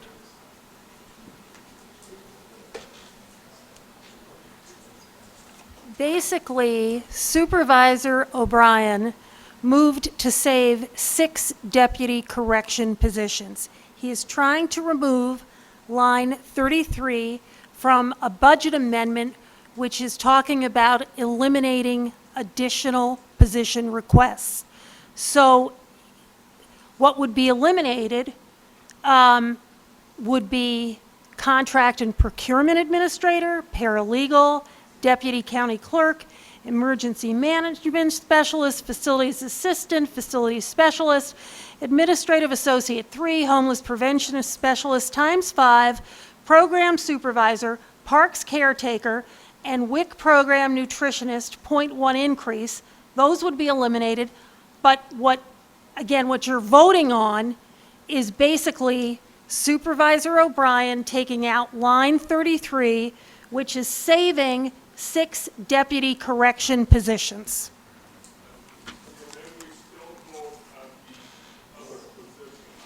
Yes, this is just an amendment. Who else? You see someone else had their hand up? No.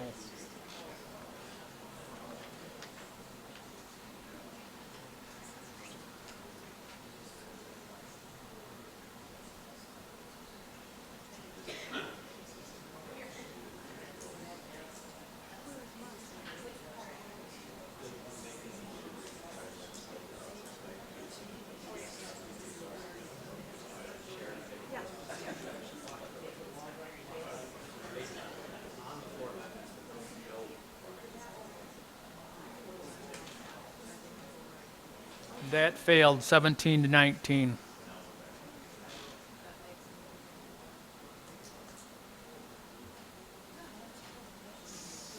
So we'd be back on the original to eliminate additional positions.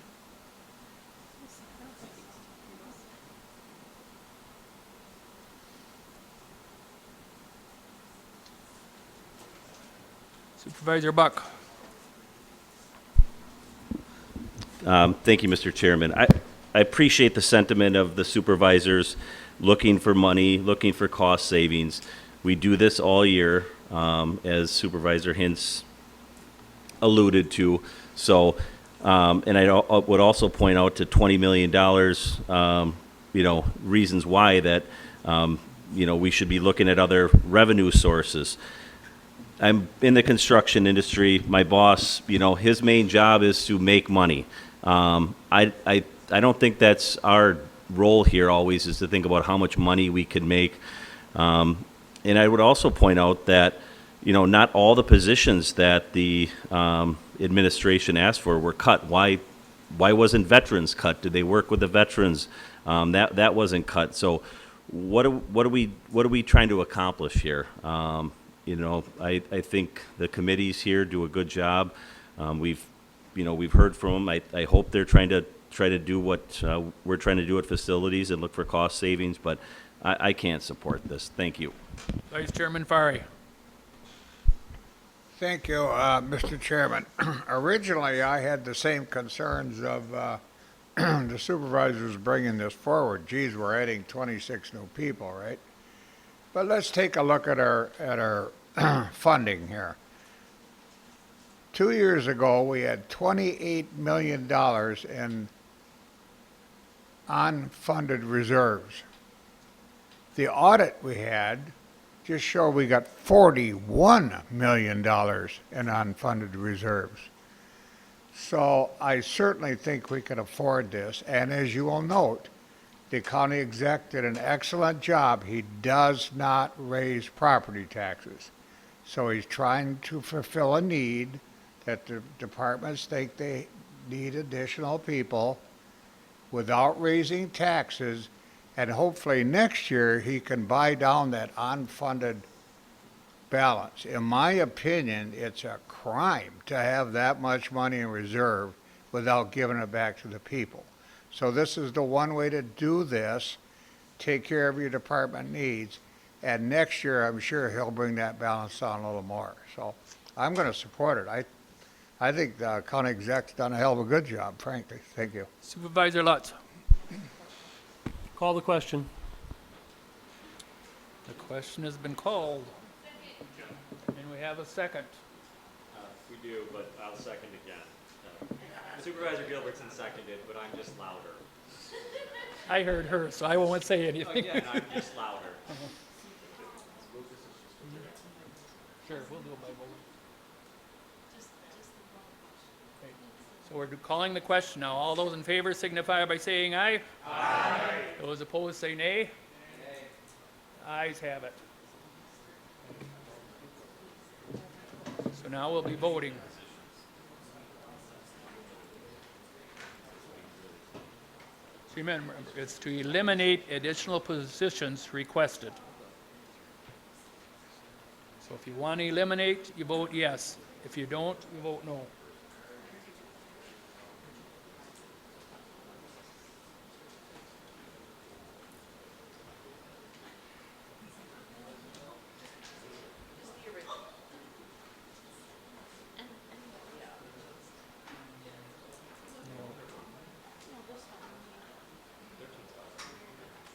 Mary Beth?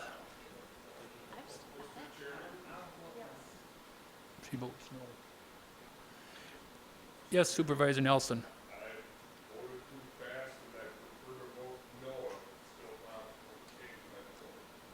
The clerk says yes, she can change your vote. Anybody else?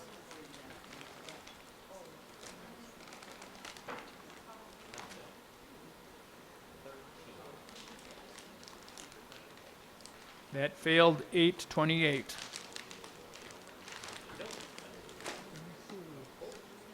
Okay, it'll be up on the, right. So we'll have to wait because there's one more that's going to be up on the screen. So stick with us, we're just about done. Well, I was told one, so I'm not sure. We're doing better than love tonight, so.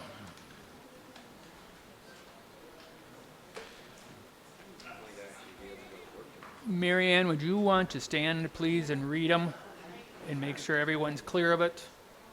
Point of clarification, budget amendment 13 get pulled? All I can go by what's given to me.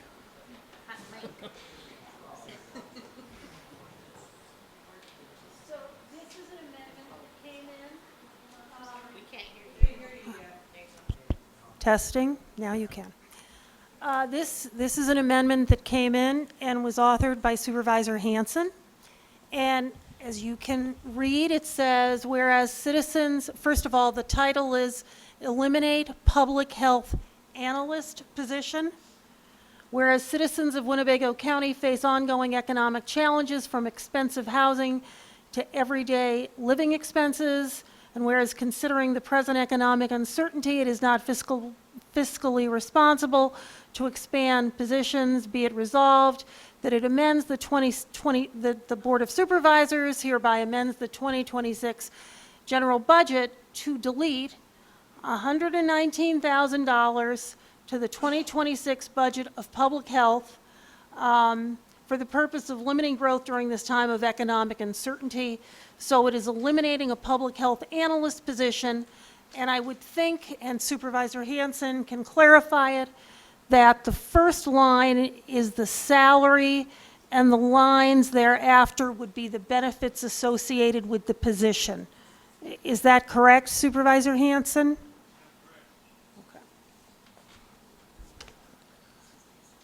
So are you going to bring that in, Supervisor Hanson? Yeah, Mr. Chairman, I'm moving to adopt Resolution 192-10-2025, Amendment Number 13, to eliminate the public health analyst position. Motion's made and seconded.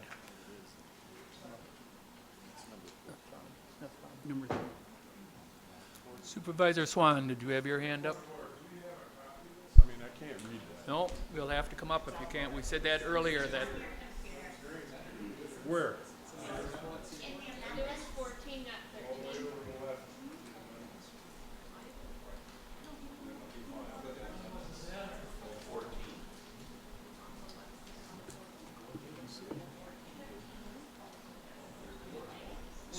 Supervisor Hanson. Yeah, thank you, Mr. Chairman. Although I know Corporation Counsel is not permitted to speak on it, this was absolutely not an easy decision for me. I didn't want to do this, but we've just been voting and voting and voting. whether this is funded from grants, whether this is funded from taxpayers, whatever, it's an analyst position. Again, you can pull, you don't, analysts are not really quite needed, at least not at $119,000. You can pull data. We just voted for a service that is going to bring us data. You can go to AI. You can keep drilling down on AI. I'm sorry, I just can't, I don't see adding this position. Thank you. Find it all on your computer?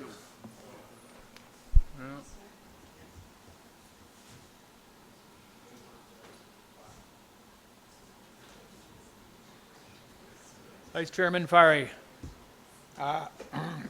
Thank you, Mr. Chairman. I have nothing to say.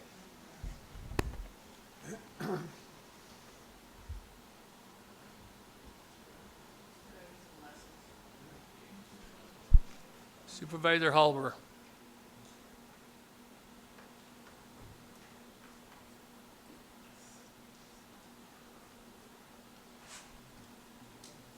Not on this one, sorry. Supervisor Barrel. I'm good.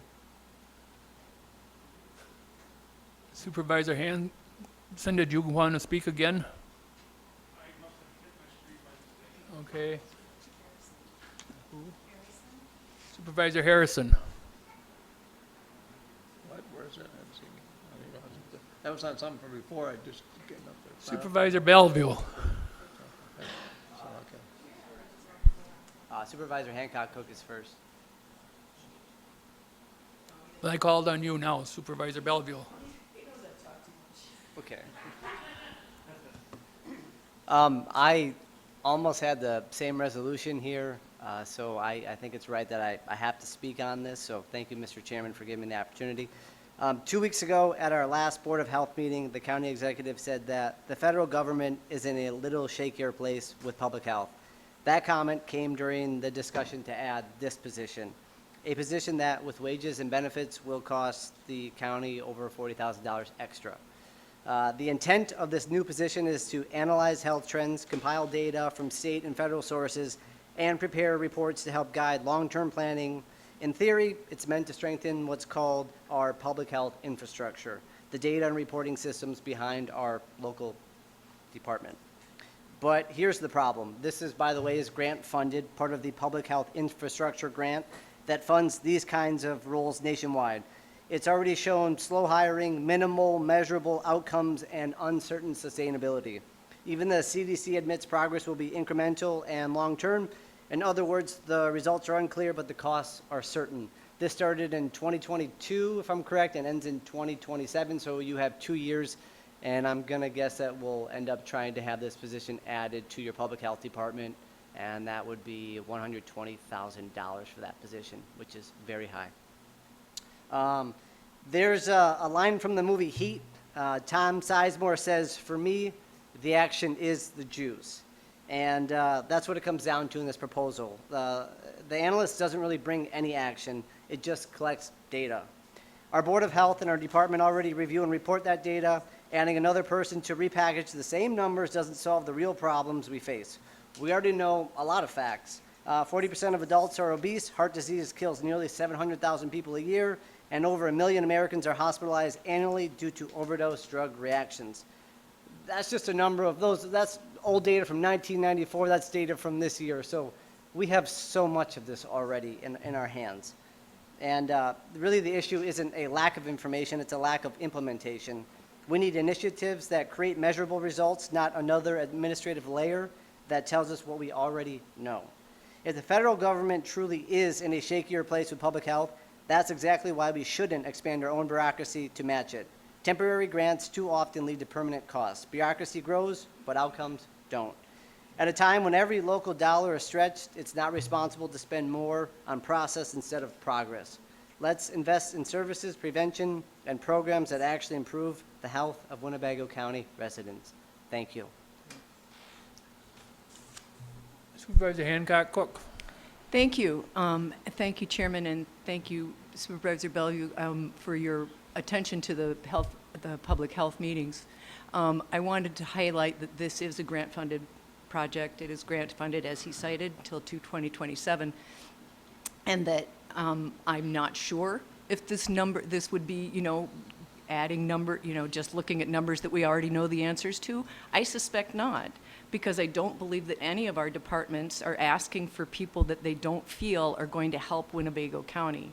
I do want to highlight that the health department overall has a fairly large budget and accounts for a fairly large budget, but it brings in grant funding and significant dollars to the county that we get to spend for the benefit of our residents. And so I just want to highlight that this is grant funded. We have people in that department specifically to write grants to bring money into our county. We are grateful for the $400,000 we were just getting in grant funding.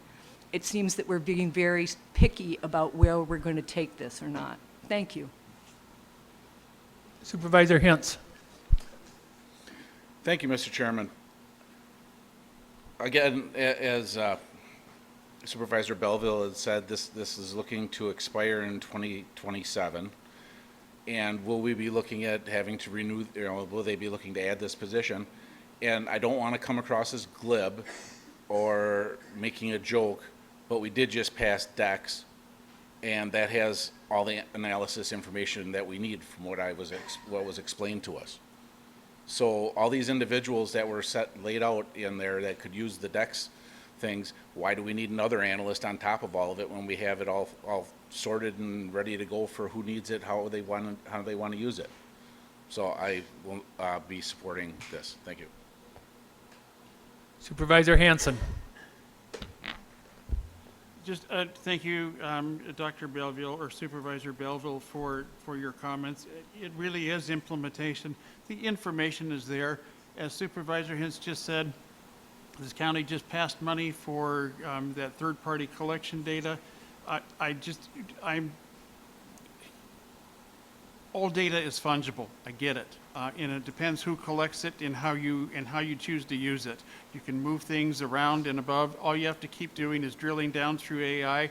Be sad, be glad. AI is here.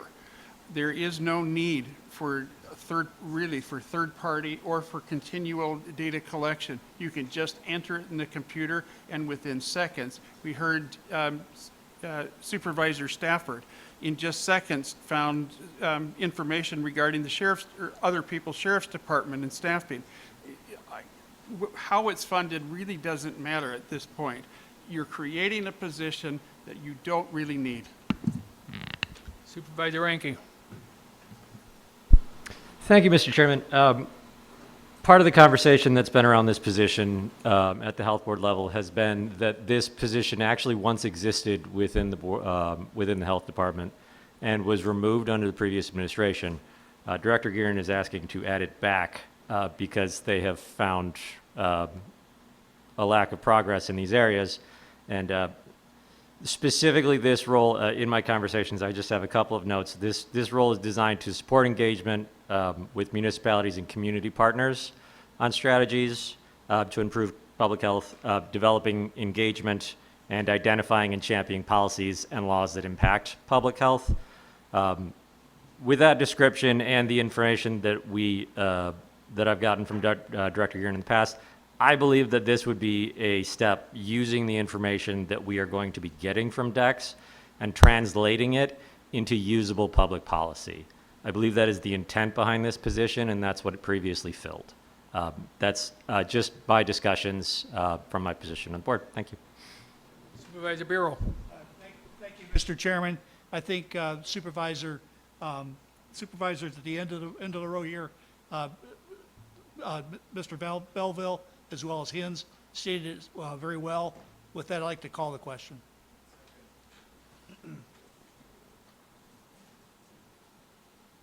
Is there a second? Okay. Motion is made and seconded to call the question. All those in favor signify by saying aye. Aye. Those opposed say nay. Nay. I would say the ayes have it. Also at nay, I just fell asleep. We're going to be done tonight. So we're ready to vote.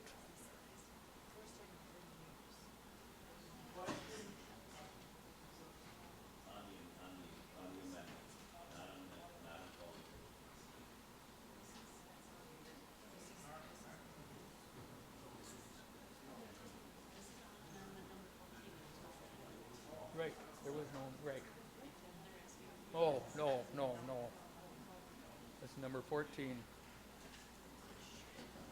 Whatever it says up there, I can't read it.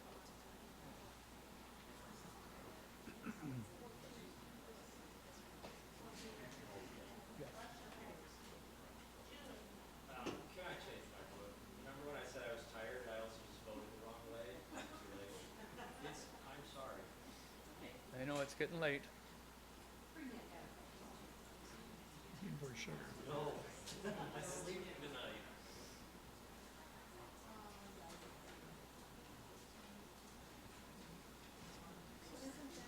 Supervisor Gabbard?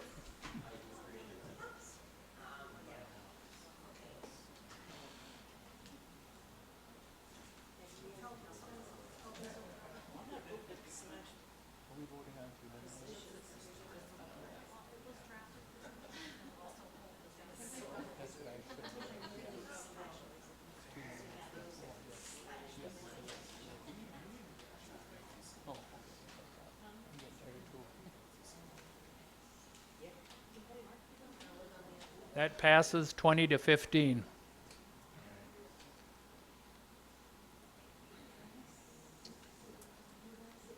Next is Resolution 0192-102025. Vice Chairman Fari.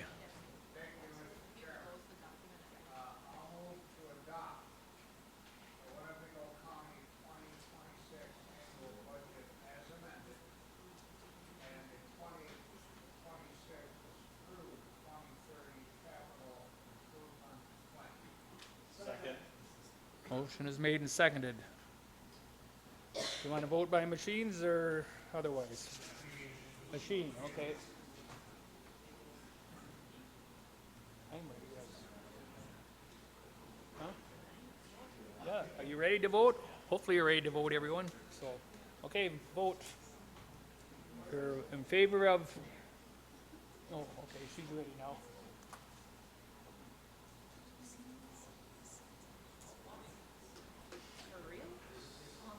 Again, I want to thank all of you for sticking around, getting it done. Really appreciate it, and I'm sure those of you that couldn't be here tomorrow appreciate it also. So, oh, we gotta wait till we get the vote up. We gotta wait for the vote.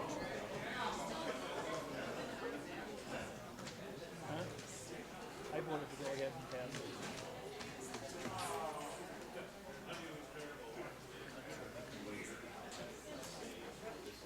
Supervisor Gabbard, yes or no for passing?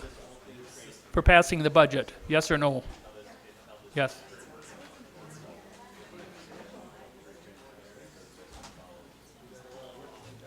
Supervisor Mako, yes or no? This is for passing. He says yes.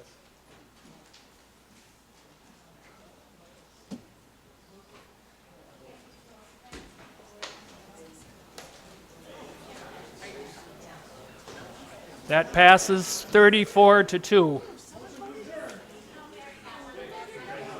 Is there a second? Did I hear a second? I got a motion that seconded. Motion's made and seconded. Adjourned. All those in favor signify by saying aye. Aye. Those opposed? Thank you again.